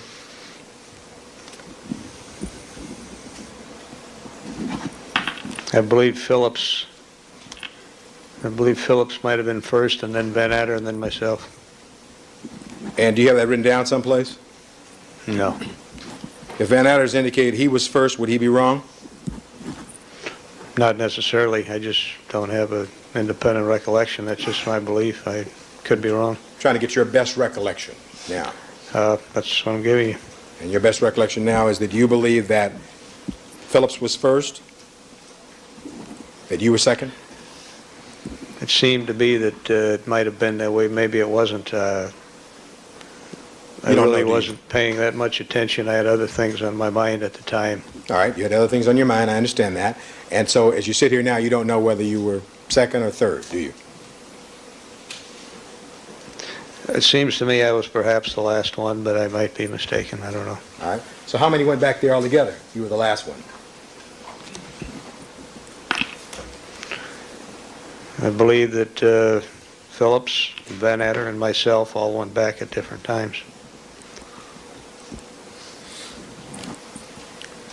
So your present recollection is now that you may have been the third officer in the sequence of three taken back by Furman. Is that right? Again, I believe that's what it was, but perhaps it wasn't. Again, I didn't pay any attention to that. And you have no report that would refresh your recollection on that, right? I wouldn't have a report like that. Now, when you went back to this location, were any photographs taken when you were back there that particular morning? The photographer hadn't arrived when I was there. I left before the photographer arrived. So is the answer no, there were no photographs taken? That's correct. And you described the area as, what time was it that you were taken back there by Furman? Approximately 6:25, perhaps. I don't know exactly. And was the sun up by that time?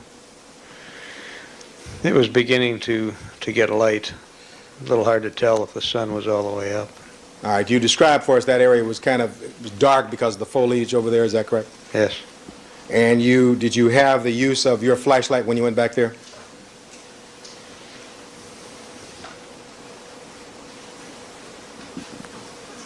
I don't recall if I had my flashlight or not. How close did you get to the location the defendant was taking you to? To the glove? Yes. Approximately, perhaps 6 feet. And you never got any closer than that? No, I took one look and returned to the front of the house. You never touched the glove that morning? No. In one of the photographs, there's a stick that was somewhere around the location. We saw it briefly yesterday. I'm not sure it was marked. You remember seeing that stick, a stick somewhere out in and around Rockingham that morning? Yes. Where was this stick? There was a piece of splintered wood, if that's what you're referring to, white in color. It was located on the parkway adjacent to the Bronco. And was this stick ultimately booked into evidence? Yes. By whom, if you know? I wasn't there when it was collected, I'm assuming Fung. And I believe yesterday we showed some photographs that had some kind of a blue object on the other side of the fence. Do you remember seeing that blue object at all? On the other side of the fence, to the right of the fence at Rockingham? I didn't recall seeing any blue object when I was there. And did you see a photograph yesterday that had such a blue object? I may have seen a photograph. Does that refresh your recollection at all? Perhaps if you showed it to me. I'll mark this as defendant's next in order, Your Honor. I'll show it to counsel. D 1040. 1040. And I'll mark the stick as D 1041. Show them both to counsel.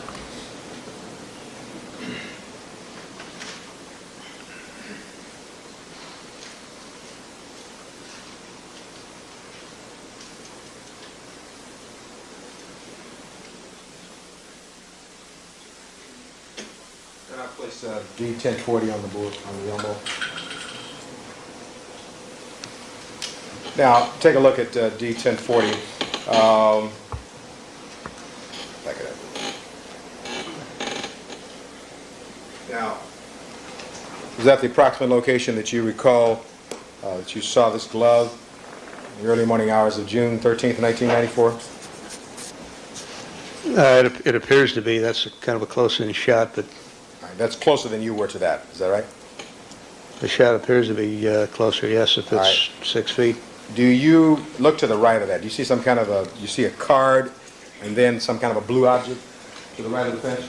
Yes. Do you remember seeing that morning? No, I don't. And so that we're clear, can you look at the board for a minute? Look at the big screen. That area in there is the area that appears to be the blue, kind of blue package or whatever. Yes. All right, and then here's some kind of evidence card, is that correct? Can you see that? Yeah, appears to be an evidence card, yes. All right, so at some point that blue container was booked, is that correct? I believe so. I wasn't there, but I believe it was. All right. Now, with regard to this this glove at that location, do you check? Are we able to find out whether there's any blood or any blood spots around that glove that's indicated in this last exhibit, D40, 1040? Rather? I wouldn't have checked that. That would have been done by the criminalist. All right. Do you know if the criminals did that? I wasn't there. All right. Do you know any of the reports, as you're the lead investigator in this case, whether or not there are any blood droplets or anything like that in and around this area where this this glove was allegedly found? I don't believe there are. All right. What about on the fence? Have you found any blood spots or anything? Any smears on this fence to the right of where that glove was allegedly found? I'm not aware of any. All right. You're the investigator, right? Still? I am the investigator at Bundy. We had a bifurcation. Detective Van Adder took Rockingham, and I took Bundy as a crime scene. But, I mean, I presume in this case, both Bundy and Rockingham are part of this case now. Isn't that correct? Certainly. And you're one of the investigators. You know what took place at both places, don't you? I am not as familiar with Rockingham as Bundy because I investigated Bundy and my partner investigated Rockingham. All right. Will Detective Van Adder favor us with his appearance before too long? I don't know. All right. But as far as you know, there's no blood on that fence, right? As far as I know, that's correct. All right, no blood back in this area, this walkway area, right? I didn't observe any. And Van Adder's still your partner in this case, the co-lead investigators, right? That's correct. All right. Now, with regard to 1041, Your Honor, I'd like to move that up there. This is, I want to ask you whether or not this is the stick that you described out on the parkway? Piece of the splintered wood that I observed in the parkway, yes. All right, well, you want to call it splintered wood? Okay. The splintered wood, where did you find this splintered wood on the parkway? That was the parkway north of the Rockingham Gate and adjacent to the Bronco. I guess it would be east of the Bronco. And that, because of that LAPD ruler there, or whatever was that was taken, a photograph taken by the LAPD, right? Yes, And this splintered wood was booked into evidence, was it not? I believe so. Were any tests run on that splintered wood? I believe so. Was it negative for blood, or do you know? I believe it was negative for blood as well as prints. Negative for blood and prints? I believe so. By the way, this morning when I was talking to you about these Reebok tennis shoes, you told us that you had these Reebok tennis shoes tested for blood on them. Remember that? Yes. There's no blood on those tennis shoes, was there? No. You have a report to that effect? No. When it's negative for blood, they don't write a report. Is that what happens? When it's negative for a phenol, that's correct. Presumptive test. All right. You still have those shoes, do you? In police custody? I believe they're in evidence. Now,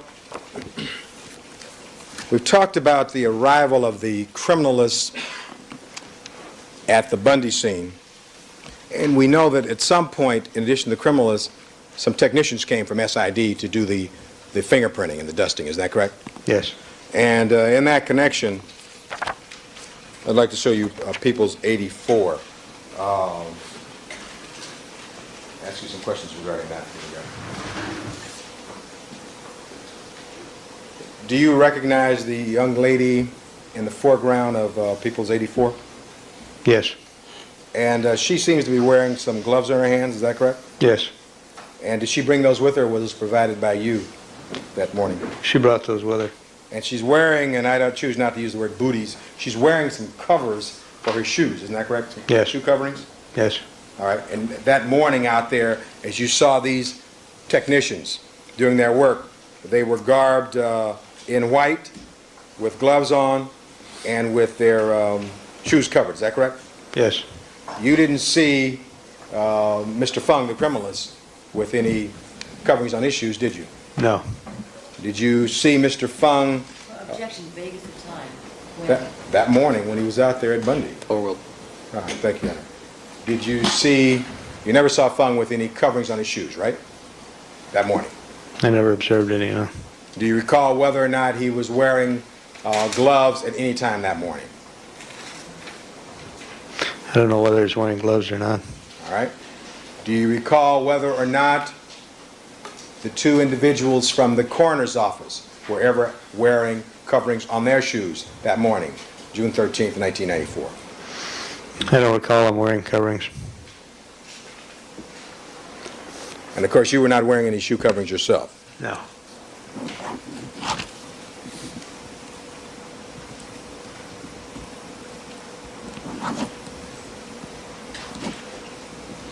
You ever remember seeing Detective Phillips with any shoe coverings that morning? No. Was he wearing gloves at any time that morning?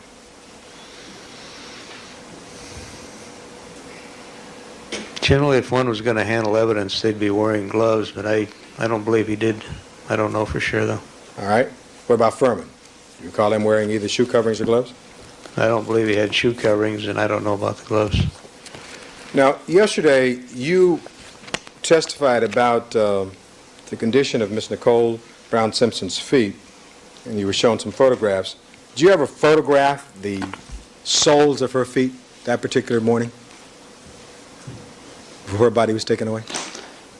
I don't believe there's a direct shot of the soles. Did you ever walk around and look at the soles of her feet? Yes.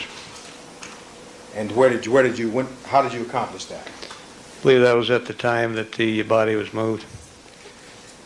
And with regard to her leg, and I'm referring now to defendant's, strike that, plaintiff's 80. I'll put it all in there. Plaintiff's 80.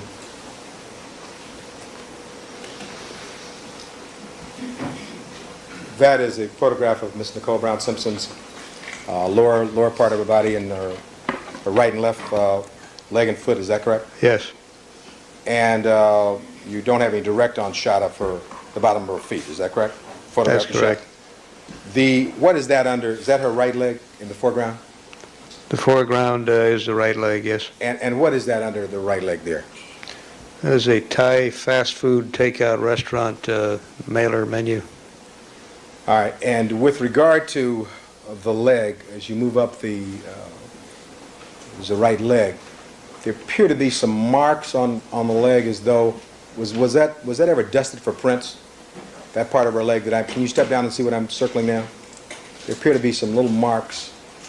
The leg On the- dusted for prints? On the right leg. Was anything dusted in that area? Or On any the body marks? itself? Yes, on the body. No. Not at all? No. All right. So that when that body was taken to the coroner's office, you saw it on the next day, do you know whether or not the criminalist, Mahaney or anyone else, did anything with regard to what appears to be some spots on the right leg there? I believe there was blood removed by the criminalist from the leg. And what criminalist was that? That would have been Mahaney. McCain? Mahaney. And do you have a report for that? I believe so. Can you find that? Maybe look at it? Yes.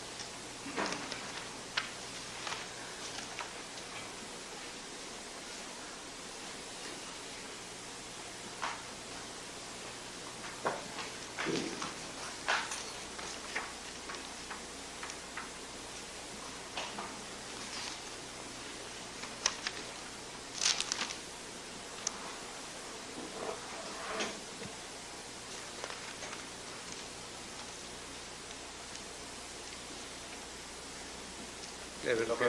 May I approach her? Yes.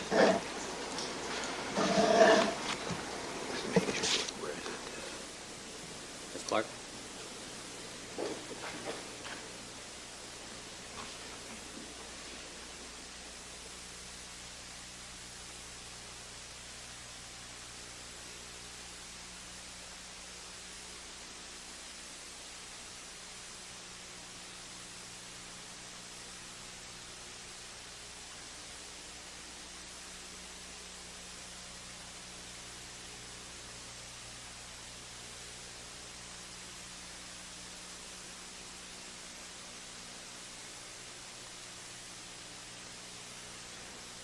Microphone there.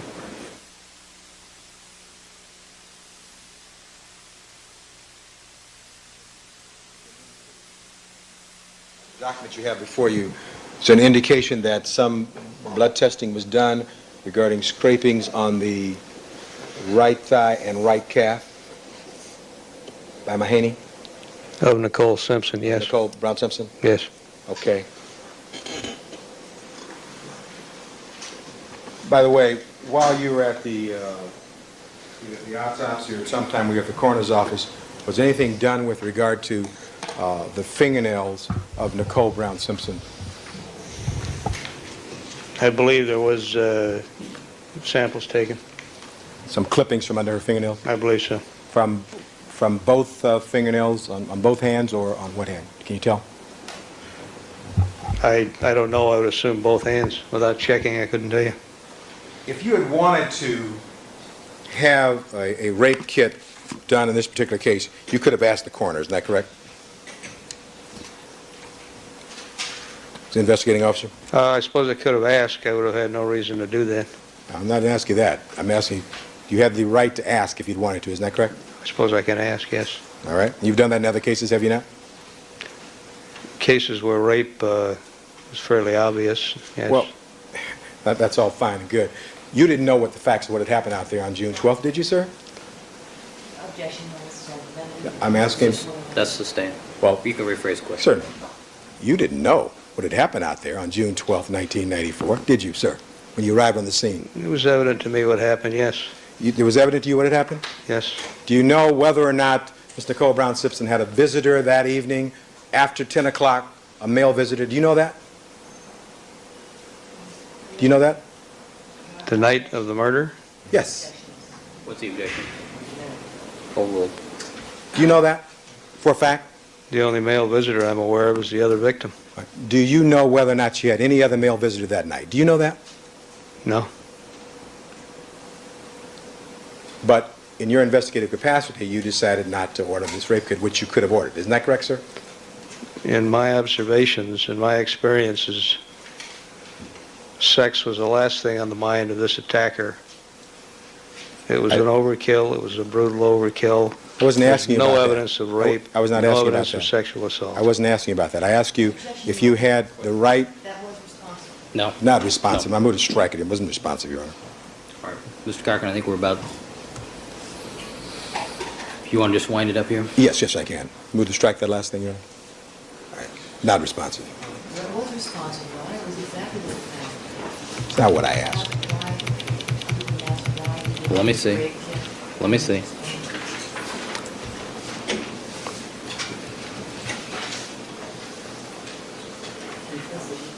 All right. Overruled. Proceed. All right.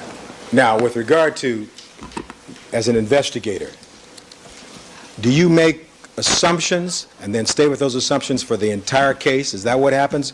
You figure out and look in your crystal ball of what happened and make your determination and discount everything else? Is that what happens, sir, as an experienced No. investigator? Certainly not. All right. I didn't think so. And with regard to, for instance, these stomach You're going to contents. have to speak up a little louder. Is that an argumentative objection? Yes. All right. Mr. Cochran, we're right about there. Okay, Your Honor, thank you. With regard to these stomach contents, they would have been very helpful in this case for this jury in determining time of death. Isn't that correct?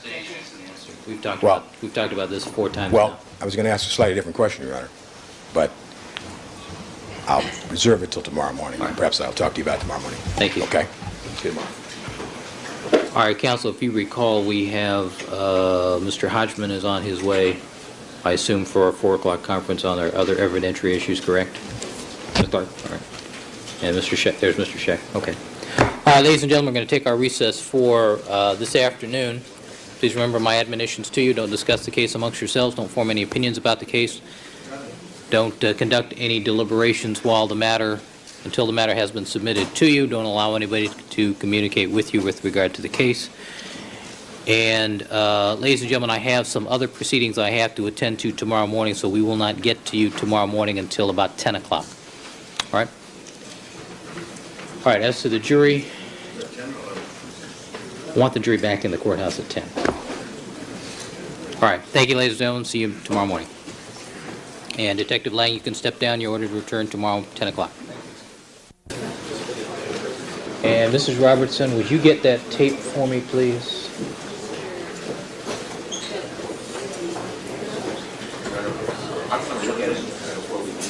Quiet, please.